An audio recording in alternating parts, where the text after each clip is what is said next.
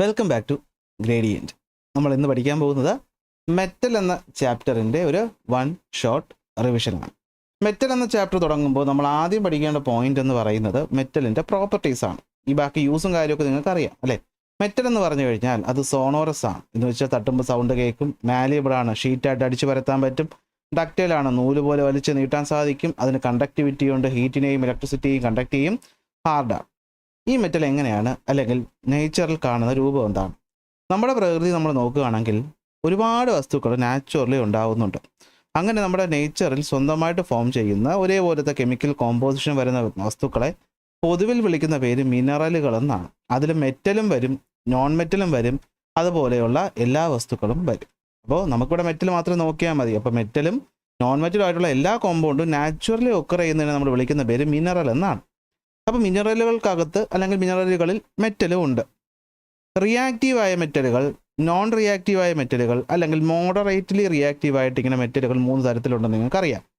അതിൽ ഈ നോൺ റിയാക്റ്റീവായിട്ടുള്ള സ്വർണം, പ്ലാറ്റിനം, മെർക്കുറി, അതുപോലെ സിൽവർ പോലെയുള്ളവയൊക്കെ നമുക്ക് പ്രകൃതിയിൽ തന്നെ എന്തായിട്ട് കാണും? ഫ്രീ സ്റ്റേറ്റ് കാണാനായിട്ട് പറ്റും. എന്നാൽ റിയാക്റ്റീവായ മെറ്റലുകൾ എപ്പോഴും മറ്റുള്ളവരുമായിട്ട് ചേർന്നിട്ടുള്ള ഒരു കമ്പൈൻഡ് സ്റ്റേറ്റിലായിരിക്കും കാണപ്പെടുന്നത്. അങ്ങനെയാണ് നമുക്ക് മെറ്റൽ കിട്ടുന്നത്. ഇവിടെ കണ്ടോ, ബോക്സൈറ്റ്, കോപ്പർ പൈറൈറ്റ്, ഹാമറ്റേറ്റ്, കലാമിൻ പോലെയുള്ള പല ഫോമിൽ കാണും മെറ്റലുകൾ. അപ്പോൾ മെറ്റലുകളായാലും നോൺ മെറ്റലുകളായാലും നേച്ചറിൽ സ്വന്തമായി പ്രകൃതിയിൽ ഉണ്ടാകുന്ന കോമ്പൗണ്ടുകളെ നമ്മൾ പ്രധാനമായിട്ട് വിളിക്കുന്ന പേര് മിനറൽ എന്നാണ്. അതിൽ മെറ്റാലിക്കും നോൺ മെറ്റാലിക്കും ഉണ്ട്. ഇത് പഠിച്ചോളണം. ഇനി ഈ പറയുന്ന മിനറലുകളിൽ മെറ്റലുകളുണ്ട്. ആ മെറ്റലുകൾ മറ്റുള്ളവരുമായിട്ട് ചേർന്നിരിക്കുന്ന ഫോമിലായിരിക്കാം. ഫോർ എക്സാമ്പിൾ, ഇപ്പോൾ ഒരു മെറ്റൽ തന്നെ പല ഫോമിൽ നമ്മുടെ പ്രകൃതിയിൽ അവൈലബിൾ ആണ്. ഉദാഹരണത്തിന് അലൂമിനിയം എന്ന് പറയുന്നത് ക്ലേയുടെ രൂപത്തിൽ കിട്ടാറുണ്ട്, ബോക്സൈറ്റിൻ്റെ രൂപത്തിൽ കിട്ടാറുണ്ട്, ക്രയോലൈറ്റിൻ്റെ രൂപത്തിലും കിട്ടാറുണ്ട്. അപ്പോൾ ക്ലേയും ബോക്സൈറ്റും ക്രയോലൈറ്റും എന്താണ്? ഈ പറയുന്ന മിനറലുകൾ കാണുന്ന അല്ലെങ്കിൽ മെറ്റലുകൾ കാണുന്ന എന്താണ്? ഈ പറയുന്ന രൂപങ്ങളാണ്. ഓക്കെ. എന്നാൽ ഈ പറയുന്നവയിൽ നിന്ന് നമ്മൾ മെറ്റലിനെ എക്സ്ട്രാക്ട് ചെയ്തെടുക്കണമെങ്കിൽ കുറച്ച് കണ്ടീഷൻസ് വേണം. എന്തൊക്കെയായിരിക്കണം? ഒന്ന്, നമ്മൾ ബേസിക്കലി മനസ്സിലാക്കേണ്ടത്, നമുക്ക് പണച്ചെലവ് ഏറ്റവും കുറഞ്ഞ രീതിയിൽ, ഏറ്റവും കൂടുതൽ ലാഭം കിട്ടുന്ന രീതിയിൽ എക്സ്ട്രാക്ട് ചെയ്തെടുക്കാൻ പറ്റുന്ന ആരാണോ അതാണ് ഏറ്റവും നല്ല ഓർ എന്ന് പറയുന്നത്. അതായത് അബണ്ടൻസ് ഉണ്ടാകണം, എക്സ്ട്രാക്ട് ചെയ്യുന്നത് ഈസി ആയിരിക്കണം, മെറ്റൽ കണ്ടൻറ്റ് കൂടുതലായിരിക്കണം, പ്രൊഡക്ഷൻ കോസ്റ്റ് കുറവായിരിക്കണം. അപ്പോൾ ഇങ്ങനെയൊക്കെ ഉണ്ടെങ്കിൽ നമ്മൾ ആ മെറ്റലിൻ്റെ ഈ പറയുന്ന കോമ്പൗണ്ടിനെ എന്തെന്ന് വിളിക്കും? ഓർ ഓഫ് ദ മെറ്റൽ എന്ന് വിളിക്കും. അപ്പോൾ ഏതൊരു മിനറലിൽ നിന്നാണോ, ഇപ്പോൾ നമ്മൾ പറഞ്ഞല്ലോ ബോക്സൈറ്റ്, ക്ലേ, അലൂമിനിയം എല്ലാം മിനറലാണ്. അപ്പോൾ ഏത് മിനറലിൽ നിന്നാണോ നമുക്ക് മെറ്റൽ ഈസി ആയിട്ട് എക്സ്ട്രാക്ട് ചെയ്യാൻ പറ്റുന്നത് അതിനെയാണ് നമ്മൾ ആ മെറ്റലിൻ്റെ ഓർ എന്ന് പറയുന്നത്. ആ മെറ്റലിന് എന്തെന്ന് പറയുന്നത്? ഓർ എന്ന് പറയുന്നത്. ഓക്കെ ആണല്ലോ. അപ്പോൾ മെറ്റൽ നല്ല രീതിയിൽ കാണുന്നു, അത് നമുക്ക് ഈസി ആയിട്ട് എക്സ്ട്രാക്ട് ചെയ്യാൻ പറ്റുന്നു, പൈസ ലാഭത്തിൽ എക്സ്ട്രാക്ട് ചെയ്യാൻ പറ്റുന്നു എങ്കിൽ മാത്രമേ നമ്മൾ അതിനെ ഓർ എന്ന് വിളിക്കൂ. അതായത് അലൂമിനിയത്തിൻ്റെ ഓർ എന്ന് ചോദിച്ചാൽ നിങ്ങൾ ബോക്സൈറ്റ് എന്ന് പറയണം. ക്ലേ അലൂമിനിയത്തിൻ്റെ ഓറായിട്ട് നമ്മൾ കണക്കാക്കത്തില്ല. അലൂമിനിയം അടങ്ങിയിട്ടുള്ള ഒരു മിനറൽ മാത്രമാണ് എന്തെന്ന് പറയുന്നത്? ക്ലേ എന്ന് പറയുന്നത്. എന്തുകൊണ്ടാണ്? എക്സ്ട്രാക്ട് ചെയ്യാൻ ബുദ്ധിമുട്ടായതുകൊണ്ട്. ഇവിടെ നമ്മൾ ഈ കാര്യങ്ങളാണ് പഠിക്കാനുള്ളത്. അപ്പോൾ ഓർ എന്താണെന്നുള്ളതാണ് നമുക്കിവിടുന്ന് അറിയണം, ചോദിക്കും. മിനറൽ എന്താണെന്നുള്ളത് ചോദിക്കും. രണ്ടും അറിയാമല്ലോ. നമ്മുടെ പ്രകൃതിയിൽ നാച്ചുറലി ഒക്കർ ചെയ്യുന്ന കോമ്പൗണ്ടുകളെയാണ് നമ്മൾ മിനറൽ എന്ന് വിളിക്കുന്നത്. അതിൽ മെറ്റാലിക്കും നോൺ മെറ്റാലിക്കും വരും. അങ്ങനെ മെറ്റൽ അടങ്ങിയിട്ടുള്ള മിനറലുകളെ എപ്പോഴാണ് നമ്മൾ ഓർ എന്ന് വിളിക്കുന്നത്? ഓർ എന്ന് വിളിക്കണമെങ്കിൽ ആ മെറ്റൽ ആ പറയുന്ന മിനറലിൽ നിന്ന് നമുക്ക് വളരെ ഈസി ആയിട്ട് എക്സ്ട്രാക്ട് ചെയ്യാനായിട്ട് സാധിക്കണം. ഓക്കെ. അപ്പോഴേ നമുക്കത് എന്തെന്ന് വിളിക്കാൻ പറ്റുള്ളൂ? ഓർ ഓഫ് ദ മിനറൽ എന്ന് വിളിക്കാനായിട്ട് പറ്റത്തുള്ളൂ. അപ്പോൾ കണ്ടീഷൻ അബണ്ടൻസ് ഉണ്ടായിരിക്കണം, ഈസി ഓഫ് എക്സ്ട്രാക്ഷൻ ആയിരിക്കണം, ഹൈ മെറ്റൽ കണ്ടന്റ് ആയിരിക്കണം, ലോ പ്രൊഡക്ഷൻ കോസ്റ്റ് ആയിരിക്കണം. അങ്ങനെയുള്ള പ്രധാനപ്പെട്ട കുറച്ച് മെറ്റലുകളും അവരുടെ ഓറും പഠിച്ചു വയ്ക്കണം, ചോദിക്കും. അലൂമിനിയത്തിൻ്റെത് ബോക്സൈറ്റ് ആണ്. അപ്പോൾ അലൂമിനിയത്തിൻ്റെ ബോക്സ് എന്ന് ആലോചിച്ച് കഴിഞ്ഞാൽ നമുക്ക് അലൂമിനിയത്തിൻ്റെ ബോക്സൈറ്റ് എന്ന് ഓർത്ത് വയ്ക്കാൻ പറ്റും. കെമിക്കൽ ഫോർമുല പഠിച്ചു തന്നെ വെക്കണം. Al2O3 ഇരുമ്പിൻ്റേത് നമുക്കറിയാം. ഇരുമ്പ് കൊണ്ടാണ് നമ്മൾ ഹാമർ ഉണ്ടാക്കുന്നത്. ഹാമർ കാന്തം ഒട്ടും. അപ്പോൾ ഹാമറ്റൈറ്റും മാഗ്നറ്റൈറ്റും ഇരുമ്പിൻ്റെ ഓറുകളാണ്. Fe2O3യും Fe3O4ഉം. കോപ്പറിൻ്റെതാണെങ്കിൽ പഠിച്ചു വയ്ക്കാൻ എളുപ്പമാണ്. കോപ്പർ പൈറൈറ്റ് അഥവാ CuFeS2, കോപ്പർ ഗ്ലാൻസ് അഥവാ Cu2S, കുപ്രൈറ്റ് അഥവാ Cu2O. മൂന്നിലും കോപ്പർ ഉള്ളതുകൊണ്ട് പേര് ഓർത്ത് വയ്ക്കാം, ഫോർമുല എഴുതി തന്നെ പഠിക്കണം. സിങ്കിൻ്റെതാണെങ്കിൽ സിങ്ക് ബ്ലെൻഡ്, സിങ്ക് ഉള്ളതുകൊണ്ട് ഓർത്ത് വയ്ക്കാം. പിന്നെ ഉള്ളത് കലാമിനാണ്. ആലോചിച്ചാൽ മതി. നമ്മൾ ഈ സിങ്ക് എന്ന് പറയുന്ന വാഷ് ബേസിൻ സിങ്ക് എന്നൊക്കെ പറയത്തില്ലേ, അപ്പോൾ അതുകൊണ്ട് നമ്മൾ സാധനങ്ങൾ കളയുകയാണ് ചെയ്യുന്നത്. അതുകൊണ്ട് സിങ്കിൻ്റെത് കലാമിൻ എന്ന് ഓർത്ത് വയ്ക്കുക. സിങ്ക് ബ്ലെൻഡ് ആണെങ്കിൽ ZnS, സിങ്ക് കലാമിൻ ആണെങ്കിൽ എന്താണ്? ZnCO3, zinc carbonate. ടിന്നാണെങ്കിൽ ടിൻ സ്റ്റോൺ ഓർത്ത് വയ്ക്കാൻ ബുദ്ധിമുട്ടില്ല. പിന്നെ വരുന്നതാണ് എന്ത്, കസിട്രേറ്റ് എന്ന് പറയുന്നത്. SnO2 ആണ് വരുന്നത്. സംഭവം സിമ്പിൾ ആണെങ്കിലും അല്ലെങ്കിൽ പഠിക്കാൻ കുറച്ച് എളുപ്പമുണ്ടെങ്കിലും ഇമ്പോർട്ടൻ്റ് ആണ്. മാച്ച് ദ ഫോളോയിങ്ങിലോ വൺ വേർഡിലോ ഇവിടുന്നൊരു ചോദ്യം നമുക്ക് നല്ല രീതിയിൽ എക്സ്പെക്റ്റ് ചെയ്യാം. അപ്പോൾ ഇത് മറക്കാതെ പഠിച്ചിട്ട് വേണം പോകാൻ. എന്താണ് മിനറൽ എന്ന് നിങ്ങൾക്ക് ഇപ്പോൾ തന്നെ അറിയാം. എന്താണ് ഓർ എന്ന് നിങ്ങൾക്ക് അറിയാം. പ്രധാനപ്പെട്ട മെറ്റലുകളുടെ ഓർ നിങ്ങൾക്ക് മനസ്സിലായി. അപ്പോൾ നമ്മൾ പറഞ്ഞല്ലോ, പ്രകൃതിയിൽ ഡയറക്റ്റായിട്ട് എടുക്കാൻ പറ്റുന്ന മെറ്റൽസ് വളരെ കുറച്ചേ ഉള്ളൂ. ബാക്കിയുള്ളതൊക്കെ കമ്പൈൻഡ് ഫോമിലാണ് കാണുന്നത്. അപ്പോൾ അവർ നമ്മൾ എങ്ങനെ മെറ്റലാക്കി പുറത്തെടുക്കും? അപ്പോൾ മെറ്റലിൻ്റെ എക്സ്ട്രാക്ഷൻ എന്ന് പറയുന്നത് 3 പ്രോസസ്സിലാണ് നടക്കുന്നത്. ഒന്ന്, concentration of the or. 2, extraction of the metal from the concentrated or. 3, refining of the metal. എന്നിങ്ങനെ 3 സ്റ്റേജസിലാണ് നമ്മൾ മെറ്റലിനെ എക്സ്ട്രാക്ട് ചെയ്യുന്നത്. അതിലാദ്യം പഠിക്കുന്ന പോയിന്റാണ് കോൺസെൻട്രേഷൻ ഓഫ് ദ ഓർ. എന്താണ് കോൺസെൻട്രേഷൻ ഓഫ് ദ ഓർ? ഭൂമിയിൽ മണ്ണിൽ നിന്ന് എടുക്കുന്ന ഈ പറയുന്ന മെറ്റലുകളിൽ ഒരുപാട് എർത്തലി ഇമ്പ്യൂരിറ്റീസ് കാണും. എന്ന് വെച്ചാൽ മണ്ണ്, മണൽ, ചെളിയൊക്കെ കാണും. ഇതിനെയൊക്കെ എടുത്ത് കഴുകി മിനുക്കി കുട്ടപ്പനാക്കി എടുക്കുന്നതിനെയാണ് നമ്മൾ കോൺസെൻട്രേഷൻ എന്ന് പറയുന്നത്. ടെക്നിക്കലി പറയുകയാണെങ്കിൽ concentration of the ore is the process of increasing the metal content of the ore by removing the impurity. ഒന്നും കൂടെ, എന്താണ് കോൺസെൻട്രേഷൻ ഓഫ് ദ ഓർ എന്ന് വെച്ച് കഴിഞ്ഞാൽ ഇൻക്രീസിങ് ദ മെറ്റൽ കണ്ടന്റ് കൂട്ടുക. അതായത് നമ്മളിപ്പോൾ 1 കിലോ ഓഫ് ദ മിനറൽ എടുത്താൽ അതിൽ ചിലപ്പോൾ ഒരു 1/2 കിലോ 1/4 കിലോ മാത്രമേ മെറ്റൽ കാണുള്ളൂ. ബാക്കിയൊക്കെ ചെളിയല്ലേ. അപ്പോൾ നമ്മൾ അതിനെ കഴുകി കളഞ്ഞു കഴിഞ്ഞാൽ പിന്നെ നമ്മൾ എടുക്കുന്ന ആ പറയുന്ന സാധനം ചുരുങ്ങിയില്ലേ. അപ്പോൾ ചുരുങ്ങി കഴിയുമ്പോൾ നമ്മൾ മെറ്റൽ മാത്രം നമുക്ക് എടുത്ത് കൊണ്ടുപോകൂടെ. അപ്പോൾ അതിൻ്റെ അളവ് കൂട്ടുകയല്ലേ ചെയ്യുന്നത്. അപ്പോൾ എന്താണ് concentration of the ore is the process of increasing the metal content. എങ്ങനെ? By removing the impurity. അപ്പോൾ അങ്ങനെ ഇതിൽ കാണുന്ന എർത്തലി ഇമ്പ്യൂരിറ്റീസിന് മൊത്തത്തിൽ നമ്മൾ ഗേജ് എന്നാണ് വിളിക്കുന്നത്. ഗെയിഞ്ച് എന്ന് വിളിക്കും. എന്ത് വിളിക്കും? ഗെയിഞ്ച് എന്ന് വിളിക്കും. ഗേജ് എന്നോ ഒക്കെ പറയും. എനിക്ക് എപ്പോഴും ഇതിൻ്റെ ഉച്ചാരണം കിട്ടത്തില്ല. അതുകൊണ്ടാണ് ഞാൻ 3-4 എണ്ണമായിട്ട് പറയുന്നത്. നിങ്ങൾക്ക് പിടിയിട്ട് കാണുമല്ലോ. അത്രേ ഉള്ളൂ സംഭവം. അപ്പോൾ എങ്ങനെ നമുക്കിത് റിമൂവ് ചെയ്യാം? ഏത് ടൈപ്പ് മെറ്റലാണ് അല്ലെങ്കിൽ ഏത് ടൈപ്പ് ഓറാണ് എന്നതിന് മനസ്സിലാക്കിയിട്ട് നമ്മൾ പല മെത്തേഡിലൂടെയാണ് നമ്മളതിനെ റിമൂവ് ചെയ്യുന്നത്. ഏതൊക്കെ വരും? ഒന്നാണ് നമ്മുടെ ലെവിഗേഷൻ. എന്താണ്? ലെവിഗേഷൻ. രണ്ടാമത്തേതാണ് നമ്മുടെ ഫ്രോത്ത് ഫ്ലോട്ടേഷൻ. മൂന്നാമത്തേതാണ് നമ്മുടെ മാഗ്നറ്റിക് സെപ്പറേഷൻ. നാലാമത്തേതാണ് ലീച്ചിങ്. അപ്പോൾ 4 മെത്തേഡുണ്ട്. അപ്പോൾ ഇത് നന്നായിട്ട് ചോദിക്കാൻ ചാൻസും ഉണ്ട്. അപ്പോൾ കോൺസെൻട്രേഷൻ എന്ന് പറഞ്ഞു കഴിഞ്ഞാൽ എന്താണ്? നമ്മൾ എടുക്കുന്ന മെറ്റലിനകത്ത് മെറ്റലിനോടൊപ്പം തന്നെ മറ്റ് എർത്തലി ഇമ്പ്യൂരിറ്റീസ് ഉണ്ടാകും. അതിനെ കഴുകി മാറ്റുന്ന പ്രോസസ്സ് കോൺസെൻട്രേഷൻ. അപ്പോൾ എന്ത് പറ്റും? കണ്ടന്റ് അല്ലേ, മെറ്റൽ കണ്ടന്റ് കൂടുകയാണ്. അപ്പോൾ ഡെഫിനിഷനായിട്ട് പറയുമ്പോൾ ഗെയിഞ്ച് എന്ന ഇമ്പ്യൂരിറ്റിയെ റിമൂവ് ചെയ്തുകൊണ്ട് മെറ്റൽ കണ്ടന്റ് കൂട്ടുന്ന പ്രോസസ്സാണ് കോൺസെൻട്രേഷൻ. 4 മെത്തേഡാണ് കോൺസെൻട്രേഷനിലുള്ളത്. Levigation, froth flotation, magnetic separation, leaching. അപ്പോൾ ലെവിഗേഷൻ എന്ന് പറഞ്ഞു കഴിഞ്ഞാലും ഫ്രോത്ത് ഫ്ലോട്ടേഷനും നമുക്ക് രണ്ടും ഓർത്ത് വയ്ക്കുക എളുപ്പമാണ്. ലെവിഗേഷനകത്താണെങ്കിൽ നമ്മുടെ മെറ്റൽ ഉണ്ടല്ലോ, മെറ്റലിൻ്റെ ഡെൻസിറ്റി കൂടുതൽ, ഗെയിഞ്ചിൻ്റെ ഡെൻസിറ്റി കുറവ്. ഫ്രോത്ത് ഫ്ലോട്ടേഷന് തിരിച്ച് മെറ്റലിൻ്റെ ഡെൻസിറ്റി കുറവ്, ഗെയിഞ്ചിൻ്റെ ഡെൻസിറ്റി കൂടുതൽ. മാഗ്നറ്റിക് സെപ്പറേഷൻ ആണെങ്കിൽ ഭയങ്കര എളുപ്പമാണ് അല്ലേ. മാഗ്നറ്റിക് ആയിട്ടുള്ള ആളെ നമുക്ക് മാറ്റാൻ പറ്റും, അല്ലെങ്കിൽ മാഗ്നറ്റിക് അല്ലാത്ത ആളെ മാറ്റാൻ പറ്റും. ലീച്ചിങ് എന്ന് പറയുമ്പോൾ ലീച്ചിങ് എന്ന് വെച്ച് കഴിഞ്ഞാൽ നമ്മൾ അലിയിച്ചെടുക്കുന്ന പരിപാടിയാണ്. ഒരു സോൾവെൻറ്റിൽ ഡിസോൾവ് ചെയ്യുന്ന പരിപാടിയാണ് ലീച്ചിങ് എന്ന് പറയുന്നത്. ഓരോന്നും വ്യക്തമായിട്ട് നോക്കാം. ലെവിഗേഷനിൽ ഞാൻ പറഞ്ഞു എന്താണ്? ഓറിൻ്റെ ഡെൻസിറ്റി കൂടുതലും ഗെയിഞ്ചിൻ്റെ ഡെൻസിറ്റി കുറവും. അരി കഴുകുന്ന ആലോചിച്ചാൽ മതി. അരി അല്ലെങ്കിൽ ഗോതമ്പ് നമ്മളെടുത്ത് വെള്ളത്തിലിട്ട് കഴുകുമ്പോഴത്തേക്കും നമുക്ക് വേണ്ട സാധനം അരി അല്ലെങ്കിൽ ഗോതമ്പല്ലേ, അതെന്ത് പറ്റും? താഴേക്ക് സെറ്റിലാകും. അതിനകത്ത് ഉള്ള ഈ പറയുന്ന വേസ്റ്റ് സാധനങ്ങൾ വെള്ളത്തിൻ്റെ മുകളിൽ ഫ്ലോട്ട് ചെയ്ത് കിടക്കും. ഇവിടെ അതുപോലെ തന്നെ ലെവിഗേഷൻ അല്ലെങ്കിൽ ഹൈഡ്രോളിക് വാഷിംഗ് അല്ലെ, വെള്ളത്തിൽ കഴുകുമ്പോൾ എന്ത് പറ്റും? ഡെൻസിറ്റി കൂടുതലായിട്ടുള്ള നമ്മുടെ മെറ്റൽ അല്ലെങ്കിൽ നമ്മുടെ ഈ പറയുന്ന ഓറ് എന്ത് പറ്റും? താഴേക്ക് പോകും. Okay, so the or powder is washed in A stream of water. വെള്ളത്തിൽ നമ്മൾ കഴുകുന്ന സമയത്ത് എന്ത് പറ്റും? ലെസ് ഡെൻസിറ്റി ഉള്ള ഗേജ് ഫ്ലോട്ട് ചെയ്യും. അതിനെ നമുക്ക് ഫിൽറ്റർ ചെയ്ത് കളയാൻ പറ്റും. മോർ ഡെൻസിറ്റി ഉള്ള ആൾ ബോട്ടത്തിൽ വന്ന് റിമൈൻ ചെയ്യും. അതിനെ നമുക്ക് എന്ത് ചെയ്യാൻ പറ്റും? എടുക്കാനായിട്ട് പറ്റും. അപ്പോൾ ഓക്സൈഡ് ഓറുകൾ, അതായത് ഓക്സിജൻ അടങ്ങിയിട്ടുള്ള ഓക്സൈഡ് ഓറുകളാണ് നമ്മളിവിടെ നിന്ന് മാറ്റുന്നത്. അപ്പോൾ എക്സാമ്പിൾ വളരെ ഇമ്പോർട്ടൻ്റ് ആണ്. ലെവിഗേഷനിലൂടെ മാറ്റുന്നത് എന്താണ്? ഓക്സൈഡിൻ്റെ ഓറുകളാണ്, അല്ലെങ്കിൽ ഓക്സൈഡ് അടങ്ങിയിട്ടുള്ള ഓറുകളാണ്. രണ്ടാമത് വരുന്നതാണ് ഫ്രോത്ത് ഫ്ലോട്ടേഷൻ. ഓക്കെ, അപ്പോൾ ഫ്രോത്ത് ഫ്ലോട്ടേഷൻ എന്ന് പറയുമ്പോൾ നമുക്കറിയാം എന്താണ്? നമ്മൾ പതപ്പിച്ച് മാറ്റുകയാണ് ചെയ്യുന്നത്. അതായത് നമ്മൾ ഈ പറഞ്ഞ പൊടിച്ച മെറ്റലിനെ എടുത്തിട്ട് എന്ത് ചെയ്യും? ഓറും പൈൻ ഓയിലും വെള്ളവും കൂടെ ചേർത്തിട്ട് ഒരു സ്റ്റിറർ ഉപയോഗിച്ചിട്ട് ഇങ്ങനെ ഇളക്കും. അപ്പോൾ എന്ത് പറ്റും? പതയുമ്പോൾ നമ്മൾ ശ്രദ്ധിക്കേണ്ട കാര്യം, ഓറിൻ്റെ ഡെൻസിറ്റി ഞാൻ പറഞ്ഞു കുറവാണ്, ഗെയിഞ്ചിൻ്റെ ഡെൻസിറ്റിയാണ് കൂടുതൽ. അപ്പോൾ ഗെയിഞ്ച് എന്ന് പറയുന്ന വേണ്ടാത്ത സാധനം താഴെ വന്ന് കിടക്കുകയും ഈ പറയുന്ന വേണ്ട മെറ്റൽ ഈ പതയോടൊപ്പം മുകളിലേക്ക് ഫ്രോത്ത് അഥവാ പതയായി പൊങ്ങി വരികയും ചെയ്യും. അപ്പോൾ ഇതിനെ നമുക്ക് അങ്ങ് എടുത്ത് മാറ്റിക്കഴിഞ്ഞാൽ നല്ല ശുദ്ധമായ മെറ്റൽ കിട്ടി. സോ എന്ത് പറ്റും? Powdered ore is added to a mixture of water and pine oil and is stirred in a strong current of air. The ore particles stick to the froth formed and float. Ore particles ഫ്രോത്തിനോടൊപ്പം മുകളിലേക്ക് വരും. It is removed and then the ore is separated and dried. Sulphide ഓറുകളാണ് നമ്മളത് ചെയ്യുന്നത്. അപ്പോൾ surf ഇട്ട് പതപ്പിക്കുക എന്ന് ഞാൻ പഠിപ്പിച്ചപ്പോഴും കോഡ് പറഞ്ഞു തന്നെയാണ്. അപ്പോൾ ഫ്രോത്ത് ഫ്ലോട്ടേഷനോട് നമ്മൾ സെപ്പറേറ്റ് ചെയ്യുന്നത് സൾഫൈഡിൻ്റെ ഓറുകളാണ് അല്ലേ. അപ്പോൾ സർഫ് എന്ന് വെച്ചാൽ അറിയാമല്ലോ, സർഫ് വാഷിംഗ് പൗഡർ ഇട്ട് പതപ്പിക്കുന്നു എന്ന് ആലോചിച്ചാൽ കിട്ടും ഇത്.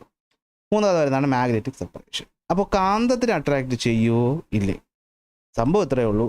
നമ്മൾ ഓറിനെ പൊടിച്ചിട്ട് ഒരു മാഗ്നറ്റിക് റോളറിൻ്റെ മുകളിൽ കൂടി വിടും. ഇതൊരു കൺവെയർ ബെൽറ്റ്, ഇത് മാഗ്നറ്റിക് റോളറാണ്.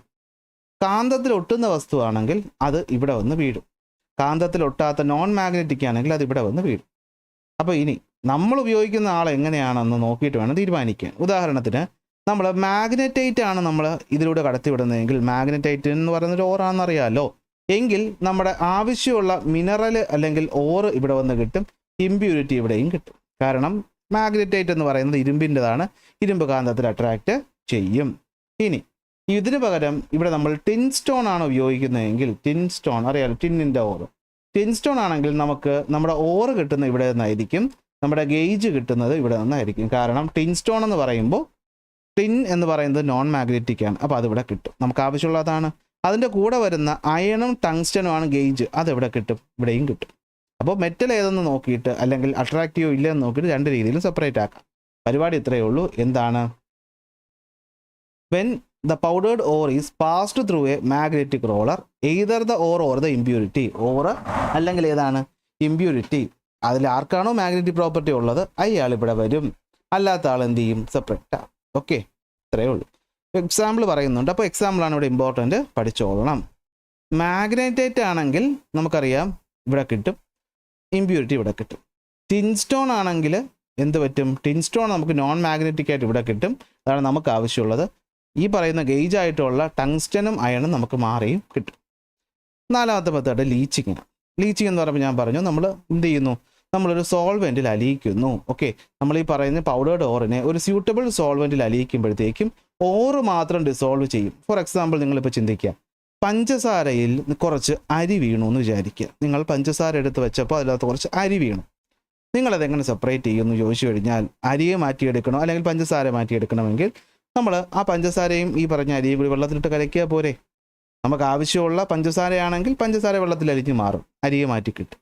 ഇനിയിപ്പോൾ അരിയാണ് ആവശ്യം അല്ല പഞ്ചസാരയാണ് ആവശ്യമെങ്കിൽ അതിനൊന്ന് തിളപ്പിച്ച് കഴിഞ്ഞാൽ അത് പറ്റിയിട്ട് പഞ്ചസാര തിരിച്ച് കിട്ടുകയും ചെയ്യും. അപ്പോൾ നിങ്ങൾക്ക് ചോദിക്കും ഇയാൾക്ക് ഒരു കുഴപ്പമുണ്ടോ? ചുമ്മാ നിങ്ങൾക്ക് ഒരു ഫീൽ കിട്ടാൻ വേണ്ടി ഞാൻ പറഞ്ഞു എന്നേ ഉള്ളൂ കേട്ടോ, ഇതങ്ങനെ ചെയ്തൊന്നും നോക്കണ്ട. അപ്പോൾ എന്താണ്, നമ്മൾ സ്യൂട്ടബിൾ സോൾവെൻ്റ് എടുക്കുന്ന സമയത്ത് എന്ത് പറ്റും, ഓറ് ഡിസോൾവ് ചെയ്യും, കെമിക്കൽ റിയാക്ഷൻ വഴി സൊല്യൂഷനായിട്ട് മാറും. ഗേജ് എന്ന് പറയുന്നത് ഇൻസോല്യൂബിളായി അവിടെ തന്നെ കിടക്കും, നമുക്കത് ഫിൽറ്റർ ചെയ്ത് കളയാൻ പറ്റും. ഇതാണ് ലീച്ചിങ്. നമ്മൾ നേരത്തെ പഠിച്ച അലൂമിനിയത്തിൻ്റെ ഓറായിട്ടുള്ള ബോക്സൈറ്റ് നമ്മൾ കോൺസെൻട്രേറ്റ് ചെയ്യുന്നത് ഇങ്ങനെയാണ്. സോ മെത്തേഡ് വളരെ ഇമ്പോർട്ടൻ്റ് ആണ്. ഇതിൽ ഏറ്റവും ഇമ്പോർട്ടൻ്റ് മെത്തേഡ് പഠിക്കുക എന്നുള്ളതല്ല, അതിൻ്റെ ഉദാഹരണങ്ങളും കൂടി പഠിച്ചു വയ്ക്കുക എന്നുള്ളതാണ്. ഇനി പറഞ്ഞു, നമ്മുടെ ഗോൾഡ് സിൽവറൊക്കെ ആണെങ്കിൽ ഫ്രീ ആയിട്ട് നേച്ചറിൽ കിട്ടും.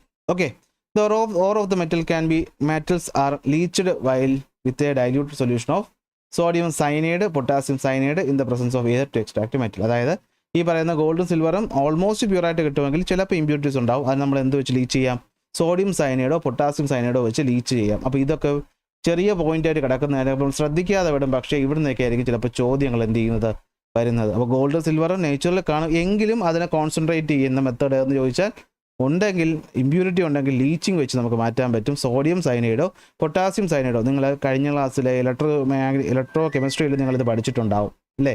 ഈ പറയുന്ന ഗോൾഡ് സിൽവറൊക്കെ വരുമ്പോഴത്തേക്കും സയനൈഡുമായി ബന്ധപ്പെട്ട ആൾക്കാരാണ് വരുന്നത്. അതുകൊണ്ടാണ് നമ്മുടെ ഗോൾഡ് വർക്ക് ചെയ്യുന്ന ആൾക്കാരുടെ കയ്യിൽ സയനൈഡ് ഉണ്ടാവുന്നത്. ഓക്കെ, സംഭവം മനസ്സിലായല്ലോ. സ്വർണ്ണം പണി ചെയ്യുന്നവരുടെ കയ്യിലൊക്കെ സയനൈഡ് ഉണ്ടാവും, പൊട്ടാസ്യം സയനൈഡോ അല്ലെങ്കിൽ എന്താണ് സോഡിയം സയനൈഡ്. ഇല്ല, പൊട്ടാസ്യം സയനൈഡ് അറിയാമല്ലോ, വിഷമാണ്, കഴിച്ചാൽ മരിച്ചു ആൾ. അപ്പോൾ ഇതാണ് സംഭവം. അപ്പോൾ ഇമ്പ്യൂരിറ്റീസും ഓറിൻ്റെയും ഒരു ബാച്ച് ദ ഫോളോയിങ്ങോ അല്ലെങ്കിൽ കംപ്ലീറ്റ് ദ ടേബിളോ ചോദ്യം 100% നിങ്ങൾക്ക് പ്രതീക്ഷിക്കാം. എക്സാമ്പിൾസ് വിട്ടു പോകരുത്. അപ്പോൾ നമ്മൾ എന്ത് ചെയ്തു, കോൺസെൻട്രേറ്റ് ചെയ്തു. അപ്പോൾ അടുത്ത ജോലി എന്താണ്, എക്സ്ട്രാക്ട് ചെയ്യുക എന്നുള്ളതാണ്. അപ്പോൾ മെറ്റലിനെ എങ്ങനെ എക്സ്ട്രാക്ട് ചെയ്ത് നോക്കിയാൽ നമ്മൾ ആദ്യം മെറ്റലിനെ പറ്റി വിശദമായിട്ട് അറിഞ്ഞിരിക്കണം.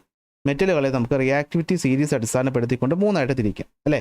Highly reactive, moderately reactive, least reactive എന്ന് മൂന്നായിട്ട് തിരിക്കാം. ഇതിൽ ആദ്യം തന്നെ മനസ്സിലാക്കുക, ഈ ഹൈലി റിയാക്റ്റീവ് ആയ ആളെ നമുക്ക് ബുദ്ധിമുട്ടാണ്. ഇലക്ട്രോളിസിസ് വഴിയാണ് നമ്മൾ ഇവരെ സെപ്പറേറ്റ് ചെയ്യുന്നത്. മോഡറേറ്റ്ലി റിയാക്റ്റീവ് ആയ ആളെ നമുക്ക് 2 മെത്തേഡിലൂടെയാണ് നമ്മൾ എന്ത് ചെയ്യുന്നത്, എക്സ്ട്രാക്ട് ചെയ്യുന്നത്. ആദ്യം നമ്മൾ അവർ എന്തായിട്ട് മാറ്റും, ഓക്സൈഡാക്കി മാറ്റും. അടുത്ത് നമ്മൾ അവർ എന്ത് ചെയ്യും, റെഡ്യൂസ് ചെയ്യും. അപ്പോൾ ആദ്യം നമ്മൾ അവർ ഓക്സൈഡാക്കി മാറ്റും, അല്ലെങ്കിൽ റെഡ്യൂസ് ചെയ്യും. ഓക്സൈഡാക്കി മാറ്റാൻ 2 മെത്തേഡാണ് ഉള്ളത്. ഒന്ന് കാൽസിനേഷനും മറ്റൊന്ന് റോസ്റ്റിംഗ്. ഇങ്ങനെയാണ് പഠിക്കേണ്ടത്, കാൽസിനേഷനും മറ്റൊന്ന് റോസ്റ്റിംഗ്. ഓക്സിജൻ അടങ്ങിയിട്ട് ഉള്ള ഒരു ഓറാണെങ്കിൽ അതിനെ നമ്മൾ കാൽസിനേഷൻ വഴിയായിരിക്കും മാറ്റുന്നത്. കാരണം കാൽസിനേഷനിൽ നമ്മൾ ഓക്സിജൻ്റെ പ്രസൻസിലല്ല ചൂടാക്കുന്നത്. എന്നാൽ ഓക്സിജൻ ഇല്ലാത്ത സൾഫൈഡിൻ്റെ ഓറാണെങ്കിൽ നമ്മൾ റോസ്റ്റിംഗ് ആയിരിക്കും ഉപയോഗിക്കുന്നത്. അവിടെ നമ്മൾ ഓക്സിജൻ്റെ പ്രസൻസിലായിരിക്കും ചൂടാക്കുന്നത്. റിഡക്ഷൻ എന്ന് വെച്ച് കഴിഞ്ഞാൽ കാർബൺ ഉപയോഗിച്ച് നമ്മൾ റെഡ്യൂസ് ചെയ്യും. അതായത് ഓക്സിജൻ റിമൂവ് ചെയ്യാമെന്നാണ് റിഡക്ഷൻ എന്ന് പറയുന്നത്. അല്ലെങ്കിൽ അങ്ങനെ ഒരു മീനിങ്ങും കൂടെ ഉണ്ട്. അങ്ങനെ ചെയ്യും. അങ്ങനെ നമുക്ക് എന്ത് കിട്ടും, സാധനം കിട്ടും. ഇനി ലീസ്റ്റ് റിയാക്റ്റീവ് ആണെങ്കിൽ പേടിക്കേണ്ട, നമ്മളതിനെ കൺട്രോൾഡ് ഹീറ്റിംഗ്, ജസ്റ്റ് ഒന്ന് ചൂടാക്കിയാൽ തന്നെ മതി, നമുക്ക് സാധനം കിട്ടും. നമ്മൾ എന്ത് ഉപയോഗിക്കും, കൺട്രോൾഡ് ഹീറ്റിംഗ് വെച്ച് ഉപയോഗിക്കും. സോ കണ്ടന്റ് നിങ്ങൾ പഠിച്ചു കഴിഞ്ഞു. ഇനി എക്സാമ്പിൾസ് പഠിച്ചാൽ മതി. ഫസ്റ്റ് നമ്മൾ പഠിക്കുന്നത് ലീസ്റ്റ് റിയാക്റ്റീവ് ആയിട്ടുള്ള ആൾക്കാരുടെ കാര്യമാണ്. അതിൽ ഗോൾഡും സിൽവറിനെ പറ്റിയിട്ടൊന്നും പറയുന്നില്ല. ഗോൾഡും സിൽവറിൻ്റെയും ഒരു നമുക്ക് ഇമ്പോർട്ടൻ്റ് അല്ല എന്ന് വെച്ചാൽ അത് ഒരു നാച്ചുറലി എന്താണ് നേരെയാണ് കിട്ടുന്നത്. മെർക്കുറി മാത്രം ഒന്ന് ഓർത്ത് വയ്ക്കുക. ഓക്കെ, ഇവിടെ കണ്ടോ, mercury can be easily separated by the ore by controlled heat. അതായത് മെർക്കുറിയുടെ ഓറിൻ്റെ പേരാണ് സിനബാർ. അതിൽ മെർക്കുറി സൾഫൈഡ് ആണ് ഉള്ളത്. നമ്മളതിനെ ചൂടാക്കുമ്പോൾ അത് ആദ്യം ഓക്സൈഡായിട്ട് മാറും. ഒന്നും കൂടെ ചൂടാക്കുമ്പോൾ ഓക്സിജൻ നഷ്ടപ്പെട്ട് നമുക്ക് മെർക്കുറി ആയിട്ട് കിട്ടും. അപ്പോൾ ഇത്രയേ ഉള്ളൂ. കൺട്രോൾഡ് ഹീറ്റിങ്ങിലൂടെ നമുക്ക് മാറ്റാനായിട്ട് പറ്റും. എന്നാൽ മോഡറേറ്റ്ലി റിയാക്റ്റീവ് ആയിട്ടുള്ളവ ആരൊക്കെയാണെന്ന് നോക്കി വെച്ചോളണം. Zinc, iron. Okay, zinc, iron, tin, lead, ഇവരൊക്കെയാണ് പ്രധാനമായിട്ടും വരുന്നത്. അപ്പോൾ ഇവർ പല രീതിയിലായിരിക്കും. ഇവരവരുടെ കാർബണേറ്റുകളായിരിക്കാം, സൾഫൈഡുകളായിട്ടും ഒക്കെ ആയിരിക്കും ഇരിക്കുന്നത്. പ്രധാനമായിട്ടും ഓക്സിജൻ അടങ്ങിയിട്ടുള്ളവരും ഓക്സിജൻ ഇല്ലാത്തവരും ഒന്ന് ഓർത്ത് വയ്ക്കുക. അപ്പോൾ അവരെ നമ്മൾ കോൺസെൻട്രേറ്റ് ചെയ്തിട്ട് നമ്മളവരെ എക്സ്ട്രാക്ട് ചെയ്യണമെങ്കിൽ 2 മെത്തേഡ് ഉണ്ടെന്ന് ഞാൻ പറഞ്ഞു. ഒന്നുകിൽ 2 മെത്തേഡുണ്ട്. അതിൽ ആദ്യത്തെ മെത്തേഡ് അവരെ ഓക്സൈഡാക്കി മാറ്റുക. രണ്ടാമത്തെ മെത്തേഡ് ഓക്സിജൻ മാറ്റാനായിട്ട് അവർ എന്ത് ചെയ്യുക, റെഡ്യൂസ് ചെയ്യുക. അപ്പോൾ എങ്ങനെ നമുക്ക് ഓക്സൈഡാക്കി മാറ്റാം, അതിന് നമ്മൾ നോക്കണം ഈ പറയുന്ന ആളിൽ ഓക്സിജൻ ഉണ്ടോ ഇല്ലേ എന്ന്. ഓക്സിജൻ ഉണ്ടെങ്കിൽ ഓക്സിജൻ ഇല്ലാതെ ചൂടാക്കണം. അതിൻ്റെ പേര് calcination. Heating of the concentrated or in the limited quantity or the absence of air. Air ഇല്ലാതെ ചൂടാക്കും, പക്ഷേ ടെമ്പറേച്ചർ മെൽറ്റിംഗ് പോയിന്റിന് താഴെ ആയിരിക്കും എന്ന് ആലോചിച്ചോളണം. അപ്പോൾ എന്ത് പറ്റും, ഓക്സിജൻ ഇല്ലാതെ ചൂടാക്കുമ്പോൾ ഈ ഓക്സിജൻ എന്ന് പറയുന്നത് എന്ത് പറ്റും, നഷ്ടപ്പെടും. അപ്പോൾ CaCO3 നമ്മൾ ഹീറ്റ് ചെയ്തു, എന്ത് പറ്റും, അത് CaO അതായത് കാൽഷ്യത്തിൻ്റെ ഓക്സൈഡ് ആയല്ലോ, പ്ലസ് CO2 ഗ്യാസ് ആയല്ലോ. സിങ്ക് കാർബണേറ്റ് നമ്മൾ ഹീറ്റ് ചെയ്തപ്പോൾ എന്തായി, സിങ്ക് ഓക്സൈഡും കാർബൺ ഡൈ ഓക്സൈഡും ആയിട്ട് പോയല്ലോ.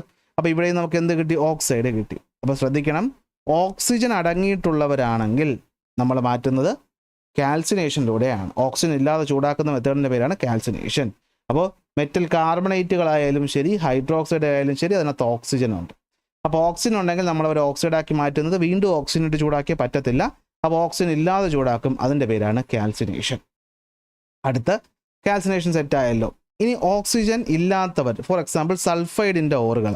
ഓക്കെ, നമ്മൾ എന്തിനു ചൂടാക്കും, നമ്മളതിനെ എന്ത് പറ്റും, ഓക്സിജൻ്റെ പ്രസൻസിൽ ബിലോ മെൽറ്റിംഗ് പോയിന്റിൽ ചൂടാക്കുമ്പോൾ നമുക്ക് എന്ത് കിട്ടും, ഓക്സൈഡ് കിട്ടും. Zinc sulphide, lead sulphide. കണ്ടോ, ഇവിടെ ഓക്സിജൻ ഇല്ലല്ലോ. അപ്പോൾ ഓക്സിജൻ ഇല്ലാത്തവർ നമ്മൾ ഓക്സിജൻ്റെ പ്രസൻസിൽ ചൂടാക്കുമ്പോൾ എന്ത് പറ്റും, സിങ്ക് ഓക്സൈഡായിട്ട് മാറും. പ്ലസ് എന്താണ്, സൾഫർ ഡൈ ഓക്സൈഡ് കിട്ടും. ഇത് ഗ്യാസായിട്ട് പൊക്കോളും. കണ്ടോ, ഗ്യാസാണ്. ലെഡ് സൾഫൈഡിനകത്ത് കണ്ടോ, ഓക്സിജനായിട്ട് ഹീറ്റ് ചെയ്യുമ്പോൾ നമുക്ക് ലെഡ് കിട്ടും, സൾഫൈഡ് കിട്ടും. ഓക്കെ, അപ്പോൾ നമ്മൾ എന്ത് പറ്റും, ഓക്സിജൻ ഉണ്ടെങ്കിൽ അവരെ നമ്മൾ കാൽസിനേഷൻ, ഓക്സിജൻ ഇല്ലാത്ത സൾഫൈഡ് ഓറാണെങ്കിൽ നമ്മളതിനെ റോസ്റ്റിങ്ങിലൂടെ ആയിരിക്കും ഓക്സൈഡാക്കി മാറ്റുന്നത്. നമ്മളതിനെ വീണ്ടും ചൂടാക്കുമ്പോൾ വാട്ടർ കണ്ടൻറ്റൊക്കെ നഷ്ടപ്പെടും. ഇനി അവർ റെഡ്യൂസ് ചെയ്യാൻ ഒറ്റ സാധനമേ ഉള്ളൂ, സ്ട്രോങ് റെഡ്യൂസിങ് ഏജൻറ്റ് ഉപയോഗിക്കുക. നമ്മൾ കോമൺലി ഉപയോഗിക്കുന്ന റെഡ്യൂസിങ് ഏജൻറ്റ് എന്ന് പറയുന്നത് കോക്കാണ്. അതായത് കാർബണിൻ്റെ ഒരു അലോട്രോപ്പ്, അഥവാ കാർബൺ തന്നെയാണെന്ന് മനസ്സിലാക്കി വയ്ക്കുക. ഓക്കെ, നമ്മൾ വെച്ച് എന്ത് ചെയ്യും, റെഡ്യൂസ് ചെയ്യും. കണ്ടോ, സിങ്ക് ഓക്സൈഡ് നമ്മൾ എന്ത് ചെയ്തു, കാർബണുമായിട്ട് ചേർത്തപ്പോൾ എന്തുകൊണ്ടാണ് പോകുന്നതെന്ന് വെച്ച് കഴിഞ്ഞാൽ ഓക്സിജന് സിങ്കിനേക്കാളും ഇഷ്ടം കാർബണാണ്. ഓക്കെ, കാർബൺ എന്ത് പറ്റുമെന്ന് വെച്ച് കഴിഞ്ഞാൽ, okay, reactive metals such as zinc, tin etcetera എന്ത് പറ്റും, സോറി തിരിഞ്ഞു പോയി അല്ലേ. എന്തുകൊണ്ടാണ് നമ്മൾ മറ്റേ ഈ പറഞ്ഞ കാർബണിൻ്റെ കൂടെ പോകുന്നതെന്നുള്ളത്. അപ്പോൾ നോക്കി, കാർബൺ എന്ന് പറയുന്നത് എന്തായിരിക്കും, ഓക്സിജനുമായി റിയാക്ട് ചെയ്യാനുള്ള ടെൻഡൻസി കൂടുതലാണ്. അപ്പോൾ സിങ്കിന് കാർബണും ഇരിക്കുമ്പോൾ കാർബണിൻ്റെ കൂടെ പോകാനായിരിക്കും ഓക്സിജന് കൂടുതൽ ഇഷ്ടം. അപ്പോൾ കാർബണുമായിട്ട് പോയി കാർബൺ മോണോക്സൈഡ് ആയിട്ട് മാറും, സിങ്ക് മെറ്റൽ എക്സ്ട്രാക്റ്റ് ആവും. അപ്പോൾ നമ്മൾ റെഡ്യൂസ് ചെയ്യാനായിട്ട് സ്ട്രോങ് റെഡ്യൂസിങ് ഏജൻ്റ് ആയിട്ടുള്ള കോക്കിനെയാണ് യൂസ് ചെയ്യുന്നത്. So it is used to extract moderately reactive metals such as iron, zinc and tin from their oxides. കാരണം carbon has a higher tendency to react with oxygen at high temperature, so oxygen is easily removed from the ore. ഇനി ഞാൻ പറഞ്ഞല്ലോ നമുക്ക് ഭയങ്കരമായിട്ട് reactive ആയിട്ടുള്ള sodium potassium ഒക്കെ ആണെങ്കിൽ strong reducing ഏജൻറ്റുകൾ നമ്മൾ ഉപയോഗിക്കുമെങ്കിലും നമ്മൾ കൂടുതൽ ഉപയോഗിക്കുന്ന മെത്തേഡ് എന്താണ്? ഇലക്ട്രോളിസിസ് ആണ്. അപ്പോൾ മനസ്സിലായി കാണുമല്ലോ. എക്സ്ട്രാക്ഷൻ്റെ 2 മെത്തേഡുകളും വളരെ വ്യക്തമായി പഠിച്ചു വെച്ചിരിക്കണം. ഇതുപോലൊരു ടേബിൾ തന്നിട്ട് എഴുതാൻ നിങ്ങൾക്ക് ചോദിക്കും, അല്ലെങ്കിൽ ഇങ്ങനെ റിയാക്ടിവിറ്റി സീരീസ് തന്നിട്ട് എങ്ങനെയാണെന്നുള്ളതും ചോദിക്കും, എഴുതാനായിട്ട് നിങ്ങൾക്ക് പറ്റും. അപ്പോൾ മൂന്നാമത്തെ മെത്തേഡ് എന്ന് പറയുന്നത് മെറ്റൽ കിട്ടാനായിട്ടുള്ള അവസാന മെത്തേഡ് റിഫൈൻ ചെയ്യുക എന്നുള്ളതാണ്. അപ്പോൾ റിഫൈൻ ചെയ്യുക എന്ന് വെച്ച് കഴിഞ്ഞാൽ നമ്മൾ കോൺസെൻട്രേറ്റ് ചെയ്ത് എർത്തിലെ ഇമ്പ്യൂരിറ്റീസിനെയൊക്കെ മാറ്റി നമ്മൾ എക്സ്ട്രാക്ട് ചെയ്യാനുള്ള പരിപാടിയൊക്കെ ചെയ്ത് കഴിഞ്ഞാൽ വീണ്ടും ചിലപ്പോൾ എന്ത് ചെയ്ത ഇമ്പ്യൂരിറ്റീസ് കാണും. ആ ഇമ്പ്യൂരിറ്റീസിനെ റിമൂവ് ചെയ്യുന്ന പ്രോസസ്സിനെയാണ് നമ്മൾ റിഫൈനിങ് എന്ന് പറയുന്നത്. ഏത് ടൈപ്പ് മെറ്റൽ എന്ന് വെച്ചിട്ടാണ് റിഫൈനിങ് മെത്തേഡ്സ് നമ്മൾ എടുക്കുന്നത്? എന്തൊക്കെയുണ്ട്? നമ്മൾ ലിക്വേഷൻ ഉണ്ട്, ഡിസ്റ്റിലേഷൻ ഉണ്ട്, പിന്നെ വരുന്നതാണ് ഇലക്ട്രോലിറ്റിക് റിഫൈനിങ്ങും ഉണ്ട്. 3 മെത്തേഡിലൂടെയാണ് നമ്മളപ്പോൾ റിഫൈനിങ് ചെയ്യുന്നത്. ലിക്വേഷൻ ചെയ്യുന്നത് എങ്ങനെയാണെന്ന് വെച്ച് കഴിഞ്ഞാൽ ലോ മെൽറ്റിംഗ് പോയിന്റ് ഉള്ള മെറ്റൽ ആണെങ്കിൽ ലിക്വിഡാക്കി മാറ്റും. ഇനി ലോ വേപ്പർ പോയിന്റ് അല്ലെങ്കിൽ എന്താണ് നമ്മൾ വേപ്പർ ആകാനുള്ളത് എന്തുണ്ടല്ലോ, നമ്മൾ എന്താ പറയുന്നത്, ബോയിലിംഗ് പോയിന്റ്. അതിപ്പോൾ ലോ ബോയിലിംഗ് പോയിന്റ് ആണുള്ളതെങ്കിൽ അവരെ നമ്മൾ ഡിസ്റ്റിലേഷൻ വഴി മാറ്റും. ഇനി ഇത് രണ്ടും അല്ലെങ്കിൽ നമ്മൾ ഇലക്ട്രോലൈറ്റിക് റിഫൈനിങ് വഴിയും മാറ്റും. നമ്മൾ ലിക്വേഷൻ എന്ന് വെച്ചാൽ എന്താണ്? ചരിഞ്ഞൊരു പ്രതലത്തിൽ നമ്മളിവിടെ ചൂടാക്കും, എന്നിട്ട് നമ്മൾ മെറ്റലിനെയും ഇമ്പ്യൂരിറ്റിയും കൂടി വയ്ക്കുമ്പോൾ മെറ്റലിൻ്റെ ലോ മെൽറ്റിംഗ് പോയിന്റ് ആണല്ലോ. അപ്പോൾ എന്ത് പറ്റും? അത് പെട്ടെന്ന് ഒലിച്ച് വരും. അങ്ങനെ ഒലിച്ച് വരുമ്പോഴത്തേക്കും ഇമ്പ്യൂരിറ്റി എന്ന് പറയുന്നത് ഇവിടെ തന്നെ ഇരിക്കും. സോ ഇമ്പ്യൂരിറ്റിയെ നമുക്ക് എടുത്ത് മാറ്റാനായിട്ട് പറ്റും. So when metal with low melting point contain impurity with higher melting point, the metal is heated on an inclined surface of the furnace. Pure metal separated from the impurity melt, flows down and is collected. ഇതിനെയാണ് നമ്മൾ ലിക്വേഷൻ എന്ന് വിളിക്കുന്നത്. Example ആണ് low melting point ഉള്ള ടിന്നും ലെഡിനെയാണ് നമ്മളിങ്ങനെ മാറ്റുന്നത്. അപ്പോൾ ലിക്വേഷൻ വഴി മാറ്റുന്നത് ടിന്ന്, ലെഡ്. അപ്പോൾ കണ്ടല്ലോ, ഈ ഓരോ മെത്തേഡുകളും നമ്മൾ കുറേ പഠിച്ചു. അപ്പോൾ ഓരോ മെത്തേഡിൻ്റെ എക്സാമ്പിൾസ് പ്രത്യേകം നിങ്ങളൊരു ഫ്ലോ ചാർട്ട് പോലെ എഴുതി വെച്ച് പഠിച്ചില്ലെങ്കിൽ ബുദ്ധിമുട്ടാവും. ഡിസ്റ്റിലേഷൻ എന്ന് വെച്ചാൽ എന്തായിരിക്കും? ലോ ബോയിലിംഗ് പോയിന്റ് ഉള്ളവർ, അതായത് പെട്ടെന്ന് വേപ്പറായിട്ട് മാറുന്നവരെയാണ് നമ്മളോട് ഉപയോഗിക്കുന്നത്. അതായത് നമ്മളൊരു കണ്ടെയ്നർ എടുത്തിട്ട് ഒരു ബീക്കർ എടുത്തിട്ട് ഇവർ രണ്ടുപേരെയും വയ്ക്കും, എന്നിട്ട് നമ്മൾ ചൂടാക്കും. ഇവർക്ക് ലോ ബോയിലിംഗ് പോയിന്റ് ആണല്ലോ. അപ്പോൾ ഇപ്പോൾ നമുക്ക് വേണ്ട മെറ്റൽ ഉണ്ടല്ലോ, മെറ്റൽ പെട്ടെന്ന് വേപ്പറായിട്ട് മാറും. നമ്മൾ അതിനെ എന്ത് ചെയ്യും? ഒരു ബോയിലെടുത്ത് തണുപ്പിച്ചിട്ട് താഴേക്ക് മറ്റൊരു ഇതിൽ കളക്ട് ചെയ്യുമ്പോഴത്തേക്ക് ഇവിടെ നമുക്ക് പ്യുവർ മെറ്റൽ കിട്ടും. So when the metal containing the impurities is heated with suitable condition, only the pure metal vaporizes. When the vapor condenses, pure metal is obtained. ഇവിടെ എക്സാമ്പിൾ എന്ന് പറയുന്നത് സിങ്ക്, കാഡ്മിയം, മെർക്കുറി ആണ് നമ്മൾ ഈ രീതിക്ക് മാറ്റുന്നത്. Last വരുന്നതാണ് ഇലക്ട്രോലൈറ്റിക് റിഫൈനിങ്. ഇതൊന്നുമില്ല, നിങ്ങൾ കഴിഞ്ഞ ഇലക്ട്രോപ്ലേറ്റിംഗ് പഠിച്ചില്ലേ, അത് തന്നെയാണ് ഇവിടെ. നമ്മളൊരു ബീക്കർ എടുക്കും, ഇംപ്യൂർ ആയിട്ടുള്ള ആൾ നമ്മൾ എന്തായിട്ട് എടുക്കും? ആനോഡായിട്ട് എടുക്കും. പ്യുവർ ആയിട്ടുള്ള ആൾ നമ്മൾ എന്തായിട്ട് എടുക്കും? കാഥോഡായിട്ട് എടുക്കും. ഇതിലോട്ട് നമ്മൾ അങ്ങോട്ട് കറണ്ട് കൊടുക്കും. എന്ത് പറ്റും? ഈ പറയുന്ന ആനോഡിൽ എന്ത് സംഭവിക്കും? ആനോഡിൽ മെറ്റൽ ഓക്സിഡൈസ് ആവും അല്ലേ? എന്താണ് Mn++ N ഇലക്ട്രോൺ ആയിട്ട് മാറും. എന്നിട്ട് ഈ N ഇലക്ട്രോൺ ഇവിടെ നിൽക്കും, ഈ Mn+ സൊല്യൂഷനിലോട്ട് വരും. സൊല്യൂഷനിൽ അപ്പോൾ ഇത് അക്യൂസ് ആയിട്ട് മാറും. മെറ്റൽ എന്ന് പറയുന്നത് സോളിഡ് ആണ്. അടുത്ത് എന്ത് പറ്റും? ഈ Mn+ ഉണ്ടല്ലോ, സൊല്യൂഷനകത്തുള്ള Mn+ അക്യൂസ്, ഇതെന്ത് പറ്റും? ഇതാ ഇവിടെ വന്നിട്ട് ഇവിടെ നെഗറ്റീവ് ടെർമിനൽ കാഥോഡിൽ വെച്ചിട്ട് ഇലക്ട്രോണിനെ അക്സെപ്റ്റ് ചെയ്തിട്ട് മെറ്റലായിട്ട് മാറും, സോളിഡ് മെറ്റലായിട്ട് മാറും. ആ മെറ്റൽ ഇവിടെ വന്ന് അക്യൂമുലേറ്റും ചെയ്യും. കണ്ടോ? അപ്പോൾ ആനോഡിൽ മെറ്റൽ ഇലക്ട്രോൺ നഷ്ടപ്പെടുത്തി, കാഥോഡിൽ സൊല്യൂഷനിൽ കിടക്കുന്ന അയോൺസ് മെറ്റലിനെ വാങ്ങിച്ച് സോളിഡ് മെറ്റലായിട്ട് മാറും. ഓക്കെ, കോപ്പർ, സിങ്ക് നമ്മൾ ഈ രീതിയിലാണ് പ്യൂരിഫൈ ചെയ്യുന്നത്. അപ്പോൾ ഇരുമ്പ് നമുക്ക് എവിടെ നിന്ന് കിട്ടുന്നു, എങ്ങനെയാണ് നമ്മൾ പ്യൂരിഫൈ ചെയ്യുന്നത്? ഈ കാണുന്ന ഈ സംഭവം ഇതിനാണ് ബ്ലാസ്റ്റ് ഫർണസ് എന്ന് വിളിക്കുന്നത്. അപ്പോൾ ഇതിൽ എന്തൊക്കെ കാര്യങ്ങളാണ് നടക്കുന്നതെന്നൊക്കെ വളരെ വിശദമായിട്ട് നമ്മൾ എന്ത് ചെയ്യാൻ പോവുകയാണ്? പഠിക്കാൻ പോവുകയാണ്. അപ്പോൾ ഇത് വെറുതെ ഇങ്ങനെ പറഞ്ഞു തരുന്നതിനേക്കാൾ നല്ലത് ഞാൻ ആദ്യം ഇതിൻ്റെ ആ ഒരു എന്തിനാണ് ഇത് ചെയ്യുന്നത് എന്നുള്ള കാര്യം നിങ്ങൾക്കൊന്ന് പറഞ്ഞുതരാൻ ശ്രമിക്കാം.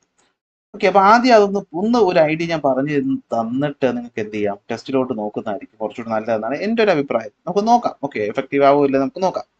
അപ്പോൾ നിങ്ങൾ ആദ്യം മനസ്സിൽ കൊണ്ടുവരേണ്ടത് നമ്മൾ പഠിക്കാൻ പോകുന്ന ആരെ പറ്റിയിട്ടാണ്? ഇരുമ്പിനെ പറ്റിയിട്ടാണ്. Fe എന്നറിയപ്പെടുന്ന ഇരുമ്പ് അല്ലെങ്കിൽ അയൺ എന്ന് നമ്മൾ പറയും. അപ്പൊ ഈ ഇരുമ്പ് എന്ന് പറയുന്നത് എവിടെ നിന്നാണ് നമുക്ക് കിട്ടുന്നത്? അപ്പൊ നിങ്ങൾ പറയും ഇരുമ്പ് കിട്ടുന്നത് ഇരുമ്പിന്റെ ഓറിൽ നിന്ന് ആണ്. അപ്പൊ ഇരുമ്പിന് പ്രധാനമായിട്ട് കുറെ ഓറുകൾ ഉണ്ടെങ്കിലും നമ്മൾ അറിഞ്ഞിരിക്കേണ്ട 2 പ്രധാനപ്പെട്ട ഓറുകൾ ഏതൊക്കെയെന്ന് ചോദിച്ചാൽ, ഇനി ഓർ എന്തെന്നറിയാത്ത ആരും ഇല്ലല്ലോ അല്ലെ? ഈ പറയുന്ന ഇരുമ്പ് പാറകൾക്കകത്താണ് കിട്ടുന്നത്. അപ്പൊ ഇരുമ്പിന്റെ അളവ് നന്നായിട്ടുള്ള പാറകളെ തന്നെയാണ് നമ്മൾ ഇരുമ്പിന്റെ ഓർ എന്ന് വിളിക്കുന്നത്. അപ്പൊ രണ്ട് രീതിയിലാണ് നമുക്ക് ഭൂമിയിൽ നിന്ന് ഇരുമ്പിനെ കിട്ടുന്നത്. ഒന്ന്, ഇരുമ്പ് ഓക്സിജനുമായിട്ടാണ് മിക്സ് ചെയ്തിരിക്കുന്നത്. ഒന്ന് Fe2O3 എന്ന് പറയുന്ന ഫോമിലും, മറ്റൊന്ന് Fe3O4 എന്ന് പറയുന്ന ഫോമിലും. ഈ Fe2O3യെ നമ്മൾ വിളിക്കുന്ന പേരാണ് ഹാമറ്റൈറ്റ്. HAEMATIT, haematite. Fe3O4 വിളിക്കുന്ന പേരാണ് മാഗ്നറ്റൈറ്റ്. എന്താണ് മാഗ്നറ്റൈറ്റ്? നിങ്ങൾ രണ്ട് നിയുണ്ട്, ഹാമറ്റൈറ്റ്, മാഗ്നറ്റൈറ്റ്, പിന്നെ 4-5 എണ്ണം കൂടി വേറെ ഉണ്ട്. നമ്മൾ അത്ര കൺഫ്യൂഷൻ ഒന്നും ആക്കണ്ട, നമ്മൾ 2 എണ്ണം പഠിച്ചാൽ മതി. അപ്പൊ ഇരുമ്പ് എന്ന് പറയുന്നത് നമുക്ക് കിട്ടുന്നത് ഇരുമ്പിന്റെ ഓറിൽ നിന്നാണ്. ഇരുമ്പിന്റെ രണ്ട് പ്രധാനപ്പെട്ട ഓറുകളാണ് ഹാമറ്റൈറ്റും മാഗ്നറ്റൈറ്റും. ഹാമറ്റൈറ്റ് ആണെങ്കിൽ Fe2O3യും, മാഗ്നറ്റൈറ്റ് ആണെങ്കിൽ Fe3O4ഉം ആണ്. ഈ മാഗ്നറ്റൈറ്റ് നമ്മൾ എവിടെ പഠിച്ചു? മാഗ്നറ്റിക് സെപ്പറേഷൻ നടക്കുന്ന സമയത്ത് നമ്മൾ പഠിച്ചു അല്ലെ. മാഗ്നറ്റൈറ്റ് നമുക്ക് അങ്ങനെ മാറ്റിയെടുക്കാൻ പറ്റും, ഇമ്പ്യൂരിറ്റീസിനെ കളയാൻ പറ്റും. അപ്പൊ എന്ത് ആയിക്കോട്ടെ, പാറ ആദ്യം നമ്മൾ പൊടിച്ച് തരികളാക്കി മാറ്റി. അതിന് നമ്മൾ എന്ത് ചെയ്യാൻ പോവുകയാണ്? പ്യൂരിഫൈ ചെയ്യാൻ പോവുകയാണ്. അപ്പൊ പ്യൂരിഫൈ ചെയ്യാൻ വേണ്ടി നമ്മൾ ആദ്യം അതിന് എന്ത് ചെയ്യും? നന്നായിട്ട് വാഷ് ചെയ്യും അല്ലെ. നല്ല വെള്ളത്തിൽ എന്ത് ചെയ്യും? വാഷ് ചെയ്യും. വാഷ് ചെയ്ത് കഴിഞ്ഞ് നമുക്ക് വേണമെങ്കിൽ എന്ത് ചെയ്യാം? മാഗ്നറ്റിക് സെപ്പറേഷൻ ഉപയോഗിക്കാം. എന്ത് ഉപയോഗിക്കാം? മാഗ്നറ്റിക് സെപ്പറേഷൻ ഉപയോഗിക്കാം. അടുത്ത് നമ്മൾ അതിന്റെ ഓക്സൈഡിലോട്ടൊക്കെ മാറ്റാൻ വേണ്ടി നമ്മൾ റോസ്റ്റിംഗ് ഉപയോഗിക്കും. എന്ത് ഉപയോഗിക്കും? റോസ്റ്റിംഗ് മെത്തേഡൊക്കെ ഉപയോഗിച്ച് നമ്മൾ ആക്കും. അപ്പൊ നിങ്ങൾ എത്ര മാത്രം മനസ്സിലാക്കിയാൽ മതി. അതൊക്കെ ഇമ്പ്യൂരിറ്റി കളയാനുള്ള പരിപാടിയാണ്. നമ്മുടെ പക്കൽ ഇപ്പോൾ ഉള്ളത് എന്താണ്? നമുക്ക് ഹാമറ്റൈറ്റിൻ്റെതാണ് ആദ്യം പഠിക്കാനുള്ളത്. അല്ലെങ്കിൽ ഹാമറ്റൈറ്റിനാണ് നമുക്ക് ഇന്ന് പഠിക്കാനുള്ളത്. ഈ ഹാമറ്റൈറ്റ് എന്ന് പറയുന്ന ഓറിൽ നിന്നും നമുക്ക് എന്ത് വേണം? Fe എന്ന് പറയുന്ന ഇരുമ്പിനെ മാത്രമായിട്ട് കിട്ടണം. Fe2O3 Fe മാത്രമായിട്ട് കിട്ടണം. അപ്പൊ നമുക്ക് ഇതിന് ആരെ കളയേണ്ടത്? ഓക്സിജനെയാണ് കളയുന്നത്. അപ്പൊ ഓക്സിജനെ കളയുന്ന പ്രോസസ്സ് നമ്മൾ വിളിക്കുന്ന പേര് നിങ്ങൾക്ക് എല്ലാവർക്കും അറിയാം. നിരോക്സീകരണം എന്ന് മലയാളത്തിൽ പറയും, അല്ലെങ്കിൽ എന്ത് വിളിക്കും? റിഡക്ഷൻ എന്ന് പറയും. അപ്പോൾ Fe2O3 റെഡ്യൂസ് ചെയ്യണമെങ്കിൽ ഉറപ്പായിട്ടും ആര് വേണം? ഒരു റെഡ്യൂസിങ് ഏജന്റ് വേണം. അപ്പൊ നിങ്ങൾ പറയും, സാർ റെഡ്യൂസിങ് ഏജന്റ് ഒക്കെ നമ്മൾ പഠിച്ചു. ഏതാണ്? കോക്ക് എന്ന് പറയുന്നതാണ് റെഡ്യൂസിങ് ഏജന്റ്, അഥവാ ഇംപ്യൂർ കാർബൺ ആണ് റെഡ്യൂസിങ് ഏജന്റ്. അത് ഉപയോഗിച്ച് നമുക്ക് എന്ത് ചെയ്യാൻ പറ്റും? സിമ്പിൾ ആയിട്ട് ഇതിനെ റെഡ്യൂസ് ചെയ്യാൻ പറ്റും. പക്ഷെ സത്യാവസ്ഥ എന്താണെന്ന് വെച്ചാൽ ഈ കോക്കിനെ കൊണ്ട് മാത്രം പറ്റത്തില്ല, കാർബണെ കൊണ്ട് മാത്രം എന്ത് ചെയ്യാൻ പറ്റത്തില്ല, ഇതിനെ റെഡ്യൂസ് ചെയ്യാൻ പറ്റത്തില്ല. അപ്പൊ ഇവനേക്കാളും കുറച്ചും കൂടി പവർഫുൾ ആയിട്ടുള്ള ഒരാൾ വേണം, കാർബൺ മോണോ ഓക്സൈഡ്. ആര് വേണം? കാർബൺ മോണോ ഓക്സൈഡ് വേണം. അപ്പൊ ഇവര് രണ്ടുപേരും കൂടെ ഉണ്ടെങ്കിൽ നമുക്ക് ഈ പറയുന്ന Fe2O3 റെഡ്യൂസ് ചെയ്യാൻ പറ്റുള്ളൂ. അപ്പോൾ ഈ പറയുന്ന ഇരുമ്പിനെ നമുക്ക് റെഡ്യൂസ് ചെയ്യണമെങ്കിൽ എന്ത് വേണം? റെഡ്യൂസിങ് ഏജന്റ് വേണം. റെഡ്യൂസിങ് ഏജന്റ് ആരാണ്? കോക്കും അതുപോലെ കാർബൺ മോണോക്സൈഡ്. അടുത്ത് ഇങ്ങനെ നമ്മൾ റെഡ്യൂസ് ചെയ്ത് കിട്ടുന്ന സാധനം, അതിനകത്ത് വീണ്ടും ചില ഇമ്പ്യൂരിറ്റീസ് ഉണ്ടാവും. അപ്പൊ ആ ഇമ്പ്യൂരിറ്റീസ് നമുക്ക് എന്ത് ചെയ്യണം? കളയണം. അപ്പൊ അത് പറയുന്നതിന് മുമ്പ് ഇത്രയും കാര്യങ്ങൾ സെറ്റ് ആണോ? ആലോചിച്ച് നോക്കി. ഇരുമ്പ് പ്യൂരിഫൈ ചെയ്യണമെന്ന് പറയുമ്പോൾ നിങ്ങളുടെ മനസ്സിൽ വരും, ഇരുമ്പ് നമുക്ക് കിട്ടുന്നത് എന്താണ്? ഹാമറ്റൈറ്റ്, മാഗ്നറ്റൈറ്റ് എന്ന് പറയുന്ന ഇരുമ്പിന്റെ ഓറിൽ നിന്നാണ്. അത് നമ്മൾ വാഷ് ചെയ്ത് അത്യാവശ്യം ഇമ്പ്യൂരിറ്റീസ് കളഞ്ഞ് റോസ്റ്റിംഗ് ഒക്കെ ചെയ്ത് നല്ല കുളിച്ച് കുട്ടപ്പനാക്കി നമ്മൾ കൊണ്ടുവന്നപ്പോഴത്തേക്ക് അതിനകത്ത് ഇപ്പോഴും ഓക്സിജൻ അധികമായിട്ടുണ്ട്. അപ്പോൾ ഓക്സിജൻ നമുക്ക് കളയണം. ഓക്സിജൻ കളയണമെങ്കിൽ നമുക്ക് റെഡ്യൂസിങ് എന്നാണ് പറയുന്നത്, നിരോക്സീകരണം. അതിനൊരാൾ വേണം, അവനാണ് റെഡ്യൂസിങ് ഏജന്റ് എന്ന് വിളിക്കുന്നത്. ഇവിടുത്തെ റെഡ്യൂസിങ് ഏജന്റ് ആരൊക്കെയാണ്? കോക്കും കാർബൺ മോണോക്സൈഡ്. അപ്പൊ നമ്മൾ എന്ത് ചെയ്യുമെന്ന് വെച്ച് കഴിഞ്ഞാൽ, അപ്പൊ ഇത് ചുമ്മാതെ അങ്ങ് കൊണ്ട് ഈ പറഞ്ഞ കുറച്ച് ഇരുമ്പും തരികളും ഈ കാർബൺ മോണോക്സൈഡും കൊണ്ട് മിക്സ് ചെയ്താലൊന്നും നടക്കത്തില്ല. ഹൈ ടെമ്പറേച്ചർ വേണം, ചൂട് വേണം. അപ്പൊ ചൂട് കിട്ടുന്ന അല്ലെങ്കിൽ ചൂടുണ്ടാക്കുന്ന സാധനത്തിനാണ് നമ്മൾ ഫർണസ് എന്ന് വിളിക്കുന്നത്. അപ്പൊ ഇവിടെ നമുക്ക് ഏതാണ്ട് ഒരു വലിയ ഫർണസ് ഉപയോഗിക്കും. അത് ആദ്യം ഫർണസിന്റെ മുകളിലായിട്ട് നമ്മൾ ഇങ്ങനെ ഒരു ഓപ്പണിംഗ് ഉണ്ട്. ഇതിനകത്താണ് ഈ പറയുന്ന ആര് മിക്സ് ചെയ്ത് വെച്ചേക്കുന്നത്? ഈ പറയുന്ന ഇരുമ്പ് പൊടിച്ച അല്ലെങ്കിൽ ഈ പറയുന്ന ഓറ് പൊടിച്ച തരികളും ഈ കോക്ക് അഥവാ കാർബണേയും അതുപോലെ ഒരാളെയും കൂടി ആഡ് ചെയ്യും. ആളാരാന്ന് ഞാൻ പറഞ്ഞുതരാം, ഉപയോഗം പിന്നെ പറഞ്ഞുതരാം. അപ്പൊ നമ്മൾ ഇതിനെ എന്തെന്ന് വിളിക്കും? നമ്മൾ ഇതിനെ ചാർജ് എന്ന് വിളിക്കും. എന്ത് വിളിക്കും? ചാർജ് എന്ന് വിളിക്കും. അതായത് നമ്മൾ പ്യൂരിഫൈ ചെയ്യാൻ പോകുന്ന ആളെ വിളിക്കുന്ന പേര് ചാർജ് ആണ്. അതിനകത്ത് ആരൊക്കെയുണ്ട്? Fe2O3 എന്ന് പറയുന്ന ഇരുമ്പിന്റെ ഓറുണ്ട്. അതുപോലെ ഈ പറയുന്ന കോക്ക് എന്ന് പറയുന്ന സാധനമുണ്ട്. അതുപോലെ നമ്മുടെ CaCO3 കൂടെ നമ്മൾ മിക്സ് ചെയ്യും. ലൈം എന്ന് പറയും, കാൽഷ്യം കാർബണേറ്റ്. എന്തിനാന്നുള്ളത് പിന്നെ പഠിക്കാം. അടുത്ത് ഇങ്ങനെ നമ്മൾ എടുത്തു കഴിഞ്ഞതിന് ശേഷം നമ്മൾ എന്ത് ചെയ്യും? ഇതാ ഇങ്ങനെ ഒരു വലിയ എയർ പോകാനായിട്ട് ഒരു വേക്കൻറ്റ് ഇടും. ഇതിൻ്റെ ഇങ്ങനെ ഒരു വലിയ ഫർണസ് ഉണ്ട്, ഭയങ്കര നല്ല ഉയരമുള്ള ഒരു ഫർണസ് ഉണ്ട്. ഈ ഫർണസിന് ഇവിടെ 2 ഇൻപുട്ട് ഉണ്ടാവും, ഓക്സിജൻ അകത്തോട്ട് വരാനായിട്ട്. അടുത്ത് ഈ പറയുന്ന മെറ്റലിനെ കളക്ട് ചെയ്യാനായിട്ട് ഒരു ബേസും ഉണ്ടാവും. ഇത്രയും വൃത്തിയുടെ രീതിയിലല്ല ഇരിക്കുന്നത്. ഈ പടമാണ് കേട്ടോ ഞാൻ വരച്ചത്. ഇവിടെയായിട്ട് ഇങ്ങനെ ഒരു സാധനമുണ്ട്, എയർ പോകാനായിട്ട് ഒരു എക്സിറ്റ് ഉണ്ട്, എയർ കയറാനായിട്ട് 2 വഴിയുണ്ട്, താഴെയായിട്ടൊരു ബേസ് ഉണ്ട്. ഈ ബേസിന്റെ ഇവിടെ നിന്ന് നമുക്ക് ആദ്യം ഒരു ഓപ്പണിംഗ് ഉണ്ട്, അടുത്ത് താഴത്തെ സാധനം എടുക്കാനായിട്ട് രണ്ടാമതൊരു ഓപ്പണിങ്ങും ഉണ്ട്. എങ്ങനെയുണ്ട്? ഭംഗിയില്ല എൻ്റെ പടം കാണാനായിട്ട്? അപ്പൊ നോക്കിക്കോ, ഇതാണ് സംഭവം. അപ്പൊ നമ്മൾ ആദ്യം ഇവിടെ എന്ത് ചെയ്യും? ഈ ഓക്സിജനെ അങ്ങോട്ട് കടത്തിവിടും. ആരെ കടത്തിവിടും? ഓക്സിജനെ കടത്തിവിട്ട് ഇതിനെ അങ്ങോട്ട് ചൂടാക്കും. ചൂടാക്കുക എന്ന് പറഞ്ഞാൽ എറൗണ്ട് ഏതാണ്ട് 2000 ഡിഗ്രിയോളം എന്ത് ചെയ്യും, ചൂടാവും. കറക്റ്റ് ടെമ്പറേച്ചർ പഠിക്കാം, ഞാൻ ഐഡിയ പറഞ്ഞു തരുന്നതാണ്. ചൂടാക്കും. ഏറ്റവും മുകളിലായിട്ട് ഈ പറയുന്ന ചാർജ് എന്ന് പറയുന്ന സാധനത്തിന് വയ്ക്കും. ആരൊക്കെയാണ്? ഇരുമ്പും അതുപോലെ ഈ പറയുന്ന കോക്കും അതുപോലെ നമ്മുടെ ലൈം കാൽഷ്യം കാർബണേറ്റും കൂടെ മിക്സ് ചെയ്ത മിക്സ് ആണ് ഇവിടെ വെച്ചേക്കുന്നത്. ഓക്കെ, എന്നിട്ട് നമ്മൾ കത്തിക്കും. തീ കത്തിക്കുമ്പോൾ ഇവിടെ ഭയങ്കര ചൂടായിരിക്കും. ഓക്കെ, ഇവിടെ എന്തായിരിക്കും, ഭയങ്കര ടെമ്പറേച്ചർ ആയിരിക്കും. ഇങ്ങനെ ചൂടടിച്ച് ചൂട് കാറ്റൊരു വശത്തൂടെ പുറത്തോട്ട് പോകുമ്പോഴത്തേക്ക് നമ്മൾ ഇതിനെ ഓപ്പൺ ആക്കി കൊടുക്കും. അപ്പൊ ഈ പറയുന്ന സാധനങ്ങൾ ഇങ്ങനെ എന്ത് ചെയ്യും, താഴേക്ക് വീഴും. അപ്പൊ ഈ പറഞ്ഞ ഇരുമ്പും തരികളും ഒക്കെ കൂടി താഴേക്ക് വീഴും. അപ്പൊ ഇതിനകത്ത് ആരൊക്കെയുണ്ട്? Fe2O3 ഉണ്ട്, കോക്ക് ഉണ്ട്, കാർബൺ മോണോക്സൈഡ് ഉണ്ട്. അപ്പൊ ഇവിടെ ആദ്യം എന്താ സംഭവിക്കുന്നതെന്ന് വെച്ച് കഴിഞ്ഞാൽ, ചൂടടിച്ച പാടെ ഫസ്റ്റ് നടക്കാൻ പോകുന്ന റിയാക്ഷൻ എന്താണെന്ന് വെച്ച് കഴിഞ്ഞാൽ, ഈ കോക്ക് എന്ന് പറയുന്ന കാർബൺ ഹീറ്റുമായിട്ട് റിയാക്ട് ചെയ്യും, അല്ലെങ്കിൽ ഓക്സിജനുമായിട്ട് റിയാക്ട് ചെയ്യും. ഹീറ്റുമായിട്ടല്ല, ഓക്സിജനുമായിട്ട് റിയാക്ട് ചെയ്തിട്ട് എന്തുണ്ടാവും? കാർബൺ ഡൈ ഓക്സൈഡ് ഉണ്ടാകും. എന്തുണ്ടാകും? കാർബൺ ഡൈ ഓക്സൈഡ് ഉണ്ടാകും. അതായത് കാർബൺ എന്ന് പറയുന്ന ഈ ആള് ഓക്സിജനുമായിട്ട് റിയാക്ട് ചെയ്യുന്നു, എന്തുണ്ടാകുന്നു? കാർബൺ ഡൈ ഓക്സൈഡ് ഉണ്ടാകും. ഇതാണ് ആദ്യം നടക്കുന്ന റിയാക്ഷൻ. രണ്ടാമത് എന്ത് പറ്റുമെന്ന് വെച്ച് കഴിഞ്ഞാൽ, ഈ കാർബൺ ഡൈ ഓക്സൈഡ് വീണ്ടും ഇവിടെ എന്തുണ്ട്? കാർബൺ ഉണ്ടല്ലോ, കാർബണുമായിട്ട് ചേർന്നിട്ട് കാർബൺ മോണോ ഓക്സൈഡ് ഉണ്ടാകും. എന്തുണ്ടാകും? കാർബൺ മോണോ ഓക്സൈഡ് ഉണ്ടാകും. അപ്പൊ നിങ്ങൾക്ക് കിട്ടി, രണ്ടുപേരെയും കിട്ടി. റെഡ്യൂസിങ് ഏജന്റ് ആയിട്ടുള്ള കോക്കിന്റെ ജോലി അപ്പൊ എന്താണ്? കോക്ക് ഡയറക്റ്റ് ആയിട്ട് ഇരുമ്പുമായിട്ട് മുട്ടാൻ നിൽക്കുന്നില്ല. അവൻ എന്ത് ചെയ്യും? ഓക്സിജനുമായിട്ട് ചേർന്ന് കാർബൺ ഡയോക്സൈഡ് ആയിട്ട് ആദ്യം മാറും. ഈ റിയാക്ഷൻ എന്ന് പറയുന്നത് എക്സോതെർമിക് റിയാക്ഷൻ ആണ്. എന്ന് വെച്ചാൽ ഇത് വീണ്ടും ചൂടും കൂടെ കൂട്ടിക്കൊടുക്കും. അപ്പൊ മൊത്തത്തിൽ അങ്ങ് ടെമ്പറേച്ചർ കൊണ്ട് അങ്ങ് കയറും. എന്നിട്ട് ഈ കാർബൺ ഡയോക്സൈഡ് വീണ്ടും കാർബണുമായിട്ട് ചേർന്നിട്ട് കാർബൺ മോണോക്സൈഡ് ആകും. ഇവനാണ് ഇരുമ്പുമായിട്ട് എന്ത് ചെയ്യാൻ പോകുന്നത്? തല്ലുണ്ടാക്കാനായിട്ട് പോകുന്നത്. അടുത്ത് എന്ത് കിടക്കുമെന്ന് വെച്ച് കഴിഞ്ഞാൽ, മൂന്നാമതായിട്ട് അപ്പോഴത്തേക്കും ഇവിടെ എത്തിക്കഴിഞ്ഞപ്പോഴത്തേക്കും തന്നെ എന്ത് പറ്റി? കുറെ കാർബൺ ഡയോക്സൈഡ് ആയി. കാർബൺ ഡയോക്സൈഡ് കൂടി ചേർന്നിട്ട് എന്തായി? കാർബൺ മോണോക്സൈഡ് ആയി. ഇവിടെ എത്തുമ്പോൾ ടെമ്പറേച്ചർ അങ്ങ് കത്തി കയറുകയാണ്, മുകളിൽ താഴെ വീണോണ്ടിരിക്കുകയല്ലേ സാധനം. അങ്ങനെ ഇവിടെ എത്തിക്കുമ്പോഴത്തേക്ക് എന്ത് പറ്റും? ഈ പറയുന്ന Fe2O3യുമായിട്ട് നേരെ ആര് മുട്ടാൻ പോകും? കാർബൺ മോണോക്സൈഡ് മുട്ടാൻ പോയിട്ട് പറയും, ഇറങ്ങടാ വെളിയിൽ എന്ന് പറഞ്ഞിട്ട് ആരെ പുറത്താക്കും? FeAയും നമുക്ക് കിട്ടും. അതുപോലെ നമുക്ക് എന്ത് കിട്ടും? CO2വിനെയും കിട്ടും. FeAയും കിട്ടും, CO2വിനെയും കിട്ടും. ആരെ കിട്ടും? FeAയും കിട്ടും, CO2വിനെയും കിട്ടും. അപ്പൊ നമുക്ക് ബാലൻസ് ചെയ്യാം. നമുക്ക് Fe2O3 ആണ്. ഇവിടെ നമുക്ക് എത്ര ഇട്ട് കൊടുക്കാം? Feയുടെ ഇവിടെ മുമ്പിൽ നമുക്കൊന്നും ആവശ്യമില്ല. കാർബൺ ഡൈ ഓക്സൈഡ് ഇവിടെ ഒരു 3 ഇട്ട് കൊടുക്കുക, ഇവിടെ ഒരു 3 ഇട്ട് കൊടുക്കുക. അപ്പൊ രണ്ടിടത്ത് 3 ഇടുമ്പോഴത്തേക്ക് നമുക്ക് എന്തായി? Fe. പക്ഷെ ഇവിടെ Fe2 ഉണ്ട്, അപ്പൊ ഇവിടെ ഒരു 2 ഇട്ട് കൊടുക്കുക. അപ്പൊ ഇതാണ് നമ്മുടെ റിയാക്ഷൻ എന്ന് പറയുന്നത്. എന്ത് പറ്റും? Fe2O3 എന്ന് പറയുന്ന ഇത് TLF ആണ്. റിയാക്ട് ചെയ്യും 3 കാർബൺ മോണോ ഓക്സൈഡുമായിട്ട്. എന്നിട്ട് 2 അയണും അതുപോലെ തന്നെ 3 കാർബൺ ഡൈ ഓക്സൈഡ് മോളിക്യൂളും നമുക്ക് തരും. ഈ കിട്ടുന്ന Fe നേരെ ഇവിടെ വന്ന് വീഴും. ഇവിടെ വന്ന് കളക്ട് ആവും, ഇവിടെ വന്ന് കളക്ട് ആവും, ഇവിടെ വന്ന് കളക്ട് ആവും. അപ്പൊ നിങ്ങൾ ചോദിക്കും, ഓക്കെ, അപ്പൊ നമുക്ക് ഇരുമ്പ് കിട്ടി, സാർ എന്തിനാ പിന്നെ ഈ പറഞ്ഞ ആളെ പറ്റി പറഞ്ഞത്? എന്തിനാ ഇവനെ ഇവിടെ ആഡ് ചെയ്തേ? ജോലിയുണ്ട്. ഇങ്ങനെ കിട്ടുന്ന ഈ പറയുന്ന Feക്കകത്ത് ഇപ്പോഴും എന്തുണ്ട്? സാൻഡ് പാർട്ടിക്കിൾസ് ഉണ്ട്. അതായത് SiO2 സൾഫർ ഡയോക്സൈഡ് പോലെയോ സിലിക്കൺ ഡയോക്സൈഡ് പോലെയുള്ള ഇമ്പ്യൂരിറ്റീസ് ഉണ്ട്. അപ്പൊ ഈ ഇമ്പ്യൂരിറ്റീസിനെ നമുക്ക് എന്ത് ചെയ്യണം? മാറ്റണം. അപ്പൊ ഈ ഇമ്പ്യൂരിറ്റി എന്ന് പറയുന്നത് കുറച്ച് അസിഡിക് സ്വഭാവമുള്ള ആൾക്കാരാണ്. എന്ത് സ്വഭാവമുള്ളവരാണ്? അസിഡിക് സ്വഭാവം. അപ്പൊ ഈ അസിഡിക് സ്വഭാവമുള്ളവനെ മാറ്റണമെങ്കിൽ ബേസിക് ആയിട്ട് ആളുകൾ കിടക്കുന്നു, ബേസിക് CaCO3. അപ്പൊ എന്ത് പറ്റുമെന്ന് വെച്ച് കഴിഞ്ഞാൽ, ഈ CaCO3 ഉണ്ടല്ലോ, CaCO3 എന്ത് പറ്റും? ചൂടാവും, ഭയങ്കര ഹീറ്റ് അല്ലേ? ഹീറ്റ് ആവുമ്പോൾ ഇത് കാൽഷ്യം ഓക്സൈഡും അതുപോലെ തന്നെ CO2 ആയിട്ട് മാറും.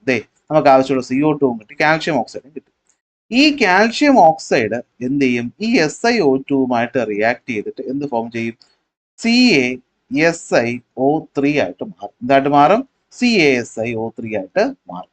ഓക്കെ, ഇതാണ് നടക്കുന്നത്. ഒന്നും കൂടെ പറഞ്ഞു തന്നിട്ട് നമുക്ക് ടെക്സ്റ്റിലോട്ട് പോവാം. ഇപ്പൊ സംഭവത്തിന് എന്താ നമ്മൾ അറിഞ്ഞിരിക്കേണ്ട കാര്യം? ഇത് മനസ്സിലാക്കി പഠിക്കാൻ വേണ്ടിയിട്ടാണ് ഞാൻ ഒന്നുകൂടി പറഞ്ഞു തരുന്നത്. ഓക്കെ, അപ്പൊ നമ്മുടെ ആവശ്യം എന്താണ്? അയണിന്റെ ഓർ Fe2O3. ഇതിൽ നിന്നും നമുക്ക് എന്തുണ്ടാക്കണം? Fe ഉണ്ടാക്കണം. Fe ഉണ്ടാക്കണമെങ്കിൽ ഓക്സിജൻ റിമൂവ് ചെയ്യണം. ഓക്സിജൻ റിമൂവ് ചെയ്യണമെങ്കിൽ നമുക്ക് എന്ത് വേണം? റെഡ്യൂസിങ് ഏജന്റ് വേണം. എന്ത് വേണം? റെഡ്യൂസിങ് ഏജന്റ് വേണം. അവൻ സ്വയം എന്ത് ചെയ്യും? ഓക്സിഡൈസ് ആവുകയാണ് ചെയ്യുന്നത്. അപ്പൊ റെഡ്യൂസിങ് ഏജന്റ് ആയിട്ട് നമുക്ക് കാർബൺ ആണ് നമുക്ക് അവൈലബിൾ ആയിട്ടുള്ള അബൻഡന്റ് ആയിട്ടുള്ള സാധനം. പക്ഷെ അവനെ കൊണ്ട് ഒറ്റയ്ക്ക് പറ്റത്തില്ല. അപ്പൊ ഇവനെ നമ്മൾ ഓക്സിജനുമായിട്ട് റിയാക്ട് ചെയ്ത് കാർബൺ മോണോക്സൈഡ് ആക്കി മാറ്റും. ഇവനാണ് നമ്മളെ ഇങ്ങോട്ട് കൊണ്ട് പോയിപ്പിക്കുന്നത്. അപ്പൊ ഡയറക്റ്റ് ആയിട്ട് കൊണ്ടുപോകാൻ പറ്റുമോ? ഇല്ല.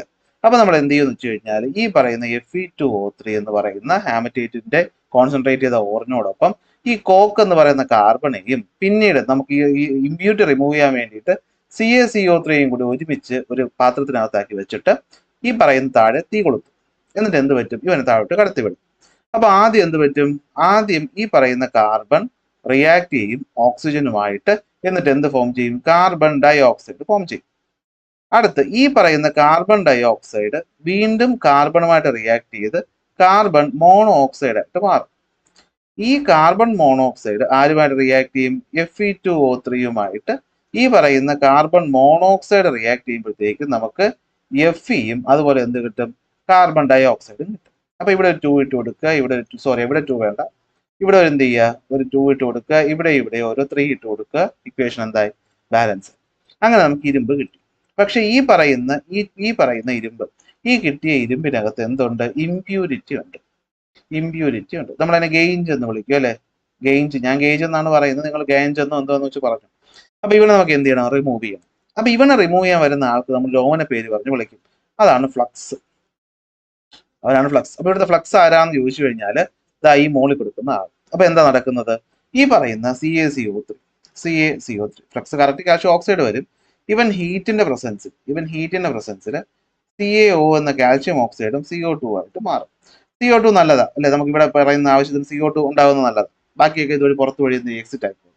അപ്പൊ ഈ പറയുന്ന റിയാക്ഷൻ ഏതാണ്?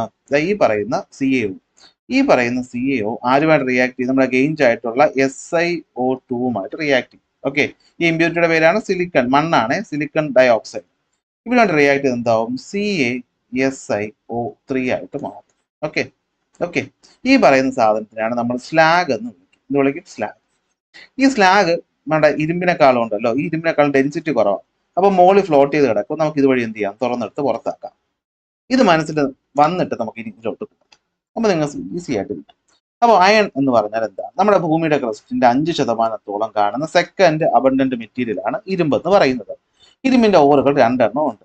Fe2O3 എന്ന് പറയുന്ന ഹാമറ്റൈറ്റ്, അതുപോലെ Fe3O4 എന്ന് പറയുന്ന മാഗ്നറ്റൈറ്റ്. ഇതിനെ നമ്മൾ കോൺസെൻട്രേറ്റ് ചെയ്യും, പൊടിച്ച് കഴുകിയെടുക്കും. Washing in the steam of വാട്ടറും റോസ്റ്റിങ്ങും മാഗ്നറ്റിക് സെപ്പറേഷനും ഒക്കെ നടത്തി നമ്മൾ ഇതിനെ കുളിച്ച് കുട്ടപ്പനാക്കി എടുക്കും. എന്നിട്ട് നമ്മൾ ഇതിനെ റെഡ്യൂസ് ചെയ്യണമെന്ന് വെച്ചാൽ എന്താണ്? ഈ പറയുന്ന അഡീഷണലി കിടക്കുന്ന ഓക്സിജൻ അല്ലേ, അവനെ റിമൂവ് ചെയ്യണം. അതിനല്ലേ റെഡ്യൂസിങ് എന്ന് പറയുന്നത്. റെഡ്യൂസ് ചെയ്യാൻ വേണ്ടി നമ്മൾ ആര് ഉപയോഗിക്കും? നമ്മൾ കോക്കിനെ ഉപയോഗിക്കും, അല്ലെങ്കിൽ നമ്മൾ ഉപയോഗിക്കുകയാണ് കാർബൺ മോണോ ഓക്സൈഡിനെ ഉപയോഗിക്കും. ഇതാണ് നമുക്ക് വേണ്ടത്. അപ്പൊ ഈ പ്രോസസ്സ് എങ്ങനെയാണ് ഇവിടെ നടക്കുന്നത് എന്നാണ് നമ്മൾ പഠിക്കാൻ പോകും. അപ്പൊ എന്താ? ഫർണസ് നോക്കിക്കും, വ്യക്തമായിട്ട് അതിന്റെ സ്ട്രക്ചർ ഒന്നുകൂടി മനസ്സിലാക്കി. താഴെ തീ കത്തിക്കും. നമുക്ക് ഇതുവഴി ഹോട്ട് ബ്ലാസ്റ്റ് ഓഫ് ചൂട് എയർ വരും. കണ്ടോ? 2170, 1500 താഴോട്ട് വരുന്നതോറും ടെമ്പറേച്ചർ കുറഞ്ഞു വരും, അത് കൂടി വരും. മുകളിലോട്ട് ടെമ്പറേച്ചർ കുറഞ്ഞു പോകും. അതിന്റെ മുകളിലായിട്ട് ഒരു പാത്രത്തിനകത്ത് എന്ത് വെച്ചേക്കാണ്? മിക്സ്ചർ ഓഫ് ഓർ, അതായത് ഈ പറയുന്ന Fe2O3 പ്ലസ് കോക്ക് പ്ലസ് എന്താണ്? CaCO3. ഇതിനെ വിളിക്കുന്ന പേര് ചാർജ്. പേരാണ് charge. Okay, so iron is produced in steel tower cold blast furnace. അപ്പൊ ഇതിനെ വിളിക്കുന്ന പേര് ബ്ലാസ്റ്റ് ഫർണസ്. 25 to 30 മീറ്റർ ഉയരത്തിലാണുള്ളത്. ഇതിന്റെ അകത്ത് നമ്മൾ എന്ത് ചെയ്തിട്ടുണ്ടാവും? ബ്രിക്സ് ഒക്കെ വെച്ചിട്ട് ഹീറ്റ് റെസിസ്റ്റന്റ് ആക്കി വെച്ചിട്ടുണ്ട്. പുറത്തോട്ട് ചൂട് പോകാൻ പാടില്ലല്ലോ. എന്നിട്ട് നമ്മൾ എന്ത് ചെയ്യും? The concentrated ore mixed with limestone and coke is fed from the top of the furnace via cup and cone arrangement. ഇതാണ് കപ്പ് ആൻഡ് കോൺ എന്ന് പറയുന്നത്. തുറക്കുമ്പോൾ താഴോട്ട് വരും. ഇതിനെയാണ് നമ്മൾ ചാർജ് എന്ന് വിളിക്കും. നമ്മൾ എന്ത് വിളിക്കും? ചാർജ് എന്ന് വിളിക്കും. കിട്ടിയല്ലോ. ഇനി അടുത്ത് നോക്കിയേ. Hot blast of air is blown into the furnace from the bottom. അതായത് ഈ പറയുന്ന ഫർണസിന്റെ വശത്തോട് നമ്മൾ എന്ത് ചെയ്യുന്നു? ഹോട്ട് എയറിനെ അടിച്ചു വിടുന്നു. അപ്പൊ എന്ത് പറ്റും? As the charge descend from the top of the furnace. Charge മുകളിൽ നിന്ന് താഴോട്ട് വരുന്ന സമയത്ത് പലതരം കെമിക്കൽ റിയാക്ഷൻസ് നടക്കും. അതിൽ ഒന്നാമത്തെ കെമിക്കൽ റിയാക്ഷൻ ആണ് കാർബൺ ഓക്സിജനുമായിട്ട് ചേർന്നിട്ട് കാർബൺ ഡൈ ഓക്സൈഡ് ഹീറ്റ് ആയിട്ട് മാറും. കണ്ടോ? ഇതെന്താണ്? ഒരു എക്സോതെർമിക് റിയാക്ഷൻ ആണ്. അപ്പൊ ചൂട് ഇവിടെ കൂട്ടും. താഴോട്ട് വരുന്നപ്പോൾ ചൂട് കൂടും. മനസ്സിലായല്ലോ? അടുത്ത പരിപാടി എന്താണ്? കാർബൺ മോണോക്സൈഡ് ആയിട്ട് മാറും. ഈ കാർബൺ ഡൈ ഓക്സൈഡ് വീണ്ടും കാർബണുമായിട്ട് ചേർന്നിട്ട് ചൂടുമായിട്ട് ചേർന്നിട്ട് എന്തായിട്ട് മാറും? കാർബൺ മോണോക്സൈഡ് ആയിട്ട് മാറും. ഈ കാർബൺ മോണോക്സൈഡ് നമ്മുടെ ഇരുമ്പുമായിട്ട് ചേർന്നിട്ട് എന്തായിട്ട് മാറും? ഇരുമ്പായിട്ട് മാറും. ഓക്കെ, അപ്പൊ ഈ പറയുന്ന ഇരുമ്പ് എന്ന് പറയുന്നത് പ്യുവർ ആണോ? അല്ല. ഇതിനകത്ത് സിലിക്ക അല്ലെങ്കിൽ മണ്ണ് പോലെയുള്ള സാധനങ്ങൾ അടങ്ങിയിട്ടുണ്ട്. ഈ സിലിക്ക എന്ന് പറയുന്നത് എന്താണ്? ഇതൊരു അസിഡിക് സബ്സ്റ്റൻസ് ആണ്. ഇതെന്ത് സബ്സ്റ്റൻസ് ആണ്? അസിഡിക് സബ്സ്റ്റൻസ് ആണ്. അപ്പൊ ഇതിനെ റിമൂവ് ചെയ്യണമെങ്കിൽ നമുക്ക് എന്ത് വേണം? ഫ്ലക്സ് ആവശ്യമാണ്. അപ്പൊ ഇതിനെയാണ് നമ്മൾ ഗെയിഞ്ച് എന്ന് പറയുന്നത്, അല്ലെങ്കിൽ ആവശ്യമില്ലാത്ത ഇമ്പ്യൂരിറ്റി എന്ന് പറയുന്നത്. അപ്പൊ ഇതിനെ മാറ്റാൻ ഉപയോഗിക്കുന്ന സബ്സ്റ്റൻസ് ആണ് ഫ്ലക്സ് എന്ന് പറയുന്നത്. അപ്പോൾ ഈ ഇമ്പ്യൂരിറ്റീസ് എന്ന് പറയുന്ന അസിഡിക് നേച്ചർ ആയതുകൊണ്ട് ബേസിക് ആയ സബ്സ്റ്റൻസ് ഉപയോഗിക്കും. അതാണ് ആര്? നമ്മളിപ്പോ പറഞ്ഞ ആള്. ഓക്കെ, അപ്പൊ ഇത് രണ്ടും കൂടെ ചേരും. ആരൊക്കെ? ഈ പറയുന്ന ഗെയിഞ്ചും ഫ്ലക്സും കൂടെ ചേരുമ്പോൾ നമുക്ക് കിട്ടുന്നത് എന്താണ്? നമുക്ക് കിട്ടുന്നതാണ് സ്ലാഗ്. അപ്പൊ എന്താണ്? ഹൈ ടെമ്പറേച്ചർ ഹീറ്റ് ചെയ്യുമ്പോൾ ലൈം സ്റ്റോൺ ഡീകമ്പോസ് ചെയ്ത് ക്യുക്ക് ലൈം ആയിട്ട് മാറും. അതായത് CaCO3 മാറിയിട്ട് CaOയും CO2 ആയിട്ട് മാറും. ഈ CaO, okay, these calcium oxide react with sand forming calcium silicate അഥവാ സ്ലാഗ്. അപ്പൊ ഇവിടുത്തെ ഫ്ലക്സ് കറക്റ്റ് പറഞ്ഞാൽ കാൽഷ്യം ഓക്സൈഡ് ആണ്. അവനെ കൊണ്ടുവരുത്താൻ വേണ്ടിയിട്ടാണ് ലൈം സ്റ്റോൺ എടുത്തത്.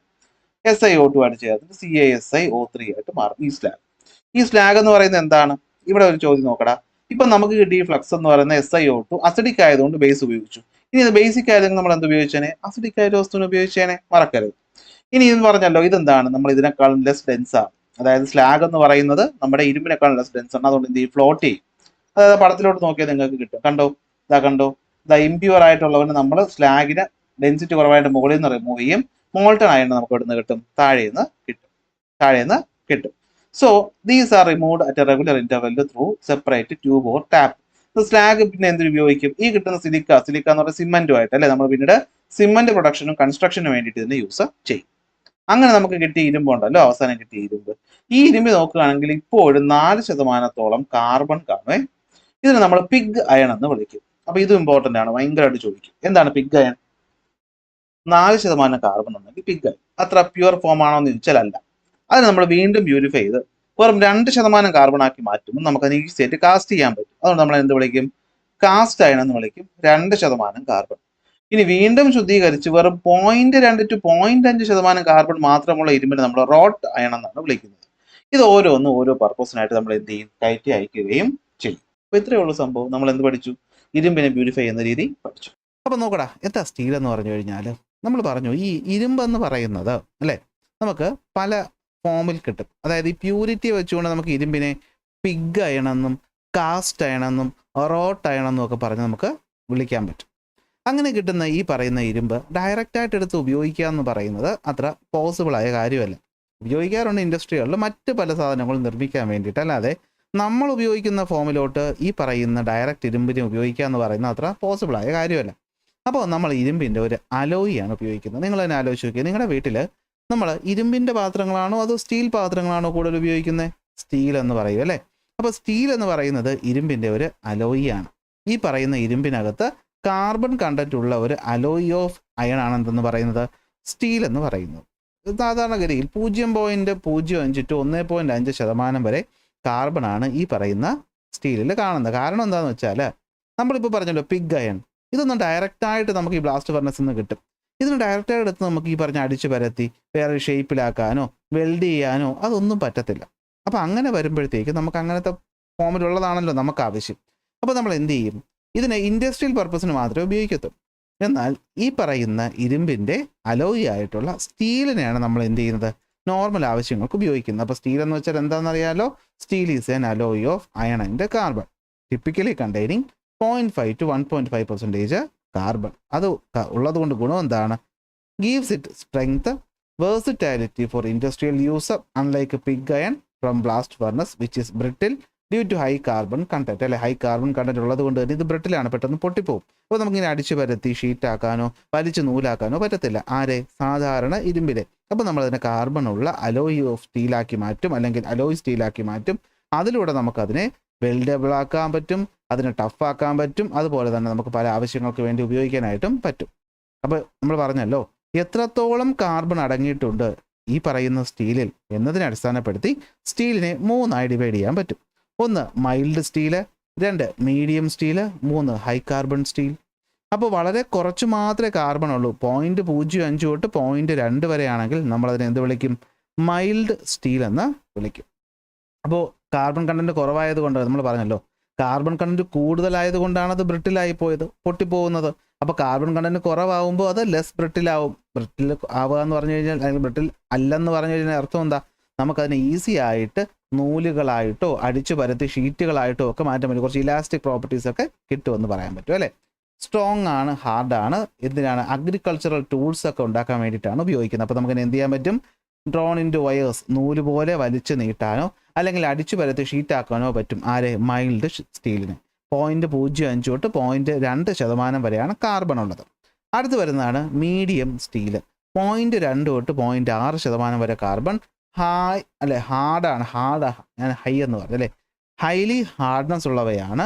കൺസ്ട്രക്ഷൻ ഓഫ് റെയിൽവേ ട്രാക്കുകൾ, ഹാൻഡ് റെയിലുകൾ, റാഫ്റ്റേഴ്സ്. എന്താ റാഫ്റ്റേഴ്സ്? നമ്മളെ മേൽക്കൂരയിൽ നമ്മൾ അല്ലേ ഇങ്ങനെ പട്ടിക എന്നൊക്കെ പറയും, ഇങ്ങനെ മേൽക്കൂരയ്ക്ക് വേണ്ടിയിട്ട് നമ്മൾ സ്റ്റീൽ പൈപ്പുകൾ വയ്ക്കത്തില്ല, അതാണ് റാഫ്റ്റേഴ്സ്. അപ്പോൾ ഇതൊക്കെ നിർമ്മിക്കാൻ ഉപയോഗിക്കുന്നത് മീഡിയം സ്റ്റീലാണ്. പിന്നെ വരുന്നു ഹൈ കാർബൺ സ്റ്റീൽ, 0.6 തൊട്ട് 1.5% വരെ. Very high elasticity and hardness, അതായത് ഇലാസ്റ്റിസിറ്റിയും കൂടുതലാണ് ഹാർഡ്നെസ്സും കൂടുതലാണ്. സാധാരണ surgical instruments, spring, knives, drills ഒക്കെ ഉണ്ടാക്കാൻ വേണ്ടിയിട്ട്, ഡ്രിൽ ബിറ്റുകളൊക്കെ ഉണ്ടാക്കാൻ വേണ്ടിയിട്ടാണ് നമ്മൾ ഹൈ കാർബൺ സ്റ്റീലിനെ ഉപയോഗിക്കുന്നത്. അപ്പോൾ പഠിച്ച പോയിന്റുകൾ ഒന്നുകൂടി പറഞ്ഞേ. ഇരുമ്പിനെ നമുക്ക് ഡയറക്റ്റായിട്ട് എടുത്ത് യൂസ് ചെയ്യാനായിട്ട് പറ്റത്തില്ല. അപ്പോൾ അതെന്തുകൊണ്ടാണ്? അത് ബ്രിട്ടിലായതുകൊണ്ടാണ് പെട്ടെന്ന് പൊട്ടിപ്പോകും. അപ്പോൾ അതിനകത്തുള്ള കാർബൺ കണ്ടൻറ്റ് നമുക്ക് കുറച്ച് അഡ്ജസ്റ്റ് ചെയ്തിട്ട് നമുക്കതിനെ മറ്റൊരു വസ്തുവാക്കി മാറ്റാം. അതിൻ്റെ പേരാണ് സ്റ്റീല്. ഈ സ്റ്റീലിനകത്ത് 0.05 തൊട്ട് 1.5% വരെ കാർബൺ കാണത്തുള്ളൂ. അതുള്ളത് കൊണ്ട് തന്നെ അതിന് ഒരുപാട് ഗുണങ്ങളുണ്ട്. അത് കുറച്ചുകൂടി ലെസ് ബ്രിട്ടിലാകാൻ പറ്റും, നമുക്കതിനെ നൂല് പോലെ വലിച്ചു നീട്ടാൻ പറ്റും, മറ്റുപയോഗങ്ങൾക്കും പറ്റും. അപ്പോൾ എത്ര കാർബൺ ഉണ്ട് എന്നതിനെ അടിസ്ഥാനപ്പെടുത്തി സ്റ്റീലിനെ നമുക്ക് 3ആയി തിരിക്കാം.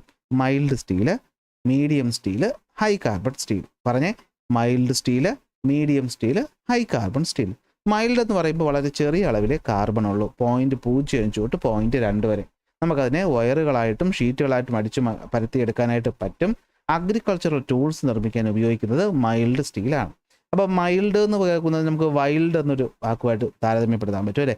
വൈൽഡ് എന്ന് പറയുമ്പോൾ വനം എന്ന് പറയുമ്പോൾ ചെടികളൊക്കെ ഉണ്ട്. അപ്പോൾ അഗ്രികൾച്ചറൽ ടൂൾസ് ഉണ്ടാക്കാനായിട്ട് മൈൽഡ് സ്റ്റീൽ.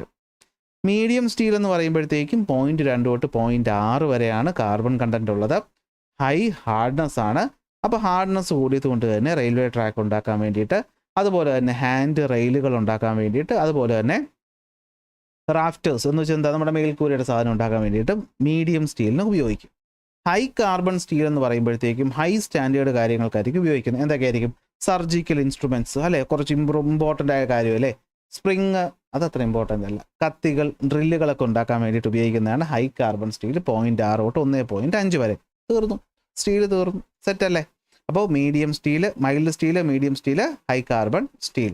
ഓക്കെ, ഇനി അടുത്ത് എന്താണ് ഈ അലോയിസ് എന്ന് പറഞ്ഞു കഴിഞ്ഞാൽ? നമ്മൾ പറഞ്ഞല്ലോ അല്ലേ, ഇപ്പോൾ അലോയികളെന്ന് ഞാൻ പറഞ്ഞു, കാർബൺ അല്ല ഇരുമ്പും ചേർന്ന അലോയ്. അപ്പോൾ അലോയ് സ്റ്റീൽ എന്ന് വെച്ചാൽ എന്താണ്? നമ്മുടെ കാർബണും ഇരുമ്പും ചേർന്നിട്ടുള്ള ഇരുമ്പ്, അതിനാണല്ലോ സ്റ്റീൽ എന്ന് വിളിക്കുന്നത്. ആ സ്റ്റീൽ തന്നെ നമ്മൾ അതിനകത്ത് ചില പുതിയ പ്രോപ്പർട്ടീസ് കിട്ടാൻ വേണ്ടിയിട്ട് മറ്റ് പല നോൺ മെറ്റലുകളെയും കൂടെ ആഡ് ചെയ്യും. ആരെയൊക്കെ ആഡ് ചെയ്യും? സാധാരണഗതിയിൽ കാർബൺ, നൈട്രജൻ, ഫോസ്ഫറസ് പോലുള്ള ആൾക്കാരെ ആഡ് ചെയ്യും. അപ്പം അങ്ങനെ ഒരു മെറ്റലിനോടൊപ്പം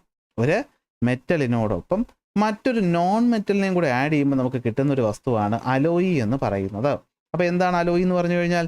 alloys are mixtures of 2 or more metals. ഒന്നോ അതിലധികം മെറ്റലോ നമ്മൾ എന്ത് ചെയ്യും? മിക്സ് ചെയ്യും. Non metals like carbon, nitrogen, phosphorus are also used for the production of alloys അല്ലേ. അപ്പോൾ ചില പ്രത്യേക പ്രോപ്പർട്ടീസ് കിട്ടാൻ വേണ്ടി നമ്മൾ നോൺ മെറ്റൽ ഉപയോഗിക്കും. അപ്പോൾ മെറ്റലുകളുടെ ലോഹ സംഗ്രഹം അങ്ങനെയല്ലേ നമ്മൾ മലയാളത്തിൽ പറയുന്നു. അപ്പോൾ ഒന്നിലധികം മെറ്റലുകൾ ചേർത്തിട്ടോ അല്ലെങ്കിൽ മെറ്റലിനോടൊപ്പം നോൺ മെറ്റൽ ചേർത്തിട്ടോ, ഇപ്പോൾ നമുക്ക് സ്റ്റീൽ എന്ന് പറഞ്ഞു കഴിഞ്ഞാൽ ആലോചിച്ച് നോക്കി. സ്റ്റീൽ എന്ന് പറഞ്ഞു കഴിഞ്ഞാൽ അയണും കാർബണുമാണ് അല്ലേ. അയൺ എന്ന് പറയുന്നത് മെറ്റൽ, കാർബൺ എന്ന് പറയുന്നത് നോൺ മെറ്റൽ. അപ്പോൾ അങ്ങനെ ഒന്നുകിൽ മെറ്റലും അല്ലെങ്കിൽ മെറ്റലും നോൺ മെറ്റലും ഒക്കെ ചേർത്ത് മിക്സ് ആയിട്ട് ഉണ്ടാക്കുന്ന സാധനമാണ് അലോയ് എന്ന് പറയുന്നത്. അലോയ് സ്റ്റീൽ എന്ന് പറഞ്ഞു കഴിഞ്ഞാൽ എന്താണ്? സ്റ്റീലിനോടൊപ്പം നമുക്ക് ഹാർഡ്നെസ് കിട്ടാൻ വേണ്ടിയിട്ട് മറ്റേ ആൾക്കാർ ആഡ് ചെയ്യും. ഫോർ എക്സാമ്പിൾ നോക്കി, സ്റ്റെയിൻലെസ് സ്റ്റീൽ. നിങ്ങളുടെ വീട്ടിലെ പാത്രങ്ങളൊക്കെ നിർമ്മിച്ചിട്ടുള്ളത് ഈ പറയുന്ന സ്റ്റെയിൻലെസ് സ്റ്റീലിലാണ്. അപ്പോൾ സ്റ്റെയിൻലെസ് സ്റ്റീലിനകത്ത് എന്തൊക്കെയാണ് ഉള്ളത്? അയൺ ഉണ്ട്, കാർബൺ ഉണ്ട്, അതിന് മാറ്റമൊന്നുമില്ല. പിന്നെ ആരൊക്കെയുണ്ട്? നിക്കലും ക്രോമിയവും. അപ്പോൾ നമ്മൾ എവിടെയോ ഈ നിക്കൽ ക്രോമിയം പഠിച്ചല്ലോ. എവിടെ പഠിച്ചു? നിക്രോമിനകത്ത് പഠിച്ചു അല്ലേ. നിക്രോം ഒരു അലോയി ആണ് അല്ലേ. നമ്മൾ ഹീറ്റിംഗ് എലമെന്റ് ഉണ്ടാക്കാൻ ഉപയോഗിക്കുന്ന നിക്കൽ, ക്രോമിയം, അയൺ. അപ്പോൾ ഈ പറയുന്ന നിക്കലും ക്രോമിയവും തന്നെ ഇവിടെയും വരും, സ്റ്റെയിൻലെസ് സ്റ്റീൽ. അപ്പോൾ സ്റ്റെയിൻലെസ് സ്റ്റീലിനകത്തും നിക്രോമിനകത്തുള്ള 2 പേരുണ്ടെന്ന് ഓർത്ത് വെച്ചാൽ മതി. അപ്പോൾ അയൺ എന്തായാലും കാണും, കാർബൺ കാണും, അതെല്ലാത്തിനകത്തും ഉണ്ടാകും. അതുകൊണ്ടല്ലേ അതിനെ സ്റ്റീൽ എന്ന് വിളിക്കുന്നത്. അപ്പോൾ സ്റ്റെയിൻലെസ് സ്റ്റീൽ എന്ന് വെച്ച് കഴിഞ്ഞാൽ സ്റ്റെയിൻ ഉണ്ടാകാതിരിക്കാൻ അല്ലെങ്കിൽ തുരുമ്പിക്കാതിരിക്കാൻ നിക്കലിനെയും ക്രോമിയത്തിനെയും കൂടെ ആഡ് ചെയ്യും. കൊറോഷൻ റെസിസ്റ്റൻ്റ് ആണ്. നമ്മുടെ വീട്ടു ഉപകരണങ്ങൾ അല്ലെങ്കിൽ മറ്റു കാര്യങ്ങൾ നിർമ്മിക്കാൻ വേണ്ടിയിട്ട് ഉപയോഗിക്കുന്നു. മാംഗനീസ് സ്റ്റീൽ, പേര് തന്നെ ഉണ്ട്, അയണും കാർബണും ഉണ്ടല്ലോ, പിന്നെ മാംഗനീസും കൂടെ ഉണ്ട്. അടുത്ത് സിലിക്കൺ സ്റ്റീൽ, അയണും കാർബണും ഉണ്ടല്ലോ, കൂടെ സിലിക്കണും കൂടെ ഉണ്ട്. അപ്പോൾ എന്താണ് മാംഗനീസ് സ്റ്റീലിൻ്റെ ഉപയോഗം? ഹാർഡ്നെസ് ഹൈ ആണ്. ഡ്രില്ലുകൾ, സേഫുകൾ, അതായത് നമ്മുടെ ഈ പറയുന്ന ലോക്കറുകൾ, പ്ലേറ്റുകൾ, റെയിൽവേ ട്രാക്കുകളൊക്കെ ഉണ്ടാക്കാൻ ഉപയോഗിക്കുന്നത്. അപ്പോൾ നിങ്ങൾ പറയും സാറേ ഇപ്പോൾ കുറച്ച് മുമ്പ് മൈൽഡ് സ്റ്റീൽ ഇത് പറഞ്ഞല്ലോ. മൈൽഡ് സ്റ്റീലുണ്ട്, ആ മൈൽഡ് സ്റ്റീലിനകത്ത് തന്നെ നമ്മൾ അല്പം കൂടി മാംഗനീസ് ആഡ് ചെയ്യുന്നേ ഉള്ളൂ. അപ്പോൾ സംഭവം സെയിം തന്നെയാണ്. ഓക്കെ, അടുത്ത് സിലിക്കൺ സ്റ്റീൽ എന്ന് വെച്ചാൽ എന്തായിരിക്കും? ഇലക്ട്രിക്കൽ സ്റ്റീൽ എന്ന് വിളിക്കും. അതായത് ഇത് ഇലക്ട്രിക്കൽ ലോസ് റെഡ്യൂസ് ചെയ്യും. അപ്പോൾ അതുകൊണ്ട് തന്നെ നമ്മൾ എന്തായിട്ട് ഉപയോഗിക്കും? ഇലക്ട്രോ മാഗ്നറ്റിക് ഇൻസ്ട്രുമെൻ്റ് ആയിട്ടുള്ള മോട്ടോർ, ജനറേറ്റർ, ട്രാൻസ്ഫോർമറുകളുടെയൊക്കെ കോർ നിർമ്മിക്കാൻ ഉപയോഗിക്കുന്നത് സിലിക്കൺ സ്റ്റീലാണ്. അപ്പോൾ സ്റ്റീൽ എന്ന് പറഞ്ഞാൽ അയണും കാർബണും ചേർന്നുള്ള അലോയ്. അതിനോടൊപ്പം ചില പ്രോപ്പർട്ടീസ് കിട്ടാനായിട്ട് നമ്മൾ മറ്റുള്ള ആൾക്കാരെ ആഡ് ചെയ്യുമ്പോൾ നമ്മൾ അതിന് എന്ത് വിളിക്കും? അലോയി സ്റ്റീൽ എന്ന് വിളിക്കും. എന്ത് വിളിക്കും? അലോയി സ്റ്റീൽ എന്ന് വിളിക്കും. അപ്പോൾ ഇനി അലോയി അറിയാത്തവർക്ക് വേണ്ടി പറഞ്ഞു തരികയാണ്. അലോയി എന്ന് വെച്ചാൽ വേറൊന്നുമില്ല, ഒന്നിലധികം മെറ്റലുകളോ മെറ്റലും നോൺ മെറ്റലുകളോ ചേർത്തുണ്ടാക്കുന്നതാണ് അലോയി എന്ന് പറയുന്നത്. അങ്ങനെ സ്റ്റീൽ എന്ന് പറയുന്ന അലോയി തന്നെയാണ്. അതിൽ വീണ്ടും നമ്മൾ നോൺ മെറ്റൽ ആഡ് ചെയ്യുമ്പോൾ അതിന് വേറെ കുറേ പുതിയ പ്രോപ്പർട്ടികൾ കിട്ടും. എന്തൊക്കെ കിട്ടും? ക്രോമിയോ നിക്കലും ആഡ് ചെയ്യുമ്പോൾ അതെന്താവും? കൊറോഷൻ റെസിസ്റ്റൻ്റ് ആയിട്ട് മാറും. മാംഗനീസ് ആഡ് ചെയ്യുമ്പോൾ അത് കുറച്ചുകൂടി ഹാർഡായിട്ട് മാറും. സിലിക്കൺ ആഡ് ചെയ്യുമ്പോൾ അത് കുറച്ചുകൂടി ഇലക്ട്രിക്കൽ ലോസ് കുറയ്ക്കുന്നതായിട്ട് മാറും. അപ്പോൾ ഞാൻ പറഞ്ഞല്ലോ, നമ്മളിന്ന് സ്റ്റീലിനോടൊപ്പം തന്നെ സിങ്കിൻ്റെ കാര്യം കൂടെ പഠിച്ചിട്ടായിരിക്കും പോകുന്നത്. അപ്പോൾ സിങ്ക് എന്ന് പറഞ്ഞ് നിങ്ങൾ ആലോചിക്കുമ്പോൾ നമ്മൾ ഈ ചാപ്റ്ററിൽ എവിടെയോ സിങ്ക് പഠിച്ചല്ലോ. എവിടെ പഠിച്ചു? പറ. എവിടെയോ ഒരിടത്ത് പഠിച്ചു അല്ലേ? ഞാനൊരു കോഡും പറഞ്ഞു തന്നു. സിങ്കിൽ നമ്മൾ സാധനങ്ങൾ കൊണ്ടുപോയി കളയും എന്ന് പറഞ്ഞു. നിങ്ങൾ ഓർക്കുന്നുണ്ടോ? എന്താണ് സംഭവം? സിങ്കിൻ്റെ ഓർ അല്ലേ? അപ്പോൾ സിങ്ക് എന്ന് പറയുന്ന മെറ്റൽ എന്തായാലും ഒരു അത്യാവശ്യം മോഡറേറ്റ്ലി റിയാക്റ്റീവ് ആയിട്ടുള്ള ഒരാളായതുകൊണ്ട് തന്നെ സിങ്കിനെ നമുക്ക് പ്രകൃതിയിൽ ഡയറക്റ്റ് ആയിട്ട് കിട്ടാൻ ബുദ്ധിമുട്ടാണ്. അപ്പോൾ സിങ്ക് എന്ന് പറയുന്നത് സിങ്കിൻ്റെ ഓറിലാണ് കാണുന്നത്. സിങ്കിന് 2 ഓറുകളാണ് ഉള്ളത്. ഒന്ന് സൾഫേറ്റ് അല്ലെങ്കിൽ സൾഫൈഡ് ഓറും ഉണ്ട്, ഒരു കാർബണേറ്റ് ഓറും ഉണ്ട്. അപ്പോൾ സിങ്കിൻ്റെ സൾഫൈഡ് ഓറിൻ്റെ പേരാണ് എന്ത്? Zinc blende. എന്താണ്? Zinc blende. അതായത് ZNS, zinc blende. Carbonate ore of zinc എന്ന് പറയുന്നത് എന്താണ്? അതാണ് കലാമിൻ. ഞാൻ കൊണ്ട് കളയാൻ പറഞ്ഞു വന്ന കൂടെ ഓർക്കുന്നുണ്ടോ? അതായത് ZnCO3, zinc carbonate. CO3 carbonate എന്നറിയാമല്ലോ. അടുത്ത് കോമൺ നെയിം എന്ന് പറയുന്നത് zinc blende. Chemical formula zinc sulphide. Common name എന്ന് പറയുന്നത് calamine. Chemical formula ZnCO3. Concentration method. അയ്യോ, കോൺസെൻട്രേഷൻ മെത്തേഡ് എവിടെയാണ്? പഠിച്ചല്ലോ. ഇല്ല, പഠിച്ചില്ലേ? പഠിച്ചു. എന്ത് പഠിച്ചു? കോൺസെൻട്രേഷനിൽ ഞാൻ നിങ്ങൾക്കൊരു കോഡ് പറഞ്ഞു തന്നു. സർഫിട്ട് പതപ്പിക്കുക എന്ന് പറഞ്ഞു തന്നു. സൾഫൈഡുള്ള ഓറുകളെ നമുക്ക് ഫ്രോത്ത് ഫ്ലോട്ടേഷൻ വഴി മാറ്റാൻ പറ്റുമെന്നായിരുന്നു അന്ന് പറഞ്ഞു തന്നത്. ദേ കിടക്കുന്നു, സൾഫൈഡ് അല്ലേ? അപ്പോൾ ഇവന് പ്യൂരിഫൈ ഉള്ളത് എന്തായിരിക്കും? ഫ്രോത്ത് ഫ്ലോട്ടേഷൻ. ഫ്രോത്ത് ഫ്ലോട്ടേഷനിലൂടെ നമുക്ക് എന്ത് ചെയ്യാൻ പറ്റും? ഇവനെ പ്യൂരിഫൈ ചെയ്യാനായിട്ട് പറ്റും. തീർന്നു, പരിപാടി തീർന്നില്ലേ? അപ്പോൾ സിങ്ക് എന്ന് പറയുന്ന മെറ്റൽ മോഡറേറ്റ്ലി റിയാക്റ്റീവ് ആണ്. അതുകൊണ്ട് പ്രകൃതി ഡയറക്റ്റായിട്ട് കാണത്തില്ല. ഒന്നുകിൽ സൾഫൈഡുമായിട്ട് ചേർന്ന് സിങ്ക് സൾഫൈഡ് ആയിട്ടുള്ള സിങ്ക് ബ്ലെൻഡ് ആയിട്ടിരിക്കും, അല്ലെങ്കിൽ കാർബണേറ്റുമായിട്ട് ചേർന്നിട്ട് കലാമിനായിട്ടായിരിക്കും സിങ്ക് കാണപ്പെടുന്നത്. ഫ്രോത്ത് ഫ്ലോട്ടേഷനിലൂടെ നമുക്ക് അവനെ കോൺസെൻട്രേറ്റ് ചെയ്യും. അങ്ങനെ കോൺസെൻട്രേറ്റ് ചെയ്ത് കഴുകി കുളിച്ച് കുട്ടപ്പനാക്കി നമ്മൾ സിങ്കിനെ കൊണ്ടുവന്ന് വെച്ചാൽ ആ സിങ്കിൽ അപ്പോഴും ഉണ്ടല്ലോ കാർബണേറ്റും സൾഫൈഡും. അവനെ നമുക്ക് മാറ്റണ്ടേ? അതിനല്ലേ നമ്മൾ എക്സ്ട്രാക്ഷൻ എന്ന് പറയുന്നത്. അപ്പോൾ മോഡറേറ്റ്ലി റിയാക്റ്റീവ് ആയിട്ടുള്ള സിങ്ക് പോലെയുള്ള ആളെ നമ്മൾ കോൺസെൻട്രേറ്റഡ് ഓറിൽ നിന്നും എക്സ്ട്രാക്ട് ചെയ്യാനായിട്ട് എന്ത് ചെയ്യും? 2 രീതി പറഞ്ഞല്ലേ? എന്തൊക്കെയാണ് നമ്മൾ ഈ പറയുന്ന എക്സ്ട്രാക്ഷൻ? 2 രീതി പറഞ്ഞല്ലോ. എന്തൊക്കെയാണ്? ഒന്ന്, നമ്മൾ അതിനെ എന്ത് ചെയ്യണം? ആദ്യം ഓക്സൈഡ് ആക്കി മാറ്റണം. ഓർക്കുന്നുണ്ടോ? അതിനുശേഷം അതിനെ നമ്മൾ എന്ത് ചെയ്യണം? റെഡ്യൂസ് ചെയ്യണം. അപ്പോൾ എങ്ങനെയാണ് ഓക്സൈഡ് ആക്കി മാറ്റുക? അതിനും ഉണ്ടല്ലോ 2 മെത്തേഡ്. കാർബണേറ്റുകൾ അടങ്ങിയിട്ടുണ്ടെങ്കിൽ നമ്മളതിനെ എന്ത് ചെയ്യും? ഓക്സിജൻ ഇല്ലാണ്ട് ചൂടാക്കും. കാൽസിനേഷൻ എന്ന് വിളിക്കും. ഇനി ഈ പറയുന്ന ഓക്സിജൻ ഇല്ലാത്ത സൾഫർ ഓറൊക്കെ ആണെങ്കിൽ നമ്മളതിനെ എന്ത് ചെയ്യും? ഓക്സിജൻ്റെ പ്രസൻസ് ചൂടാക്കും, റോസ്റ്റിംഗ്. ഇത് രണ്ടും ചെയ്ത് കഴിയുമ്പോൾ നമുക്ക് അവരുടെ നിശ്ചിതമായിട്ടുള്ള ഓക്സൈഡ് കിട്ടും. തൊട്ട് ഇന്നത്തെ ക്ലാസ് കണ്ടവർക്ക് ഓർമ്മയുണ്ടാകും, അല്ലാത്തവൻ നോക്കിക്കൊണ്ടിരിക്കും അല്ലേ? അപ്പോൾ നോക്കിക്കേ, part of the process used to the conversion of zinc ore to zinc oxide. അപ്പോൾ ഒന്ന് ഞാൻ പറയുന്നു, എന്താണ്? റോസ്റ്റിംഗ് അല്ലേ? എന്താണ് റോസ്റ്റിംഗ്? അതായത് ഈ പറയുന്ന സിങ്ക് സൾഫൈഡിനെ നമ്മൾ ഓക്സിജൻ്റെ പ്രസൻസിൽ ചൂടാക്കുമ്പോൾ സിങ്ക് ഓക്സൈഡും സൾഫർ ഡയോക്സൈഡും കിട്ടും. അടുത്ത രണ്ടാമത്തെയാണ് എന്ത്? ഞാൻ താഴെ എഴുതാം, കാൽസിനേഷൻ അല്ലേ? എന്താണ് കാൽസിനേഷൻ എന്ന് പറഞ്ഞു കഴിഞ്ഞാൽ ഈ പറയുന്ന സിങ്ക് കാർബണേറ്റിനെ നമ്മൾ ഓക്സിജൻ ഇല്ലാണ്ട് ചൂടാക്കുമ്പോൾ സിങ്ക് ഓക്സൈഡും കാർബൺ ഡയോക്സൈഡും കിട്ടും. ഇന്നത്തെ ക്ലാസ് കണ്ടില്ലെങ്കിൽ അത് കണ്ടിട്ട് വരണേ, നമ്മളവിടെ വിശദമായിട്ട് പഠിച്ചതാണ്. ഒരു മെറ്റലിനെ നമ്മൾ കിട്ടി, അതിനെ കോൺസെൻട്രേറ്റ് ചെയ്ത് കഴുകി മിനുക്കി കൊണ്ടുവന്നാൽ അതിനെ ആദ്യം നമ്മൾ ഓക്സൈഡ് ആക്കി മാറ്റണം, എന്നിട്ട് നമ്മൾ റെഡ്യൂസ് ചെയ്യണം. ഇപ്പം എങ്ങനെയാണ് റെഡ്യൂസ് ചെയ്യുന്നത്? കിടക്കുന്നു കോക്ക് പോലെയുള്ള ആളെ വെച്ചിട്ട് നമ്മൾ റെഡ്യൂസ് ചെയ്യും. കാർബൺ ഒരു നല്ല റെഡ്യൂസിങ് ഏജന്റ് ആണ് അല്ലേ? ഓക്സിജനുമായിട്ട് പെട്ടെന്ന് റിയാക്ട് ചെയ്യും കാർബൺ, അതും പഠിച്ചതാണ്. അപ്പോൾ എന്ത് പറ്റും? ഈ സിങ്ക് ഓക്സൈഡും കാർബൺ അഥവാ കോക്ക് എന്നുമായിട്ട് റിയാക്ട് ചെയ്യുമ്പോൾ എന്ത് പറ്റും? സിങ്കും അതുപോലെ കാർബൺ മോണോക്സൈഡും കിട്ടും. ഇനി ഈ കിട്ടുന്ന കാര്യം പിന്നെ മാറ്റം എളുപ്പമാണ്. നമ്മുടെ സിങ്ക് എന്ന് പറയുന്നത് ലോ ബോയിലിംഗ് പോയിന്റ് ഉള്ള ഒരാളാണ്. അതുകൊണ്ട് അത് എളുപ്പം എന്ത് ചെയ്യും, വേപ്പറൈസ് ചെയ്ത് പോകും ഹൈ ടെമ്പറേച്ചറിൽ. അപ്പോൾ നമുക്കതിന് എന്ത് ചെയ്യാൻ പറ്റും, ഈ പറയുന്ന വേപ്പറിനെ തണുപ്പിച്ച് കഴിഞ്ഞാൽ, എവിടെ പഠിച്ചു, ആ ഫ്ലാസ്ക് ഒക്കെ വെച്ച് നമ്മൾ പഠിച്ചല്ലേ, അപ്പോൾ അതിനെ തണുപ്പിച്ച് കഴിഞ്ഞാൽ നമുക്ക് എന്ത് കിട്ടും, പ്യൂരിഫൈഡ് സിങ്ക് കിട്ടും. അതിനെ പ്യൂരിഫൈ ചെയ്യണം. പ്യൂരിഫൈ ചെയ്യാൻ നമ്മൾ ഉപയോഗിക്കുന്നത് ഇലക്ട്രോലിറ്റിക് റിഫൈനിങ് ആണ്. പ്യൂരിഫൈ ചെയ്യാൻ വേണ്ടി നമ്മൾ ഉപയോഗിക്കുന്ന പ്രോസസ്സ് ഏതാണ്, ഇലക്ട്രോലിറ്റിക് റിഫൈനിങ് ആണ്. ഓക്കെ, ഏതാണ്, ഇലക്ട്രോലിറ്റിക് റിഫൈനിങ്ങിലൂടെ നമ്മൾ എന്ത് ചെയ്യുന്നു, പ്യൂരിഫൈ ചെയ്യുന്നു. എവിടെയൊക്കെ അത് ഉപയോഗിക്കുന്നത് എവിടെയൊക്കെയെന്ന് വെച്ച് കഴിഞ്ഞാൽ, ഒന്ന്, നമ്മൾ ഈ പറയുന്ന യൂസ്ഡ് ഇൻ ഗാൽവനൈസിങ് സ്റ്റീൽ, അതായത് എന്താ സംഭവം, ഈ സ്റ്റീലുകളെ പ്രൊട്ടക്ട് ചെയ്യാൻ വേണ്ടിയിട്ട് അതിന് മുകളിൽ ഒരു കോട്ടിങ് കൊടുക്കുക, അതിനാണ് ഗാൽവനൈസിങ് എന്ന് പറയുന്നത്. അതുപോലെ ബ്രാസ് എന്ന് പറയുന്ന അലോയിലെ ഒരു കമ്പോണൻ്റ് ആണ് സിങ്ക്. കോപ്പറും സിങ്കും കൂടി ചേർന്നുണ്ടാകുന്ന ഒരു അലോയിയാണ് എന്ത്, ബ്രാസ് എന്ന് പറയുന്നത്. ഓക്കെ, ബാറ്ററികൾ, മറ്റ് അലോയികൾ, കെമിക്കൽ കോമ്പൗണ്ടുകളിലൊക്കെ നമ്മൾ എന്ത് ചെയ്യാറുണ്ട്, സിങ്ക് യൂസ് ചെയ്യാറുണ്ട്. അപ്പോൾ ബ്രാസ് സിങ്കിൻ്റെ അലോയിയാണ്, പ്രൊഡക്ഷൻ ഓഫ് സിങ്ക്, മറ്റു കാര്യങ്ങളൊക്കെ ഇപ്പോൾ സെറ്റാക്കിയിട്ടുണ്ട്. അപ്പോൾ കോപ്പർ എന്ന് പറഞ്ഞു കഴിഞ്ഞാൽ അറിയാലോ, വളരെ ഇമ്പോർട്ടൻ്റ് ആയിട്ടുള്ളൊരു മെറ്റലാണ് കോപ്പർ എന്ന് പറഞ്ഞാൽ Cu. അപ്പോൾ നമ്മൾ ഏത് മെറ്റലിൻ്റെ എക്സ്ട്രാക്ഷൻ പഠിക്കുമ്പോഴും നമ്മൾ ആദ്യം അറിയേണ്ടത് ഈ പറയുന്ന മെറ്റലിൻ്റെ, ഏത് മെറ്റലും ആയിക്കോട്ടെ, അതിൻ്റെ ഓറിൻ്റെ പേരെന്താണ്, ഈ ഓറിൽ നിന്ന് നമ്മൾ എങ്ങനെയാണ് അതിനെ കോൺസെൻട്രേറ്റ് ചെയ്തെടുക്കുന്നത്, അടുത്ത് ഇതിൽ നിന്ന് എങ്ങനെയാണ് നമ്മൾ ഈ പറയുന്ന മെറ്റലിനെ എക്സ്ട്രാക്റ്റ് ചെയ്യുന്നത്, 4, ഈ മെറ്റലിനെ എങ്ങനെയാണ് നമ്മൾ പ്യൂരിഫൈ ചെയ്യുന്നത് എന്നിങ്ങനെ 4 ഹെഡിങ്ങുകളാക്കി വെച്ച് നിങ്ങൾ പഠിക്കുന്നതായിരിക്കും കുറച്ചുകൂടി ഈസി എന്ന് പറയുന്നത്. അപ്പോൾ കോപ്പറിലോട്ട് നമുക്ക് വരാം. അപ്പോൾ കോപ്പർ കാണപ്പെടുന്ന അല്ലെങ്കിൽ കോപ്പർ കിട്ടുന്ന ഓറുകൾ ഏതൊക്കെയാണ്, 2 എണ്ണമാണ്, കോപ്പർ പൈറൈറ്റ്സും കോപ്പർ ഗ്ലാൻസും. അപ്പോൾ കോപ്പർ പൈറൈറ്റ്സ് എന്ന് വെച്ചാൽ CuFeS2, അത് പഠിച്ച് തന്നെ വയ്ക്കുന്ന വേറെ വഴിയൊന്നുമില്ല. കോപ്പർ ഗ്ലാൻസ് എന്ന് വെച്ചാലോ Cu2S.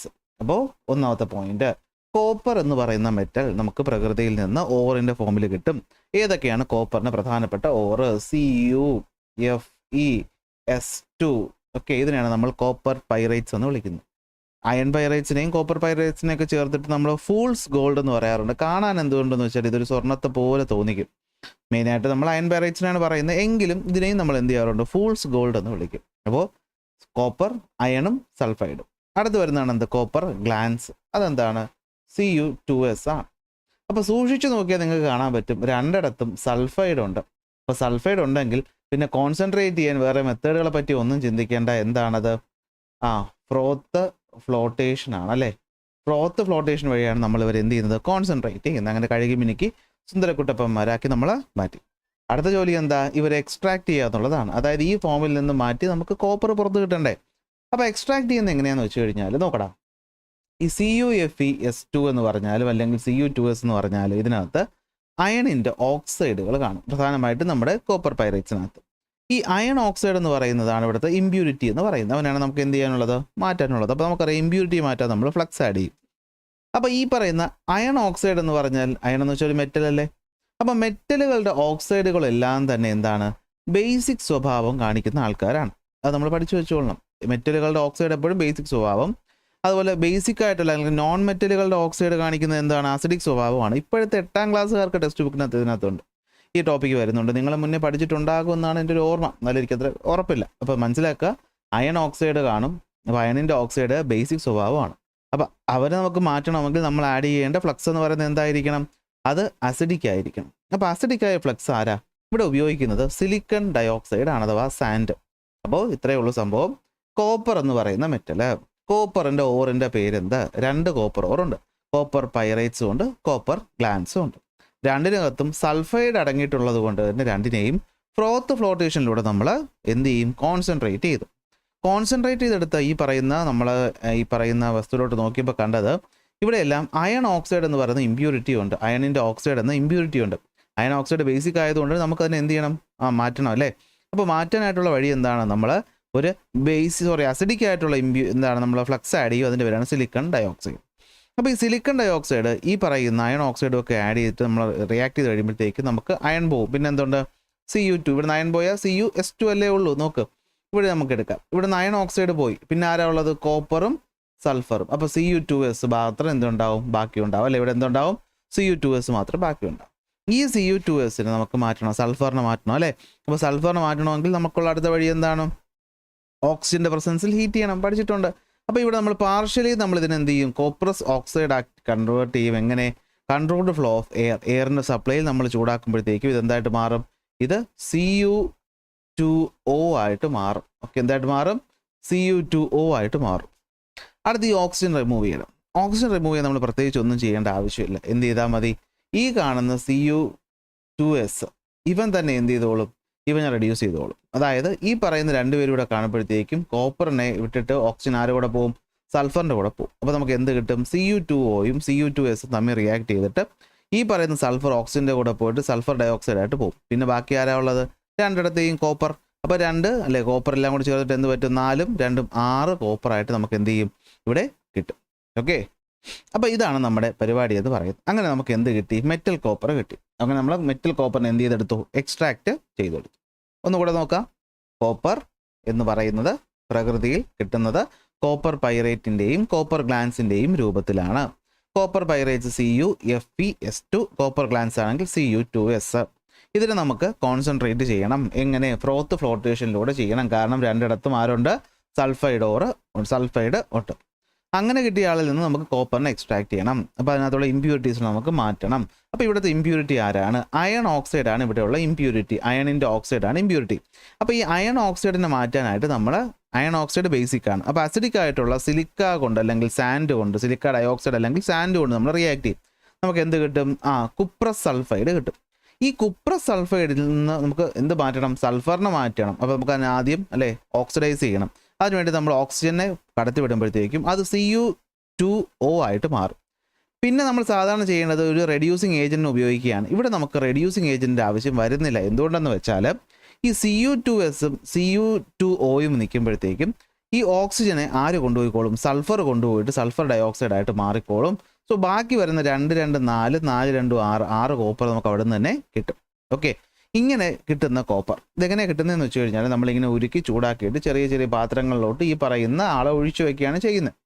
അപ്പോൾ ഇതിൽ നിന്നും ഈ SO2 ഉണ്ടല്ലോ, സൾഫർ ഡയോക്സൈഡ്, അതിങ്ങനെ നമ്മളെ പാലിലൊക്കെ പത വന്നിങ്ങനെ പൊങ്ങത്തില്ലേ? അല്ലെങ്കിൽ പത വന്ന് പൊങ്ങുന്ന, അല്ലെങ്കിൽ നമുക്ക് വേറെ എന്ത് പറയാൻ പറ്റും? നിങ്ങൾ പായസം ഉണ്ടാക്കുന്നു വിചാരിക്കുക.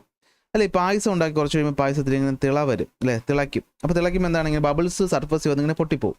അപ്പോൾ എന്ത് പറ്റും? ബ്ലിസ്റ്റർ പോലൊരു ഭാഗം കാണാൻ പറ്റും. അല്ലെങ്കിൽ ഇങ്ങനെ ഒരു നമുക്ക് ചൂടടിച്ച് പൊള്ളുന്ന പോലൊരു ഭാഗം കാണാൻ പറ്റും. അങ്ങനെ ഉണ്ടാകുന്നതുകൊണ്ട് നമ്മളിതിനെ ബ്ലിസ്റ്റർ കോപ്പർ എന്ന് വിളിക്കും. അപ്പോൾ ഇവിടെ ഇങ്ങനെ സർഫസിനകത്ത് ചെറിയ കുമിളകൾ വന്ന് പൊട്ടി പോകുന്നതുകൊണ്ട് നമ്മളതിനെ എന്ത് വിളിക്കും? ബ്ലിസ്റ്റർ കോപ്പർ എന്ന് വിളിക്കും. തീർന്നു. അപ്പോൾ എന്താ ബ്ലിസ്റ്റർ കോപ്പർ എന്ന് വിളിക്കുന്നത്? എന്തുകൊണ്ടാണ്? സൾഫർ ഡയോക്സൈഡ് അല്ലേ എന്ത് ചെയ്യും? Gas produced during the production of the copper is released when the metal condenses.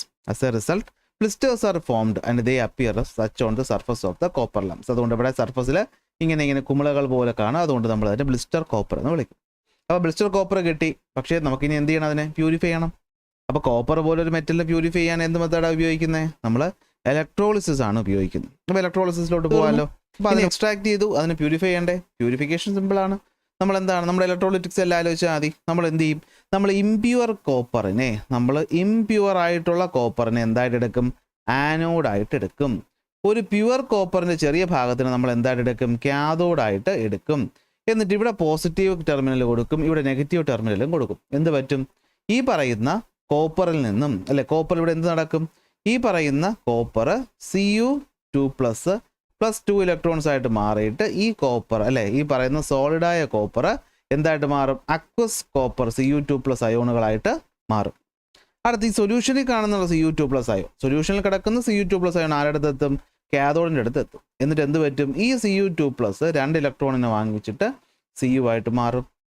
അപ്പോൾ ഇവിടെ ഉണ്ടായിരുന്ന ഇമ്പ്യൂരിറ്റീസ് റിയാക്ട് ചെയ്യാതെ താഴെ വന്ന് കിടക്കുകയും ചെയ്യും. അപ്പോൾ ഇതാണ് സംഭവം. നമ്മളിവിടെ പഠിച്ചു. നമ്മൾ ഇലക്ട്രോ പ്ലേറ്റിങ്ങിലും ഒക്കെ പഠിച്ച സാധനം തന്നെയാണ്. അതുകൊണ്ട് അതിനകത്ത് നമുക്ക് വലിയ കാര്യമൊന്നുമില്ല അല്ലേ. അപ്പോൾ ഒന്നുകൂടെ നമ്മളൊരു ബീക്കർ എടുക്കുന്നു. അതിൽ ഇംപ്യൂർ ആയിട്ടുള്ള ആളിനെ നമ്മൾ എടുക്കുന്നത് എന്തായിട്ടാണ്? ആനോഡായിട്ടാണ്. നമ്മൾ പ്യുവർ ആയിട്ടുള്ള ആളെടുക്കുന്നത് എന്തിലോട്ടാണ്? കാഥോഡായിട്ടാണ്. ഇവിടെ പോസിറ്റീവ് ടെർമിനൽ, ഇവിടെ നെഗറ്റീവ് ടെർമിനൽ. റിയാക്ഷൻ തുടങ്ങുമ്പോഴത്തേക്കും ഇവിടെയുള്ള കോപ്പർ, ഇവിടെയുള്ള സോളിഡായിട്ടുള്ള കോപ്പർ എന്ത് ചെയ്യും? സോളിഡായിട്ടുള്ള കോപ്പർ എന്തായിട്ട് മാറും? Cu2+ +2 ഇലക്ട്രോൺസുമായിട്ട് മാറിയിട്ട് അത് സൊല്യൂഷനിലെ Cu2+ ആയിട്ട് മാറും. ഇങ്ങനെ സൊല്യൂഷനിൽ കോപ്പർ സൾഫേറ്റ് ആണ് നമ്മൾ സൊല്യൂഷനായിട്ട് ഉപയോഗിക്കുന്നത്. ഇലക്ട്രോലൈറ്റ് എന്ന് പറയുന്നത് CuSO4 ആണ് കേട്ടോ. കോപ്പർ സൾഫേറ്റ് ആണ് ഉപയോഗിക്കുന്നത് എപ്പോഴും. നീല നിറം കണ്ടോ? നീല നിറം. ഓക്കെ, ഈ കോപ്പർ അയോൺസ് പതുക്കെ എന്ത് ചെയ്യാൻ തുടങ്ങും? ഈ പറയുന്ന കാഥോഡിലോട്ട് ചെന്നിട്ട് Cu2+ 2 ഇലക്ട്രോൺസിനെ വാങ്ങിച്ചിട്ട് Cu സോളിഡായിട്ട് മാറും. ഇവിടെ അക്വസ് ആണ്. ഓക്കെ, ഇതാണ് സംഭവം. അങ്ങനെ നമുക്ക് ഇവിടെ നിന്ന് കാഥോഡിൽ നിന്ന് പ്യുവർ കോപ്പർ കിട്ടും. 99.9% പ്യുവർ കോപ്പർ നമുക്ക് ആവശ്യമാണ് ഇലക്ട്രിക്കൽ പർപ്പസിന് വേണ്ടി ഉപയോഗിക്കാൻ വേണ്ടിയിട്ട്. അപ്പോൾ അത് കിട്ടുന്ന എന്തിലൂടെയാണ്? ഇലക്ട്രോലിറ്റിക് റിഫൈനിങ്ങിലൂടെയാണ്. അവിടെ ആനോഡ് എന്ന് പറയുന്ന ആരാണ്? ആനോഡ് എന്ന് പറയുന്നത് ഇംപ്യുവർ ആയിട്ടുള്ള കോപ്പർ. ഓക്കെ, കാഥോഡ് എന്ന് പറയുന്ന ആരാണ്? അത് പ്യുവർ ആയിട്ടുള്ള കോപ്പർ. ഇലക്ട്രോലൈറ്റ് എന്ന് പറയുന്നത് എന്താണ്? Copper sulphate solution. Chemical equation of the reaction taking place at the anode എന്താണ്? Cu സോളിഡ് എന്തായിട്ട് മാറും? Cu2++2 ഇലക്ട്രോൺ അക്വസ് ആയിട്ട് മാറും. Chemical equation of the reaction taking place at the cathode എന്തായിരിക്കും? Cu അക്വസ് എന്ന് പറയുന്ന അല്ലേ, അക്വസ് എന്ന് പറയുന്ന Cu2+, 2 ഇലക്ട്രോൺസിനെ വാങ്ങിച്ചിട്ട് Cu സോളിഡ് ആയിട്ട് മാറും. ഇത്രയേ ഉള്ളൂ. ഇതാണ് നമ്മുടെ കോപ്പറിൻ്റെ 2 കാര്യങ്ങളെന്ന് പറയുന്നത്. ഓക്കെ, അപ്പോൾ കോപ്പർ എങ്ങനെയാണ് എക്സ്ട്രാക്ട് ചെയ്യുന്നത്? കോപ്പറിൻ്റെ അലോയി എന്ന് പറയുന്നത് നോക്കിക്കോ, ബ്രാസും ബ്രോൺസും കോപ്പറിൻ്റെ അലോയി ആണ്. ബ്രോൺസിൽ ഇസഡ് ഉണ്ട്, സോ ഉറപ്പായിട്ടും ഇവിടെ ഇസഡ് വരില്ല എന്ന് ഓർത്ത് വയ്ക്കുന്നതായിരിക്കും നല്ലത്. അതായത് ബ്രോൺസ് എന്ന് പറഞ്ഞാൽ കോപ്പറും ടിന്നുമാണ്, ബ്രാസ് ആണ് കോപ്പറും സിങ്കും. ഓക്കെ, അപ്പോൾ അതൊന്ന് നോക്കി വയ്ക്കുക. ബ്രാസ് കോപ്പറും സിങ്കും ചേർന്നുണ്ടാകുന്നു, ബ്രോൺസ് കോപ്പറും ടിന്നും ചേർന്ന് ഉണ്ടാകുന്നു. അങ്ങനെ നമുക്ക് ശുദ്ധമായ എന്ത് കിട്ടി? കോപ്പർ കിട്ടി. ശുദ്ധമായ എന്ത് കിട്ടി? കോപ്പർ കിട്ടി. ഓക്കെ അല്ലേ? അടുത്തതിലോട്ട് പോകാമല്ലോ. അടുത്ത് വരുന്ന ഇതാണ് എക്സ്ട്രാക്ഷൻ ഓഫ് അലൂമിനിയമാണ്. അപ്പോൾ അവിടെയും നമ്മൾ മാറ്റമൊന്നുമില്ല. ആദ്യം അലുമിനിയത്തിൻ്റെ ഓർ ഏതെന്ന് മനസ്സിലാക്കണം. അടുത്ത് അതിനെ കോൺസെൻട്രേറ്റ് ചെയ്യേണ്ട മെത്തേഡ് ഏതാണെന്ന് ആലോചിക്കണം. അടുത്ത് എങ്ങനെയാണ് എക്സ്ട്രാക്ട് ചെയ്യുന്നതെന്ന് ആലോചിക്കണം. അടുത്ത് എങ്ങനെയാണ് അതിനെ പ്യൂരിഫൈ ചെയ്യുന്നതെന്ന് ആലോചിക്കണം. ഈ 4 ചോദ്യത്തിന് ഉത്തരമാണ് നമുക്ക് ആവശ്യം. അപ്പോൾ നോക്കാം, കോപ്പർ എന്ന് പറഞ്ഞാൽ അതിൻ്റെ ഓർ ഏതാണ്? അത് ബോക്സൈറ്റ് ആണെന്ന് നമുക്ക് വളരെ മുന്നേ തന്നെ അറിയാം അല്ലേ? അപ്പോൾ കോപ്പറിൻ്റെ ഓർ എന്ന് പറയുന്നത് ബോക്സൈറ്റ് ആണ്. അപ്പം ബോക്സൈറ്റിൻ്റെ കെമിക്കൽ ഫോർമുല എന്താണ്? Al2O3 2H2O ആണ് നമ്മുടെ ബോക്സൈറ്റിൻ്റെ O അല്ലേ? എന്താണ് കെമിക്കൽ ഫോർമുല എന്ന് വെച്ചാൽ അലുമിനിയത്തിൻ്റെ ഓക്സൈഡാണ്, പിന്നെ 2 വാട്ടർ മോളിക്യൂളും കൂടെ അതിനോട് അസോസിയേറ്റ് ചെയ്തിരിക്കും. ഓക്കെ, അപ്പോൾ ഇതാണ് സംഭവം. അപ്പോൾ നമുക്ക് ഓർ കിട്ടി ബോക്സൈറ്റ്. അപ്പോൾ അതിനെ കോൺസെൻട്രേറ്റ് ചെയ്യണം, എക്സ്ട്രാക്ട് ചെയ്യണം, പ്യൂരിഫൈ ചെയ്യണം. അപ്പോൾ നോക്കിയേ, പല മെത്തേഡിലൂടെ നമുക്കത് ചെയ്യാം. എങ്കിലും ഇന്ന് ഇൻഡസ്ട്രിയിൽ ഏറ്റവും കൂടുതൽ ചെയ്യുന്ന മെത്തേഡ് എന്ന് പറയുന്നത് ഹാൾ ഹെറോൾട്ട് പ്രോസസ്സാണ്. എന്താണ്? ഹാൾ ഹെറോൾട്ട് പ്രോസസ്സാണ്. ഈ കാണുന്ന ചാൾസ് മാർട്ടിൻ ഹാളും പോൾ ഹെറോൾട്ടും കൂടിയിട്ട് 1866 വികസിപ്പിച്ചെടുത്ത മെത്തേഡാണ്. കാരണം അതിനു മുന്നേ വരെ ഈ അലുമിനിയം ഉണ്ടാക്കിയെടുക്കുക എന്ന് പറയുന്നത് ഭയങ്കര ചിലവേറിയ ബുദ്ധിമുട്ടുള്ള പ്രോസസ്സാണ്. എന്നാൽ ഇവർ വളരെ സിമ്പിൾ മെത്തേഡിലൂടെ എന്ത് ചെയ്തു? ഇത് കണ്ടെത്താനായിട്ട് പഠിപ്പിച്ചു. ആ മെത്തേഡാണ് നമ്മൾ പഠിക്കാൻ പോകുന്നത്. അപ്പോൾ ഒന്നാമത്തെ ചോദ്യം അല്ലെങ്കിൽ നമ്മൾ പഠിക്കേണ്ട പോയിന്റ് അലൂമിനിയം. അപ്പോൾ അലൂമിനിയം റിഫൈനിങ്ങും പ്രോസസ്സൊക്കെ അറിയാമല്ലോ, ഞാൻ ടേബിളിൽ പറഞ്ഞ കാര്യം ഇവിടെ കൊടുത്തിട്ടുണ്ട്. Extraction of aluminium. അലൂമിനിയത്തിൻ്റെ ഓർ ആര്? Bauxite. Al2O3 2H2O, Al2O3 2H2O പഠിച്ചു വെച്ചേ പറ്റുള്ളൂ. അപ്പോൾ നമുക്കതിനെ എന്ത് ചെയ്യണം? രണ്ടാമത്തെ മെത്തേഡ് കോൺസെൻട്രേഷൻ ആണ് അല്ലേ? അപ്പോൾ നമുക്കറിയാം ബോക്സൈറ്റ് കോൺസെൻട്രേറ്റ് ചെയ്യുന്നത് ലീച്ചിങ്ങിലൂടെയാണെന്ന് നമ്മൾ മുന്നേ പഠിച്ചു. എന്ന് വെച്ചാൽ എന്താണ്? ഒരു സോൾവെൻറ്റിൽ ഇതിനെ ലയിപ്പിക്കും, ഇതിനെ അലിയിക്കും, എന്നിട്ടാണ് മാറ്റിയെടുക്കുന്നത്. ലീച്ചിങ് നമ്മൾ മുന്നേ പഠിച്ച കാര്യമാണ്. അപ്പോൾ ലീച്ചിങ്ങിലൂടെ നമ്മൾ ഈ പറയുന്ന അലുമിനിയത്തിനെ കോൺസെൻട്രേറ്റ് ചെയ്ത് അതിനെ എക്സ്ട്രാക്ട് ചെയ്ത് പ്യൂരിഫൈ ചെയ്യുന്ന മെത്തേഡ് മൊത്തത്തിൽ ഹാൾ ഹെറോൾട്ട് പ്രോസസ്സ് എന്നാണ് വിളിക്കുന്നത്. ഇതിന് 2 സ്റ്റേജസ് ആണ് ഉള്ളത്. ഒന്ന് ബോക്സൈറ്റിനെ കോൺസെൻട്രേറ്റ് ചെയ്യുക, 2 അതിനെ ഇലക്ട്രോളിസിസിലൂടെ പ്യൂരിഫൈ ചെയ്യുക. അപ്പോൾ കോൺസെൻട്രേഷൻ എന്തോ ഇത്ര പ്രത്യേകത? കാരണം ഇവിടെ കുറച്ചധികം പ്രോസസ്സുകൾ വരുന്നുണ്ട്. അപ്പോൾ അലിയിക്കണം, നമ്മൾ ഇതുവരെ പറഞ്ഞതിനകത്തൊക്കെ എന്താണ് റിഡ്യൂസ് ചെയ്യുക അല്ല അങ്ങനത്തെ പരിപാടികളായിരുന്നു. പക്ഷേ ഇവിടെ കുറച്ചുകൂടെ ഉണ്ട്. നമ്മൾ ചെയ്യാൻ പോകുന്ന ഇത്രയേ ഉള്ളൂ. ബോക്സൈറ്റിനെ നമ്മൾ എന്ത് ചെയ്യും? NaOH ട്രീറ്റ് ചെയ്യും. ബോക്സൈറ്റിനെ നമ്മൾ ലീച്ച് ചെയ്യാൻ വേണ്ടിയിട്ട് NaOH ട്രീറ്റ് ചെയ്തിട്ട് സോഡിയം അലൂമിനേറ്റ് ഉണ്ടാക്കും. ഈ സോഡിയം അലൂമിനേറ്റിനോട്ട് നമ്മൾ അലൂമിനിയം ഹൈഡ്രോക്സൈഡ് അല്ലെങ്കിൽ അലൂമിനിയം ഹൈഡ്രോക്സൈഡ് ആഡ് ചെയ്യും. ഓക്കെ, എന്നിട്ട് നമ്മൾ അതിനെ എന്ത് ചെയ്യും? ഡൈല്യൂട്ട് ചെയ്യുമ്പോഴത്തേക്കും നമുക്ക് എന്ത് കിട്ടും? AlOH3 എന്ന് പറയുന്ന സാധനം പ്രസിപ്പിറ്റേറ്റ് ചെയ്ത് കിട്ടും.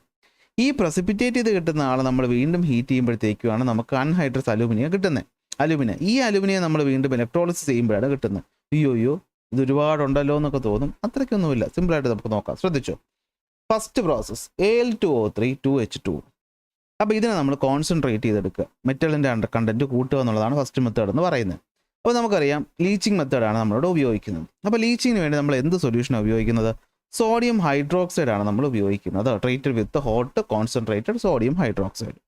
അപ്പോൾ എന്താ പറ്റുന്നതെന്ന് വെച്ച് കഴിഞ്ഞാൽ നോക്കടാ, Al2O3 2H2Oയെ നമ്മൾ ആരുമായിട്ട് റിയാക്ട് ചെയ്യിക്കുകയാണ്? NaOH എന്ത് ചെയ്യാണ്? റിയാക്ട് ചെയ്യിക്കുകയാണ്.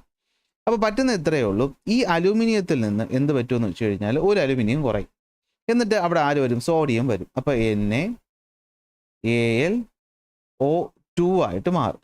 അപ്പോൾ ഇവിടെ 2 ഇട്ട് കൊടുത്ത് ബാലൻസ് ചെയ്യുക. പിന്നെ എന്തുണ്ടാവും 3H2O നമുക്കിവിടെ കിട്ടും. ഇവൻ്റെ പേരാണ് എന്ത്? Sodium aluminate, NaAlO2, NaAlO2 sodium aluminate. ഈ സോഡിയം അലുമിനേറ്റ് കൊണ്ട് നമുക്ക് ഡയറക്റ്റ് ആയിട്ട് ഉപയോഗിക്കാൻ പറ്റത്തില്ല. അപ്പോൾ നമ്മൾ തന്നെ എന്ത് ചെയ്യുമെന്ന് വെച്ച് കഴിഞ്ഞാൽ ഇതിലേക്ക് നമ്മൾ അലൂമിനിയം ഹൈഡ്രോക്സൈഡ് ആഡ് ചെയ്യും, AlOH3. അപ്പോൾ നമ്മൾ ആരെ ആഡ് ചെയ്യും? അലൂമിനിയം ഹൈഡ്രോക്സൈഡ് എന്ന് പറയുമ്പോൾ OH അല്ലേ, ട്രൈസ്. ഇവനെ നമ്മൾ സത്യത്തിൽ ഇതിനെ ടെക്സ്റ്റ് ബുക്കിൽ പറയുന്നില്ല, ഇതിനെ സീഡ് എന്നാ പറയുന്നത്. എന്ന് വെച്ചാൽ ഈ പറയുന്ന NaAlO2 ഇവൻ അങ്ങനെ തന്നെ ഇരിക്കും. പക്ഷെ ഇവന് കുറച്ച് AlOH ട്വൈസും കിട്ടി. നമ്മളതിനെ കുറച്ചുകൂടി വെള്ളം ഒഴിച്ച് ഡൈല്യൂട്ടും കൂടി ചെയ്യുമ്പോഴത്തേക്കും ഈ ഒരു റിയാക്ഷൻ തുടങ്ങാൻ കാത്തിരിക്കും നമ്മൾ പറയത്തില്ല, തുടങ്ങിക്കഴിഞ്ഞാൽ പിന്നെ അതങ്ങ് പൊക്കോളും. പക്ഷെ തുടങ്ങി കൊടുക്കണം. ആ തുടക്കം ഇട്ട് കൊടുക്കാനാണ് നമ്മളിവിടെ ആഡ് ചെയ്യുന്നത്, അലുമിനിയം ഹൈഡ്രോക്സൈഡിനെ ആഡ് ചെയ്യുന്നു. ഒരു അല്പം അലുമിനിയം ഹൈഡ്രോക്സൈഡ് നമ്മൾ ഇട്ടിട്ട് നമ്മൾ ഈ പറയുന്ന NaAlO2 വെള്ളം കൂടി ഒഴിച്ച് നമ്മൾ വിഗറസായിട്ട് ഇങ്ങനെ ഇറക്കുന്ന സമയത്ത് എന്ത് പറ്റും? കൂടുതൽ അലൂമിനിയം ഹൈഡ്രോക്സൈഡ് ഉണ്ടാകും. അതായത് ഈ പറയുന്ന NaAlO2 വെള്ളമായിട്ട് ചേർന്നിട്ട് ഒരല്പം സീഡായിട്ട് ഇവനെ കിട്ടിക്കഴിയുമ്പോഴത്തേക്കും അതിനെ ബേസ് ചെയ്തുകൊണ്ട് എന്ത് പറ്റും? കൂടുതൽ AlOH ട്രൈസ് ഉണ്ടാവുകയും പ്ലസ് NaOH ആവുകയും ചെയ്യും. ഈ AlOH ട്രൈസ് ഇവനെ നമ്മൾ എന്ത് ചെയ്യും? നമ്മൾ ഹീറ്റ് ചെയ്യും സ്ട്രോങ് ആയിട്ട്. അതായത് അതിനകത്തുള്ള വെള്ളം, ഈ പറയുന്ന AlOH ട്രൈസിൽ ഒരു വെള്ളം മാറി കിട്ടണം, OH മാറി കിട്ടണം. അപ്പോൾ നമ്മൾ സ്ട്രോങ് ആയിട്ട് ഹീറ്റ് ചെയ്യുമ്പോൾ എന്ത് പറ്റും? ഇതിൽ OH പോയിട്ട് O മാത്രമാവും. അപ്പോൾ Al2O3 എന്ത് കിട്ടും? 3H2O കിട്ടും. എന്ത് കിട്ടും? Al2O3 3H2O കിട്ടും. ഇച്ചിരി പാടാണ്, 1-2 തവണ റിപ്പീറ്റ് ചെയ്ത് തരാം, അപ്പോൾ നിങ്ങൾക്ക് കിട്ടും. അങ്ങനെ കിട്ടുന്ന ഇവനെയാണ് നമ്മൾ എന്ത് വിളിക്കുന്നത്? അലുമിന എന്ന് വിളിക്കുന്നത്. അലുമിനിയം ആയിട്ടില്ല, അലുമിന ആയതേ ഉള്ളൂ.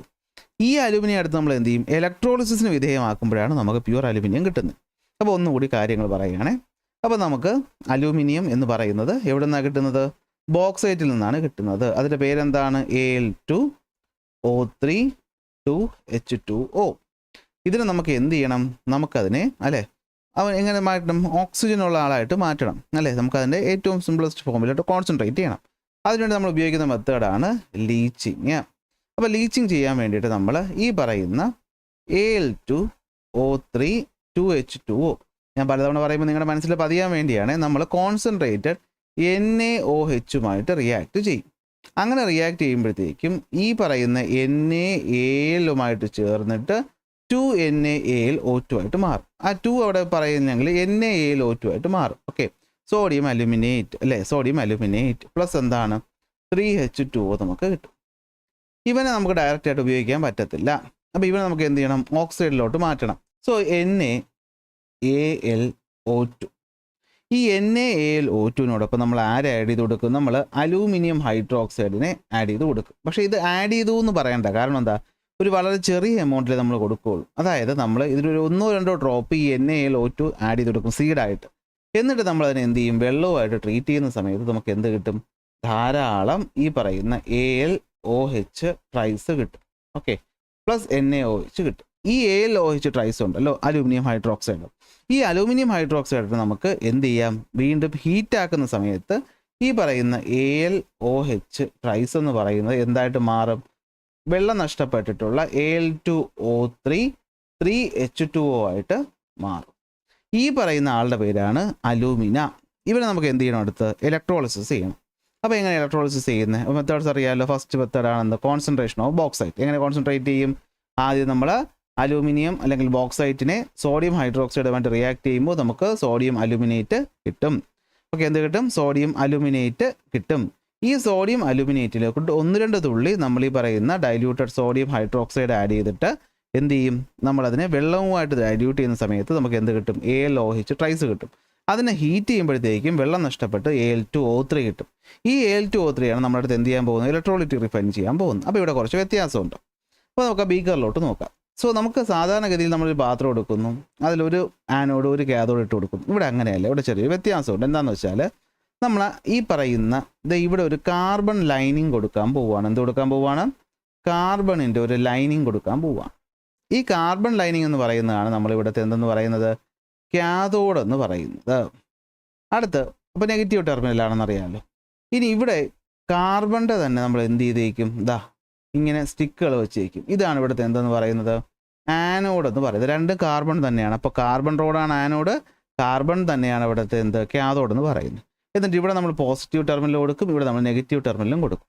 എന്നിട്ട് ഇവിടത്തേക്ക് നമ്മൾ ആരെയാണ്? നമ്മുടെ നേരത്തെ എടുത്ത് വെച്ചിട്ടുള്ള അലുമിനിയം ഓക്സൈഡിന് ഡയറക്റ്റായിട്ട് ഇടത്തില്ല. അതിനോടൊപ്പം നമ്മൾ മറ്റൊരാളെയും കൂടി ആഡ് ചെയ്യും. അവൻ്റെ പേരാണ് cryolite. Okay, tetra fluoro sodium aluminate എന്ന് പറയുന്ന ക്രയോലൈറ്റ് Na3Al(F6) ടെട്ര അല്ലല്ലോ, ഹെക്സ മാറിപ്പോൾ. ഓക്കെ, അപ്പോൾ ഇല്ലാത്ത വലിയ ബുദ്ധിമുട്ടുള്ള പേരൊന്നും പറഞ്ഞ് കൺഫ്യൂഷൻ ആക്കുന്നില്ല. എന്താണ്, ക്രയോലൈറ്റിനെ ആഡ് ചെയ്ത് കൊടുക്കും. ക്രയോലൈറ്റിനെ ആഡ് ചെയ്യുന്ന വേറൊന്നും കൊണ്ടല്ല, ഈ അലൂമിനിയം എന്ന് പറയുന്നത് എന്താണ്, ഹൈ മെൽറ്റിംഗ് പോയിൻ്റ് ഉള്ള ഒരാളാണ്. അപ്പോൾ അതിന് മെൽറ്റിംഗ് പോയിന്റ് കുറയ്ക്കാൻ വേണ്ടിയിട്ടാണ് നമ്മൾ എന്ത് ചെയ്യുന്നത്, ഈ പറയുന്ന ക്രയോലൈറ്റിനെ ആഡ് ചെയ്യുന്നത്. അതുപോലെ തന്നെ ഇലക്ട്രിക്കൽ കണ്ടക്ടിവിറ്റി കൂട്ടാൻ വേണ്ടിയിട്ട്. അപ്പോൾ നമ്മൾ നേരത്തെ എടുത്ത് വെച്ച Al2O3 നമ്മൾ ക്രയോലൈറ്റ് ആഡ് ചെയ്തിട്ട് രണ്ടിനെയും കൂടി സൊല്യൂഷനിൽ ഇടും. കറണ്ട് കൊടുക്കും. എന്ത് പറ്റും, ഇലക്ട്രോളിസിസ് അല്ലേ. അപ്പോൾ എന്ത് പറ്റും, സ്പ്ലിറ്റിംഗ് നടക്കും. എന്താ ഉണ്ടാകുന്നതെന്ന് വെച്ച് കഴിഞ്ഞാൽ ഈ പറയുന്ന Al2O3 ഉണ്ടല്ലോ, സ്പ്ലിറ്റ് ആയിട്ട് Al3+ പ്ലസ് എന്താണ് O2- മാറും. അപ്പോൾ Al എത്ര, 2O എത്ര, 3. അപ്പോൾ 2Al3+ 3O2 ആയിട്ട് മാറും.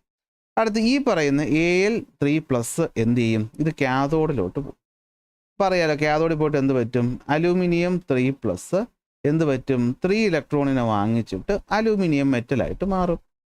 അടുത്ത് ആനോഡിൽ എന്ത് നടക്കും, ആനോഡിലാണെങ്കിൽ ഈ പറയുന്ന O2- പോകും.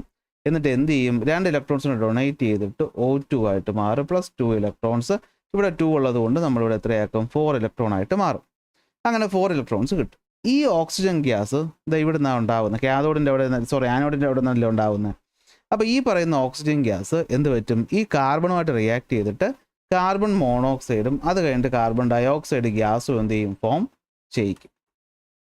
ഈ പറയുന്ന കാർബൺ ഡയോക്സൈഡ് ഗ്യാസ് എന്ത് പറ്റും, ബബിൾ ചെയ്ത് പുറത്തോട്ട് പോവുകയാണ് ചെയ്യുന്നത്. അപ്പോൾ ആനോഡിൽ ലിബറേറ്റ് ചെയ്യുന്ന ഗ്യാസ് ഏതെന്ന് ചോദിച്ചാൽ ഓക്സിജൻ ആദ്യം ഉണ്ടാകും. അത് കാർബണുമായിട്ട് റിയാക്ട് ചെയ്ത് CO2 ആയിട്ട് എന്ത് ചെയ്യും, ലിബറേറ്റ് ചെയ്ത് പോകും. അങ്ങനെ പോകുമ്പോൾ എന്ത് പറ്റും, കുറേ കാർബൺ എടുത്തുകൊണ്ടല്ലേ പോകുന്നത്. അപ്പോൾ എന്താ പറ്റുന്നതെന്ന് വെച്ച് കഴിഞ്ഞാൽ നമ്മുടെ പോസിറ്റീവ്ലി ചാർജ്ഡ് കാർബണെ കുറച്ച് കഴിഞ്ഞപ്പോൾ നമുക്ക് റീപ്ലേസ് ചെയ്യേണ്ടി വരും. എന്തുകൊണ്ടാണ്, ഈ പറയുന്ന ഇവിടെ ഉണ്ടാകുന്ന ഓക്സിജൻ ഉണ്ടല്ലോ, ഈ ഓക്സിജൻ കാർബണുമായിട്ട് ചേർന്നിട്ടാണ് CO2 ആയിട്ട് മാറുന്നത്. അപ്പോൾ കാർബൺ നഷ്ടപ്പെടുകയല്ലേ. അപ്പോൾ കുറച്ച് കഴിയുമ്പോഴത്തേക്ക് നമുക്ക് എന്ത് ചെയ്യേണ്ടി വരും, ഇവനെ റീപ്ലേസ് ചെയ്ത് കൊടുക്കേണ്ടതായിട്ട് വരും. ഇത്രയുള്ള സംഭവം. നമുക്ക് എന്ത് കിട്ടും, നമുക്ക് ഈ പറയുന്ന അലുമിനിയം കിട്ടും. അപ്പോൾ ഒന്നും കൂടെ നമ്മൾ എന്താ ചെയ്യാൻ പോകുന്നത്, നമ്മൾ ചെയ്യാൻ പോകുന്നത് ഇത്രയേ ഉള്ളൂ. നമുക്ക് തൊട്ട് മുന്നേ കോൺസെൻട്രേഷൻ മെത്തേഡ് വഴി നമുക്ക് എന്ത് കിട്ടി, Al2O3 കിട്ടി. ഈ Al2O3 പ്യൂരിഫൈ ചെയ്യാൻ വേണ്ടിയിട്ട് നമ്മൾ ഇതിനകത്തേക്ക് ഈ പറയുന്ന Na3Alf6 എന്ന ക്രയോലൈറ്റ് ആഡ് ചെയ്യും. ക്രയോലൈറ്റ് ആഡ് ചെയ്യുന്നത് അലുമിനിയത്തിൻ്റെ മെൽറ്റിംഗ് പോയിന്റ് കുറയ്ക്കാനും അതുപോലെ ഇലക്ട്രിക്കൽ കണ്ടക്ടിവിറ്റി കൂട്ടാൻ വേണ്ടിയിട്ടുമാണ്. അങ്ങനെ കിട്ടുന്ന സാധനത്തിൽ നമ്മൾ ബീക്കറിൽ എടുക്കും. എന്നിട്ട് നമുക്ക് കാർബൺ ഇവിടെ എടുത്തിട്ട് അതിനെ പോസിറ്റീവ് ആക്കും. അപ്പോൾ അതാണ് ആനോഡ്. കാർബൺ തന്നെ ഒരു ലൈനിങ് ആയിട്ട് കൊടുക്കും. അതാണ് നെഗറ്റീവ് ടെർമിനൽ കൊടുക്കുന്ന കാഥോഡ്. അപ്പോൾ എന്ത് പറ്റും, ഇവൻ റിയാക്ട് ചെയ്യും. ഇവൻ റിയാക്ട് ചെയ്തിട്ട് എന്തായിട്ട് മാറും, Al3+ അതുപോലെ എന്താണ് O2- മാറും. ഈ Al3+ എവിടോട്ട് പോകും, കാഥോഡിലോട്ട് പോയിട്ട് Al മെറ്റലായിട്ടും ഈ O2- ആനോഡിൽ പോയിട്ട് O2 ഗ്യാസ് ആയിട്ട് മാറും. ആ O2 ഗ്യാസ് ഇവിടെ നിന്ന് ബബിൾ ചെയ്ത് പോകുന്ന വഴിക്ക് ഇവിടെയുള്ള കാർബണയും കൂടി എടുത്തിട്ട് CO2 ആയിട്ടാണ് പുറത്തോട്ട് പോകുന്നത്. അതുകൊണ്ടാണ് നമുക്കിവിടെ കാർബണെ റീപ്ലേസ് ചെയ്യേണ്ടതായിട്ട് വരുന്നത്. അങ്ങനെ നമുക്ക് എന്ത് കിട്ടും, പ്യുവർ കാർബൺ കിട്ടും. അപ്പോൾ ആനോഡ് എന്ന് പറഞ്ഞാൽ കാർബൺ, കാഥോഡ് എന്ന് പറഞ്ഞാലും കാർബൺ. ആനോഡ് എന്ന് പറയുമ്പോഴത്തേക്കും നമ്മൾ കാർബണിൻ്റെ സ്റ്റിക്ക്, കാഥോഡ് എന്ന് പറയുമ്പോൾ എന്തായിരിക്കും, ഇവിടുത്തെ ലൈനിങ് ആയിരിക്കും ഉപയോഗിക്കുന്നത്. കണ്ടോ, കാർബൺ ലൈനിങ് ആണ് കാഥോഡായിട്ട് യൂസ് ചെയ്യുന്നത്. ഓക്കെ, ഇലക്ട്രോലൈറ്റ് എന്ന് പറയുന്നത് ഏതാണ്, ഇലക്ട്രോലൈറ്റ് എന്ന് പറയുന്നത് നമ്മളിപ്പോൾ എടുത്ത സാധനം ഏതാണ്, നമ്മൾ ഈ പറഞ്ഞ Al2O3 അതുപോലെ തന്നെ നമ്മുടെ ക്രയോലൈറ്റുമാണ്. ആനോഡിൽ ഉണ്ടാകുന്ന പ്രോഡക്റ്റ് എന്ന് പറയുന്നത് എന്തായിരിക്കും, ആനോഡിൽ ഉണ്ടാകുന്നത് CO2 എന്നോ ഓക്സിജൻ എന്നോ പറയാം. കാഥോഡിൽ ഉണ്ടാകുന്നതാണെങ്കിലോ അലൂമിനിയം മെറ്റലാണ്. റെഡ്യൂസിങ് ഏജൻറ്റ് എന്ന് പറയുന്ന ഇലക്ട്രോൺസ് തന്നെയാണ്. നമ്മൾ കറണ്ട് കൊടുക്കുമ്പോൾ കിട്ടുന്ന ഇലക്ട്രോൺസ് ആണ് അടുത്ത റെഡ്യൂസിങ് ഏജൻറ്റ് എന്ന് പറയുന്നത്. തീർന്നു. അലൂമിനിയത്തിൻ്റെ രണ്ട് അലോയ്സ് ആണ് ഡ്യൂറാലുമിനും അൽനിക്കോയും. ഡ്യൂറാലുമിൻ എന്ന് പറയുന്ന എയർക്രാഫ്റ്റിൻ്റെയൊക്കെ ഭാഗം ഉണ്ടാക്കാൻ ഉപയോഗിക്കുന്നു. അൽനിക്കോ എന്ന് പറയുന്നത് പെർമനന്റ് സ്ട്രോങ് മാഗ്നറ്റ് ഉണ്ടാക്കാൻ ഉപയോഗിക്കുന്നു. അതാണ് കൊറോഷൻ ഓഫ് മെറ്റൽസ് അല്ലേ. ഈ കൊറോഷൻ എന്ന് പറഞ്ഞാൽ നിങ്ങൾക്കറിയാം, തുരുമ്പെടുക്കുന്ന ഒരു അവസ്ഥയാണ് നമ്മൾ കൊറോഷൻ എന്ന് പറയുന്നത് അല്ലേ. തുരുമ്പ് അല്ലെങ്കിൽ ക്ലാവ് പിടിക്കുക, ഇതെല്ലാം കൊറോഷന് വരുന്നതാണ്. എന്താണ് കൊറോഷൻ എന്നൊക്കെ ഉള്ളത് ചെറിയ ക്ലാസ്സുകളിൽ വളരെ വ്യക്തമായിട്ട് നിങ്ങൾ പഠിച്ചിട്ടുള്ളതാണ് അല്ലേ. ഒരു മെറ്റൽ എന്ത് ചെയ്യുന്നു, നമ്മുടെ അറ്റ്മോസ്ഫിയറുമായിട്ട് റിയാക്ട് ചെയ്ത് ഓക്സിജനുമായിട്ടോ അവിടെയുള്ള വാട്ടർ കണ്ടന്റുമായിട്ടൊക്കെ റിയാക്ട് ചെയ്ത് സ്വയം നശിക്കുന്ന ആ ഒരു പ്രോസസ്സിനെയാണ് നമ്മൾ എന്ത് വിളിക്കുന്നത്, കൊറോഷൻ എന്ന് വിളിക്കുന്നത്. അപ്പോൾ കൊറോഷൻ നമുക്കറിയാം പല കാര്യങ്ങൾ ഡിപ്പെൻഡ് ചെയ്യും. അപ്പോൾ എന്തൊക്കെ ഫാക്ടേഴ്സിനെ ഇൻഫ്ലുവൻസ് ചെയ്യും നമുക്ക് ചോദിച്ചു കഴിഞ്ഞാൽ, ഒന്ന് നമുക്ക് പറയാൻ പറ്റും എന്താണ്, നമ്മുടെ ഈ പറയുന്ന മെറ്റലിൻ്റെ ഒരു സ്വഭാവം ഡിപ്പെൻഡ് ചെയ്യും. കാരണം നിങ്ങൾ കേട്ടിട്ടുണ്ടായിരിക്കും, നമുക്ക് ഇരുമ്പ് ഒരു മെറ്റൽ, അലൂമിനിയം ഒരു മെറ്റൽ. ഇരുമ്പ് പെട്ടെന്ന് പുറത്ത് കിടന്നാൽ തുരുമിച്ചു പോകും, പക്ഷേ അലൂമിനിയം ഒന്നും അത്ര ചെയ്യാറില്ല. അപ്പോൾ ഈ മെറ്റലുകളുടെ നേച്ചറിനൊരു ഇമ്പോർട്ടൻസ് ഉണ്ട്. മറ്റൊന്ന് ഈ പറയുന്ന അറ്റ്മോസ്ഫിയറിൻ്റെ ഒരു കണ്ടീഷനാണ്. അറ്റ്മോസ്ഫിയറിൻ്റെ കണ്ടീഷൻ, അതായത് ഈർപ്പവും അല്ലെങ്കിൽ ഉപ്പൊക്കെ കൂടുതലുള്ള സ്ഥലമാണെങ്കിൽ അവിടെ കൊറോഷൻ കൂടുതലായിരിക്കും. ഉദാഹരണം പറയട്ടെ, കടൽ തീരത്തിനടുത്ത് താമസിക്കുന്ന വീടുകളുടെയൊക്കെ ജനൽ കമ്പികളൊക്കെ പെട്ടെന്ന് തുരുമ്പിച്ചു പോകും. അതുപോലെ തന്നെ അതിൻ്റെ ഈ പറയുന്ന നമുക്കറിയാമല്ലോ, ഈ GI പൈപ്പുകളൊക്കെ നമ്മൾ വീടിൻ്റെ കൺസ്ട്രക്ഷൻ കോൺക്രീറ്റ് ഒക്കെ ചെയ്യുമ്പോൾ ഉപയോഗിക്കുമല്ലോ, അതൊക്കെ നശിച്ചു പോകാനുള്ള സാധ്യത കൂടുതലാണ്. കാരണം കടൽ വെള്ളത്തിൽ ഉപ്പുള്ളത് കൊണ്ട് തന്നെ തീരത്ത് വീശുന്ന കാറ്റിലും ഉപ്പിൻ്റെ അംശം വരുന്നതും ഈ പറഞ്ഞ കൊറോഷൻ പ്രോസസ്സിനെ കൂട്ടും. പിന്നെ വരുന്നത് മറ്റ് മെറ്റലുകളുടെ പ്രസൻസാണ്. അനദർ മെറ്റലിൻ്റെ പ്രസൻസും കൊറോഷനെ സ്വാധീനിക്കും. ഇത്രയേ ഉള്ളൂ സംഭവം, തീർന്നു. സത്യമായ ചാപ്റ്ററിൽ മെയിൻ ടോപ്പിക് ഇതാ. ഇപ്പം എന്താണ് കൊറോഷൻ എന്ന് വെച്ച് കഴിഞ്ഞാൽ മെയിൻ ടോപ്പിക് അല്ല, ലാസ്റ്റ് ടോപ്പിക്ക് ഇത്രയാണ് അതിനകത്ത് പഠിക്കാനുള്ളത്. കൊറോഷൻ എന്ന് പറഞ്ഞു കഴിഞ്ഞാൽ എന്താണ്? മെറ്റൽ ഈ പറയുന്ന എന്താണ് കെമിക്കൽ ചേഞ്ച് സംഭവിക്കുന്നു എന്തുമായിട്ട്, സറൗണ്ടിങ്ങുമായിട്ട് റിയാക്ട് ചെയ്യുമ്പോൾ. അത് എന്തിനെയൊക്കെ ഡിപ്പെൻഡ് ചെയ്യുമെന്ന് ചോദിച്ചു കഴിഞ്ഞാൽ, ഒന്ന് മെറ്റീരിയലിൻ്റെ നേച്ചറിനെ ഡിപ്പെൻഡ് ചെയ്യും, അറ്റ്മോസ്ഫിയറിലുള്ള ഗ്യാസസിൻ്റെയും സോൾട്ടിൻ്റെയും അളവിനെ ഡിപ്പെൻഡ് ചെയ്യും, മറ്റൊന്ന് കോൺടാക്ട് ഓഫ് അതർ മെറ്റൽസിനെ ഡിപ്പെൻഡ് ചെയ്യും.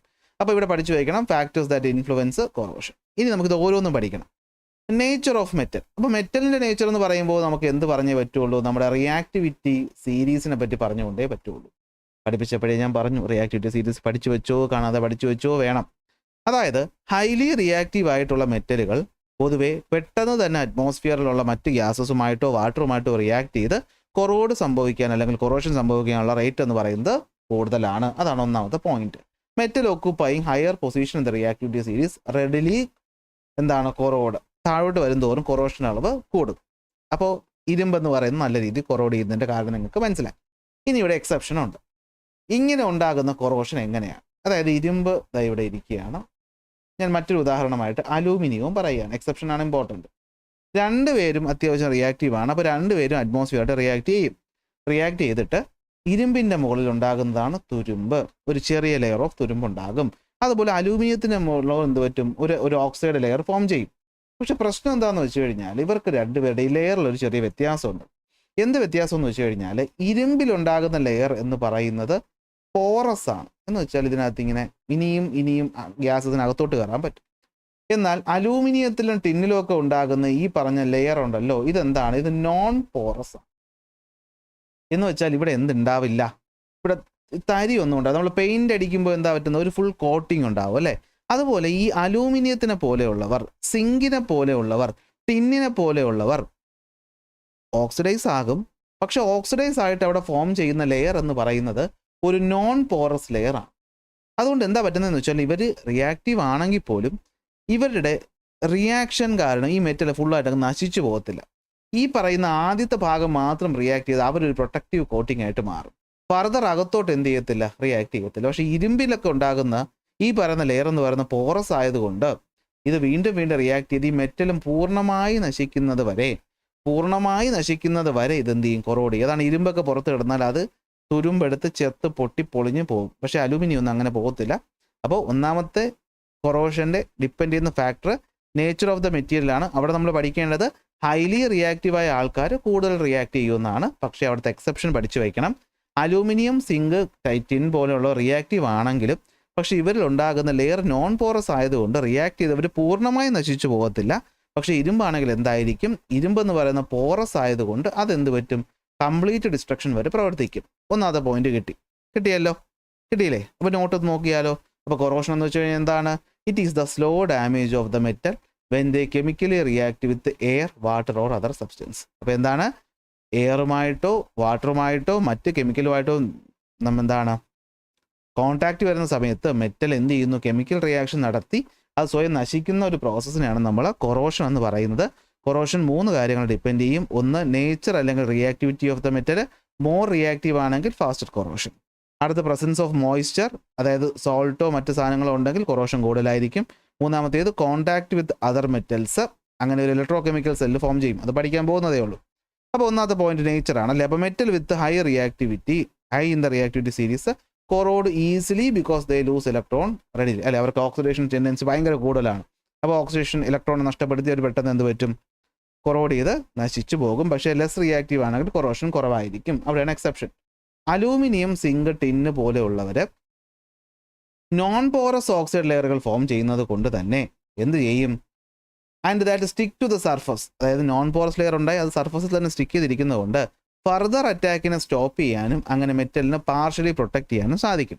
എന്നാൽ ഇരുമ്പിലുണ്ടാകുന്ന ലെയർ എന്ന് പറയുന്നത് പോറസും ഫ്ലാക്കിയാണ്, അതായത് പൊടി പോലത്തെ ലെയറാണ്. അപ്പോൾ എന്ത് പറ്റും? ഈ പറയുന്നത് സ്റ്റിക്ക് ചെയ്തിരിക്കാത്തത് കൊണ്ട് തന്നെ വെള്ളത്തിനും എയറിനും വീണ്ടും അകത്തേക്ക് എത്താനും മെറ്റലിനെ ഫുള്ള് നശിപ്പിക്കുന്നത് വരെ ഇരിക്കാനും പറ്റും. അപ്പോൾ ഒന്നാമത്തെ പോയിന്റായി. ഇനി രണ്ടാമത്തെ ഞാൻ എന്താണ് പറഞ്ഞത്? Nature of the gas dissolve ആണ്. അത് നമുക്കിവിടെ പ്രത്യേകിച്ച് പഠിക്കേണ്ടത് നിങ്ങൾക്കറിയാം.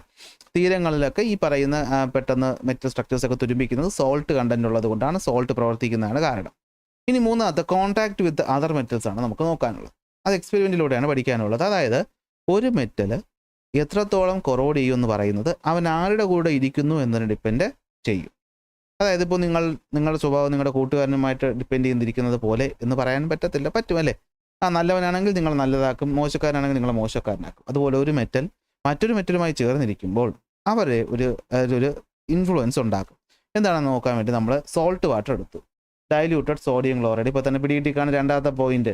ഉപ്പുണ്ടെങ്കിൽ ഇരുമ്പ് നന്നായിട്ട് തുരുമ്പിക്കേണ്ടതാണ്. അപ്പോൾ ആ ഇരുമ്പിനെ നമ്മൾ എന്ത് ചെയ്യുന്നു? നമ്മൾ കോപ്പർ വയറിൽ ഇരുമ്പിനെ ചുറ്റുന്നു, ഇരുമ്പാണിയെ ചുറ്റുന്നു. മെഗ്നീഷ്യത്തിൻ്റെ വയറിലും ഇരുമ്പാണിയെ ചുറ്റുന്നു. എന്നിട്ട് രണ്ടിനെയും നമ്മൾ വെള്ളത്തിലിട്ട് കുറച്ച് ദിവസത്തേക്ക് എന്ത് ചെയ്യുന്നു? തുരുമ്പിക്കാൻ വേണ്ടി വയ്ക്കുന്നു. നമ്മളെടുത്ത് നോക്കുമ്പോൾ കണ്ടൊരു കാര്യം, ഈ പറയുന്ന കോപ്പറിൽ ചുറ്റിവെച്ച ഇരുമ്പിൻ്റെ ആണി നല്ല രീതിയിൽ തുരുമ്പിച്ചിട്ടുണ്ട്. എന്നാൽ മെഗ്നീഷ്യത്തിൽ ചുറ്റിവെച്ച ഇരുമ്പിൻ്റെ ആണി അത്രത്തോളം എന്ത് ചെയ്തില്ല? തുരുമ്പിച്ചില്ല. അപ്പോൾ എന്താണ് അതിൻ്റെ കാരണം? കാരണം ഇത്രയേ ഉള്ളൂ. ഇതൊരു സോൾട്ട് സൊല്യൂഷനാണ്.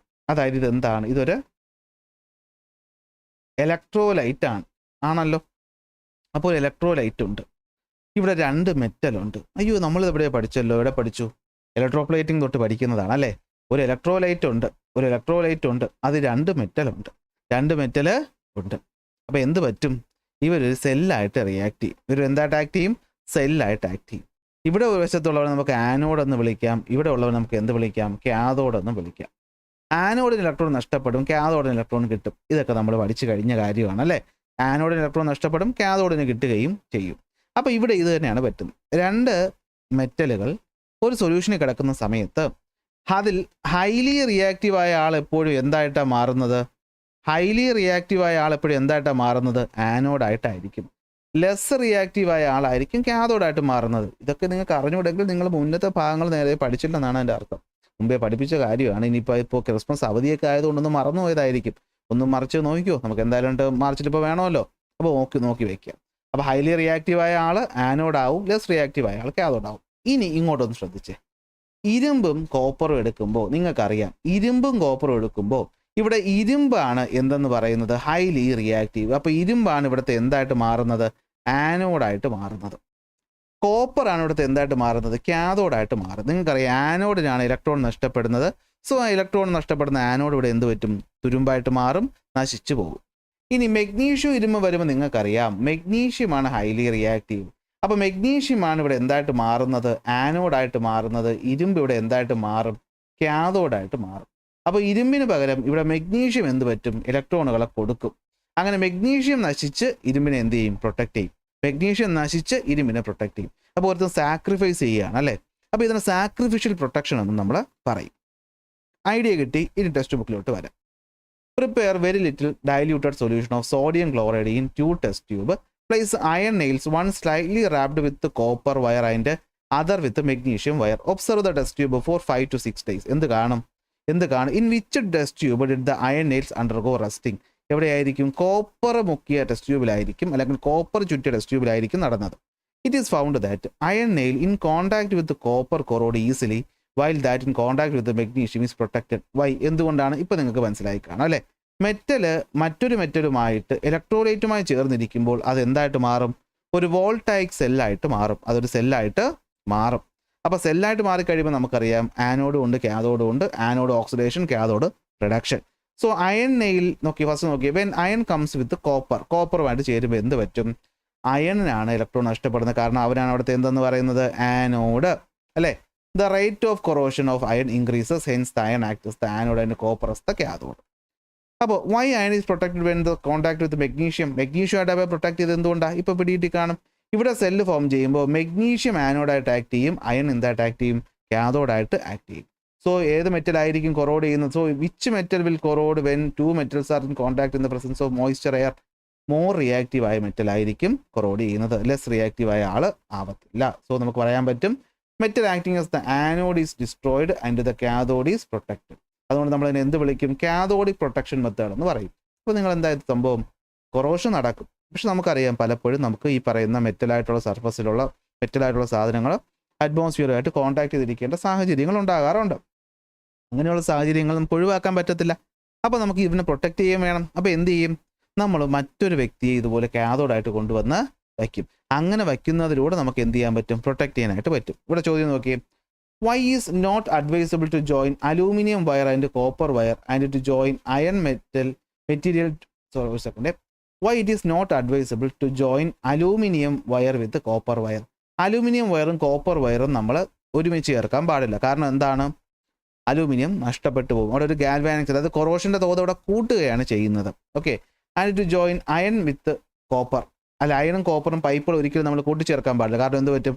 ഈ കോപ്പറും അയണും കൂടി പ്രസൻസ് ഓഫ് എയറിൽ എന്ത് പറ്റും?